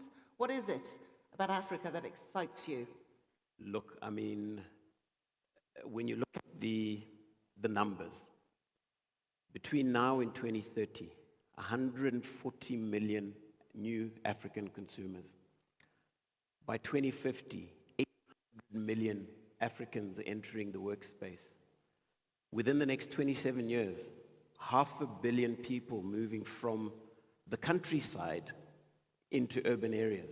I mean, there's nothing that provides an opportunity as big as that. And as you look at all the other markets, America is only going to have 25 million new people come into the market. The West, in terms of Europe, has got a declining market. China has only got 6 million people entering the market in the next 17 years. So if you look at the demographics, a quarter of the world's population will be in Africa by 2050. So where do you want to be investing in declining markets or in markets that are showing growth? Also, if you look at industrialization, there's such a dearth of industrialization. So the opportunity to beneficiate is significant. I'll look at just one product in which we invested, which was tobacco. It was a highly racialized industry in Zimbabwe. There were 5,000 white farmers growing 200 million kgs of tobacco, and it was all exported raw. We came in, we approached government to try and get to do contract farming of tobacco. It was 2 years, being labeled everything under the sun, but at the end of it, we got contracting, which now migrates 1,000 farmers into 150,000 farmers of mixed race. And the quantity of tobacco produced has grown 35%. But for me, what was the important part was that we're now able to work down the value chain and start manufacturing the end product. So Africa has always been an importer of finished goods and an exporter of raw material. And I think that's what we need to look at changing on the continent, because just looking in the tobacco sector, there's a 15 times value multiple between raw tobacco that we exported and cigarettes. So if you look at Zimbabwe with 1 billion of exports of tobacco, as cigarettes, that's $15 billion per annum. So those are the opportunities that we have on the continent. And if we start working on different value chains from an agro perspective, from an industrial perspective, I mean, what we can do in terms of the 2.7 trillion, I think we can very quickly leapfrog it to numbers much more significant. So Africa is the continent of the future. Okay, thank you very much. I'm going to turn to Mr. Ochere Darko now. And you work with the Africa Prosperity Network. When we're talking about prosperity, we've heard that there isn't a money problem on the continent. There are issues, though, with trickle down, down to sort of the nation's citizens. What's happening? Why isn't that prosperity spreading out? It's going to have to. I mean, can the AFCFTA deliver that? I think so.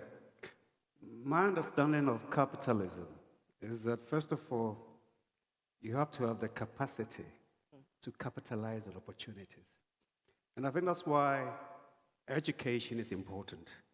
Because once you educate the people, once you give them the skills and the ability to think beyond maybe their limitation, they themselves can do stuff for themselves. But then you say, how does it trickle down? We heard the story of Dangote. It took a president to see that he's a winner and to support him.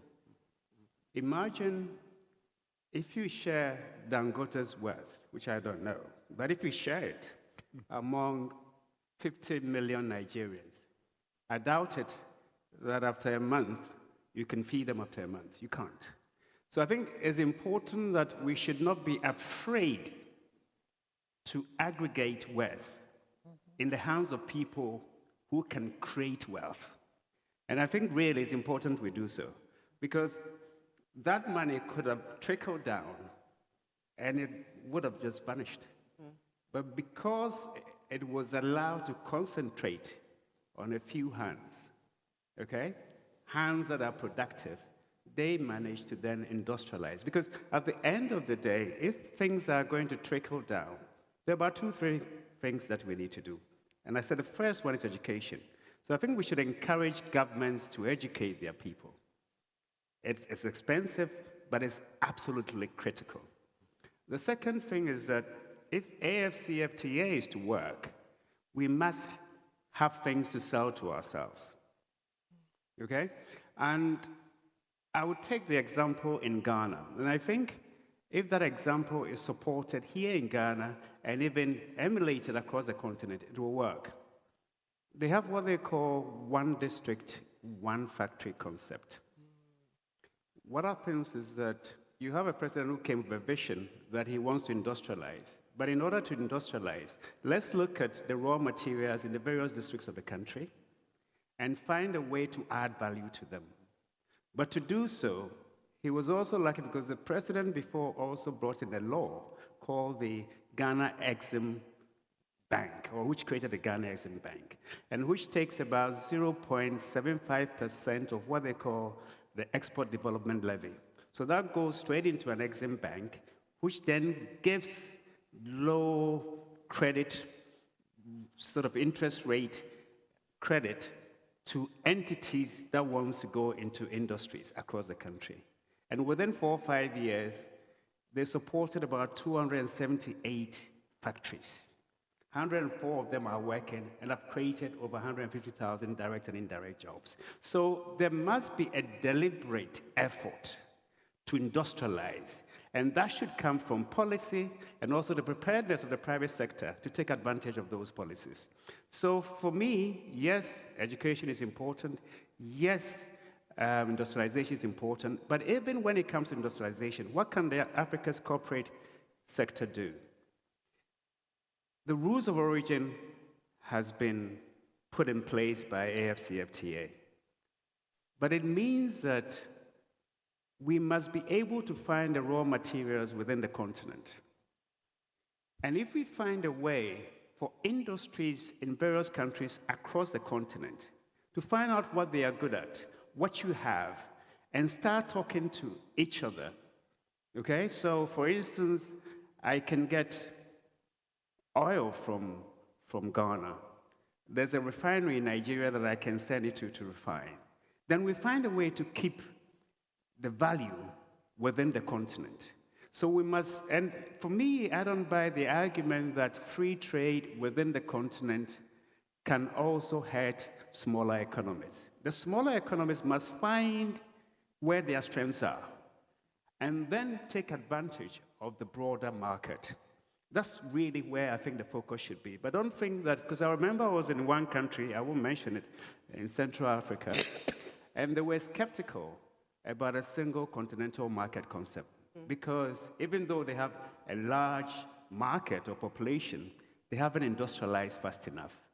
But then I was saying to them, focus on the things that you have advantage in, or potentially you have advantage in, and then grow that. So I believe that, look, the AFCFTA is the way to go, but in order for it to work for us, the private sector in Africa must own it. We cannot leave it to the politicians. Correct. They have done their work. But even in order for their work to work, we must own it. We must sit on the table, think together, plan together, work with them together to make it work. Because at the end of the day, if the rules say that you can set up a bank in Ethiopia, okay? But then the domestic rule in Ethiopia says that you must be Ethiopian in order to set up a bank in Ethiopia. Then you have a conflict between domestic law and then the continental law. How do we ensure that we harmonize our rules of engagement so that businesses can trade across borders and not face different rules and conflicting rules? Those are things that, but I think if we start talking as business, we'd let the politicians know that, look, we see the single continental market as the way to go for prosperity on our continent. And we engage them. I think it will work. And that is why we set up the Africa Prosperity Network. And the idea is that every year we have dialogues where we bring political leaders with business leaders to review what has been done in, if you like, implementing the AFCFTA project and what should be done to take it to the next level. And I think it's very important. That'll be our next point of this session. So I wonder if you could all just bear that in mind. I know we're pushed for time, but Masota, you heard what was said there. So you have got the background of the World Bank, the AFDB. You've traveled extensively, the Exchange Commission for Nigeria. You're hearing what the entrepreneurs are saying. You're hearing what the academics are saying. Is that achievable? Oh, absolutely, but only if we focus on doing and not talking. I think there's still a lot of talking Do you know on what? the continent. Sorry, I'm going to interrupt. I know it's rude, but I don't know how many, I was part of the launch of the AFCFTA back in 2021 with my delightful colleague there, Mark. And I remember saying, you know, we've got to go past the talk, and the action. And we're still saying it now. In order to turbocharge, to deliver, what are the actions? Is there too much risk on the public side? Is there too much risk on the private side? How do we do it? Well, so I think we need to look at what has worked. And one of my colleagues on the panel, I think it may have been Rose, or somebody talked about just looking at our examples. And if you think about what African corporates achieve, I mean, you can quote me anywhere. What they're able to achieve is phenomenal by any standards. I think it was McKinsey that said more than 300 companies today make $1 billion of revenue in Africa. And in 7 years' time, they can all add $500 billion to the wealth of this continent. What I'm looking to see is that the ambition that we've seen of people like Aliko, all of the large companies, that we can see them do what the Asian companies have done, which is advantage home base, springboard globally. And some of them are doing it. I was speaking to Mark earlier, and I was like, I mean, Olam, which everybody knows is an agro-processing, is a trading conglomerate with Chenrai, Chalarams, and others, was founded in Nigeria more than 100 years ago. But it's listed in Singapore, and people don't know that.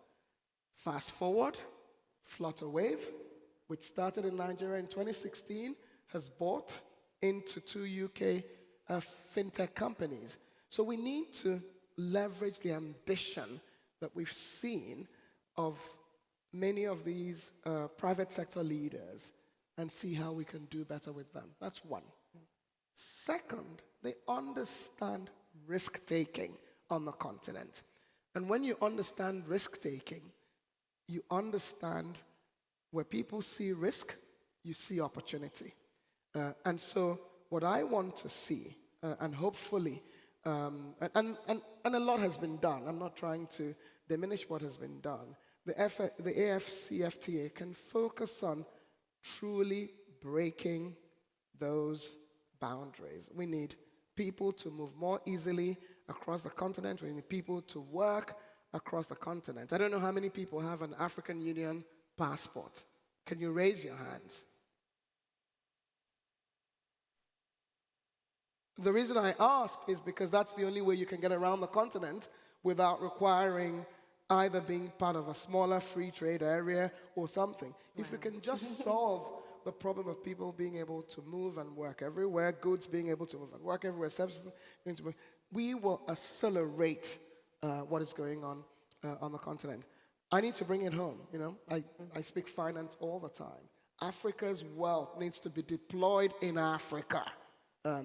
We're finding, thank you, you know, whether it's pension wealth, whether it's individual wealth, whether it's other institutional wealth, there's lots of wealth, but we're deploying it, buying very low return instruments around the world when the opportunities are on the continent. We don't have long-term financing because what keeps you as an entrepreneur, as big business, as a government, feeling comfort while you're investing is when you can get long-term finance. Long-term finance is still absent on the continent. All right, thank you very, very much. I wonder, and I hate doing this because this is where it's getting really, really interesting. Could I have answers to 1 minute, 1 minute 30? Okay, so Mr. Olajide, I gave you a heads up. We're going to talk about ecosystems. You've traveled extensively. You've studied abroad. Is an entrepreneurial ecosystem currently here on the African continent, where did you see the most exciting and inspirational ecosystem for entrepreneurs? And from what you heard earlier, this is 1 minute 30, from what you heard earlier, can the AFCFTA deliver? Great question. Two things that I want to talk about in response to your question is the need for more entrepreneurship, and you talked about that as well. So I am also chairman of a holding company on the African continent, and we invest in agriculture, hospitality, technology, fintech, and all that. And there's just so much opportunity in Africa, so much, because it's incredibly underserved. Africa is underserved in every category. Africa is an entrepreneur's dream. Africa is an entrepreneur's haven. And I've said this publicly, I wish I had been investing on the African continent a long time ago. That's my regret. I'm doing that actively now. And in the past year, we've deployed tens of millions of dollars of our own capital, all cash. You know, not even anything leveraged. I'm sure there'll be lots of things I will do much later on. Our own capital, and I cannot deploy them fast enough. The opportunities are there. It's there. But one thing that's important is this. You know, you talk about corporates and entrepreneurs. I guess an advantage that we have is we have the infrastructure of a global organization already, and the discipline and the rigor of deploying capital in an efficient manner and making it work. So that system exists already, and there's a pool of talent globally. So there are massive, massive opportunities in Africa. Africa is underserved in every category. If you know the terrain and you want to bring your capital, this is the place to be. And as far as people saying, well, what are all the government issues there? Look, any serious corporate or entrepreneur, you get involved in public policy issues because you want to help protect the investments that you're making. That's just prudent ways of doing business. That's basic. So that's how I think about it. And then the last point that I'll make is this. There's a sense of pride that entrepreneurs need to have. Entrepreneurs are the ones that will build Africa. It's entrepreneurs that will build, entrepreneurs build societies. And I tell people all the time, yes, I'm an entrepreneur. I want massive returns on my investment at all times. But I'll make one point. Look, if the return on my investment will be 10%, just put the capital in and pull it out. Will I take 9% or 8% or 7% to see societies thrive and have this place be more conducive overall? Yes, I believe that business is a force for good. Okay. So beyond making profits, businesses should make societies better. And I think that sense of responsibility that entrepreneurs have will make a difference on the African continent. Thank you. Mrs. Whitaker, we've heard about entrepreneurs and the environment. So I was looking through an index and ranking, and obviously I want to draw on the US experience. US came as number one for entrepreneurial support. Second was Rwanda in terms of the African continent. Globally, it was the US. Then we had, South Africa on the African continent, Rwanda, Morocco, Kenya, Nigeria, and Ghana was seventh. What is it? Those figures may have changed, depends where you are looking, and I'm open to that discussion. But what is it about the US that allows, in terms of policy, is there anything that can be taken there that could be applied to the African continent? We want to deliver the AFCFTA.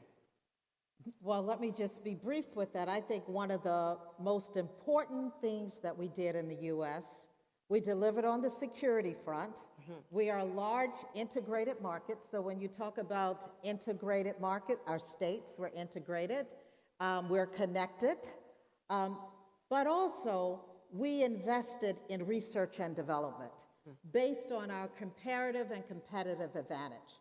And we did it in agriculture. And I think that is where Africa's comparative and competitive advantage is in agriculture, value addition agriculture, and also seizing opportunities from this new green economy. Okay, just very quickly, just to follow up on that. So obviously that's a country, we're now talking a continent, you know, we have ASEAN, we have the EU. Is that where things become unstuck, when you're bringing all 52 plus countries together? Because I think you have to be organized internally in order to connect externally. Okay. So we were organized, and that's why we were able then to have a North American free trade area and connect with Canada, connect Mexico, and we're doing it globally. We have a lot of work to do, but Africa has more natural advantages and opportunities than America has ever had, in my view. Thank you very much. Mr. Malloy, obviously entrepreneurship, private sector, we heard earlier that it's entrepreneurs and the private sector should own the space. Yep. That is key to delivering on the AFCFTA. But according to you, Africa has the wrong sort of entrepreneurs. What do you mean by that?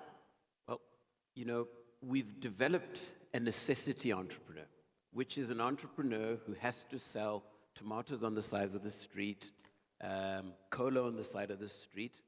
But we haven't created opportunity entrepreneurs who are intentional about what they're investing in, who are intentional about building value chains, who are intentional about building digitization, who are intentional about building, agriculture. So until we have more Dangotes who actually look and say, what are we going to do with petroleum in terms of developing it into multi-products, we'll continue to face the challenges we face. So really, where I take that is, if we look at the free trade, we have a great opportunity or we have a great threat. And the opportunity comes from investing in local entrepreneurs so that the FTA creates local industrialization. Because the risk we have is we're going to have foreigners invest in Africa, and Africa will remain the chattels. They will remain the laborers, and they will not actually benefit from the FTA. So it's important that it's entrepreneurial-led, and institutions like Afreximbank intentionally invest in champions in various sectors to make sure that AFCA-FTA is a success. Thank you very much indeed. Moving on to Mr. Archere Darko, I want to go back to policy very quick. I know it's a huge subject, but why does it take so long to get policy changes, to get things in place? You know, could you just give us a very brief insight? Well, I think if it's owned by politicians alone, they're not necessarily in a hurry.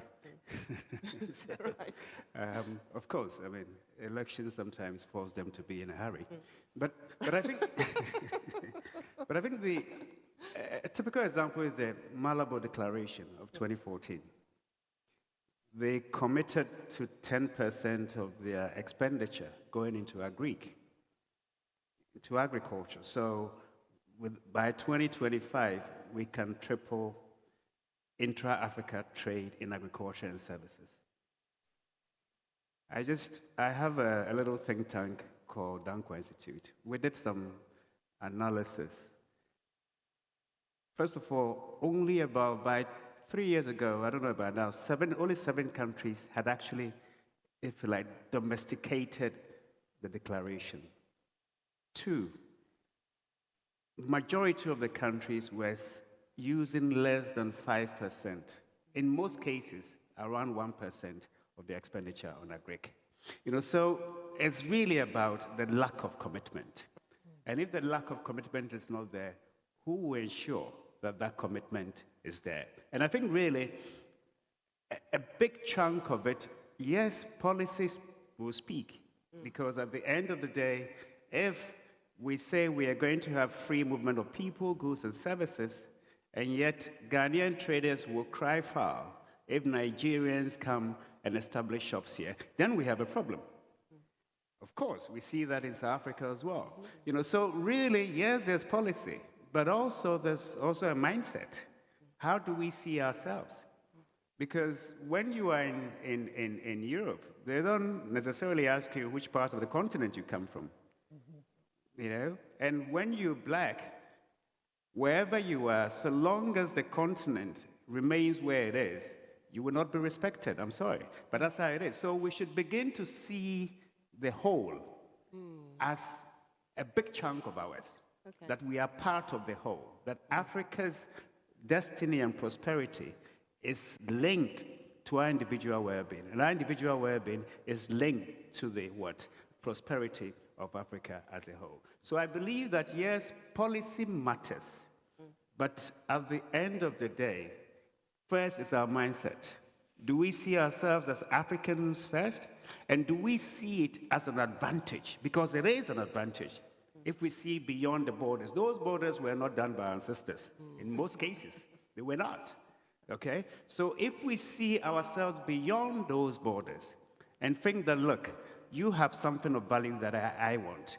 I have something of value that you want. How do we aggregate? If we look at it, and you know, now they talk about the critical minerals. Just 30 seconds. The critical minerals. Right. The critical minerals or the green minerals are here in Africa. Okay? We have an opportunity to change the rules so that we maintain more of it here. A typical example is lithium. Okay? It costs about 120 million to set up a lithium and start production. Yet the 10 billion that we calculate that one concession will earn in 10 years. Ask yourself how much of that will be in Ghana. So those are the things that I think we have to look at. Well, I'm going to put that question to your colleague sitting beside you, looking ahead.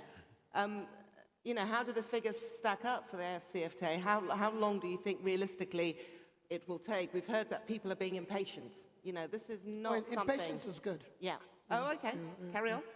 No, I was just going to, as he was speaking, I was just reflecting on policy is extremely important because knowing how you're doing and everybody understanding and engaging is important. But, you know, execution eats everything for breakfast.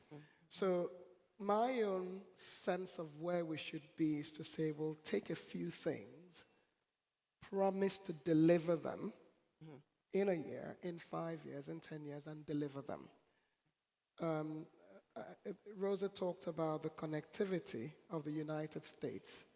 If we deliver connectivity of this continent, whether digitally, by the way, I think that one of the things we've done and entrepreneurs have led is really leveraging technology. But on the public side, we haven't provided the anchor, the foundation, to make sure that we can truly leverage technology.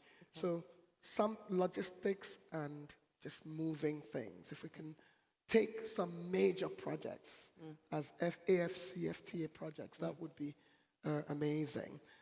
If we can focus on R&D as well, and I feel like I'm echoing Rosa, so that things are actually homegrown, things are the things that focus on the needs of the continent. So policy, yes, engagement, bring us all together is good, but execution, let's have some examples that we can celebrate in a year's time, in 5 years' time, in 10 years' time. Okay, well, there's a promise. Hopefully I'll be with you in a year's time or 5 years' time to go through those examples.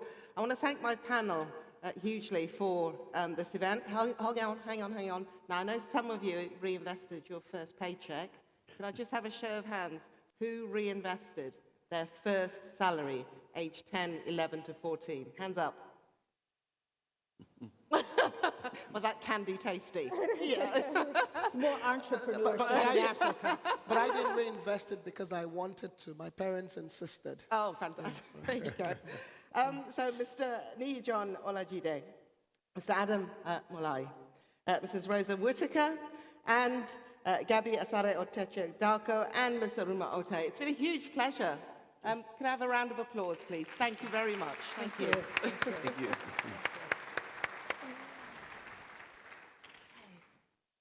Thank you, and a round of applause for Lukwesa Burak of the BBC. Wonderful end to a very, very full day. The first day of 3 days, of course. But for those of you in the hall here, you've certainly earned this. You are welcome to the Akwaba cocktail reception at the Kempinski Hotel this evening. It starts at about in 30 minutes at 7 p.m. and shuttle buses will shuttle you to the Kempinski Hotel. If you go out, straight out the doors, the ushers will direct you to the shuttle buses to the Aquaba cocktail reception. Tomorrow morning, please be back here early, 8 a.m. if you can be, to grab your seat for the opening ceremony, where we have several heads of states, including not just from across the continent, but from the diaspora. The Prime Minister of Barbados, for example, Mia Mottley, will be joining us.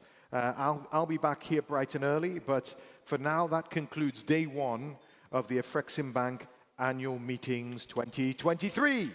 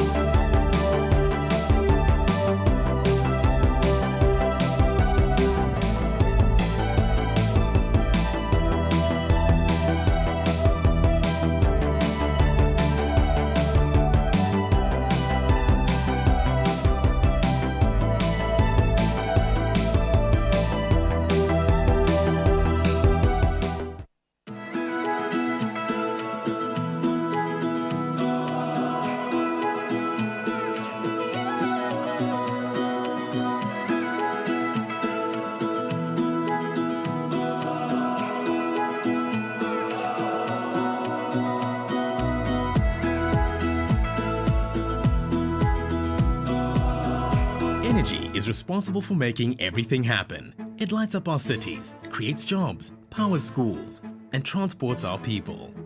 It drives factories and industry and empowers innovation. It keeps us connected and enables science and exploration. With it, we give and receive better healthcare, and our standard of living in every aspect of life improves. Energy really is the cornerstone of the African economy. But what will we do if this precious resource runs out? How can we protect and develop this lifeblood of our beautiful continent? The African Energy Chamber will host African Energy Week at the Victoria and Alfred Waterfront in Cape Town. The interactive exhibition and networking event will run from 18 to 21 October. The 4-day conference will unite Africa's energy stakeholders, drive industry growth and development, and promote Africa as the destination for energy investments. Recognizing that energy transition is shaping global conversation, the week promotes the continent's position and the future of its energy sector. African Energy Week 2022 will be critical for the continent and its people.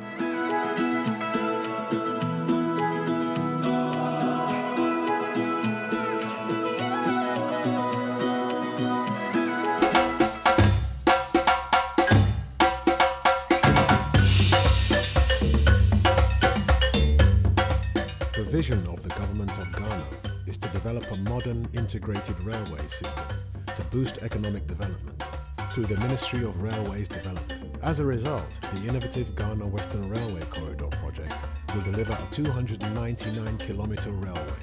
Ghana Railway Company Limited has appointed the Thilo DB Consortium as railway manager, which combines international expertise with local knowledge. Afreximbank, as the mandated lead arranger, will arrange the financing towards project preparation and implementation and support project structuring through advisory and syndication services. The project will create more than 5,000 direct and 50,000 indirect local jobs. It will lower transport costs by 30% and reduce pollution, enable efficient transport of minerals and commodities, boosting Ghana's foreign exchange revenues by at least $950 million per annum. Enhance the safety and reliability of transport, improve regional connectivity, exemplifying how innovative financing and partnerships can reshape trade infrastructure in Africa.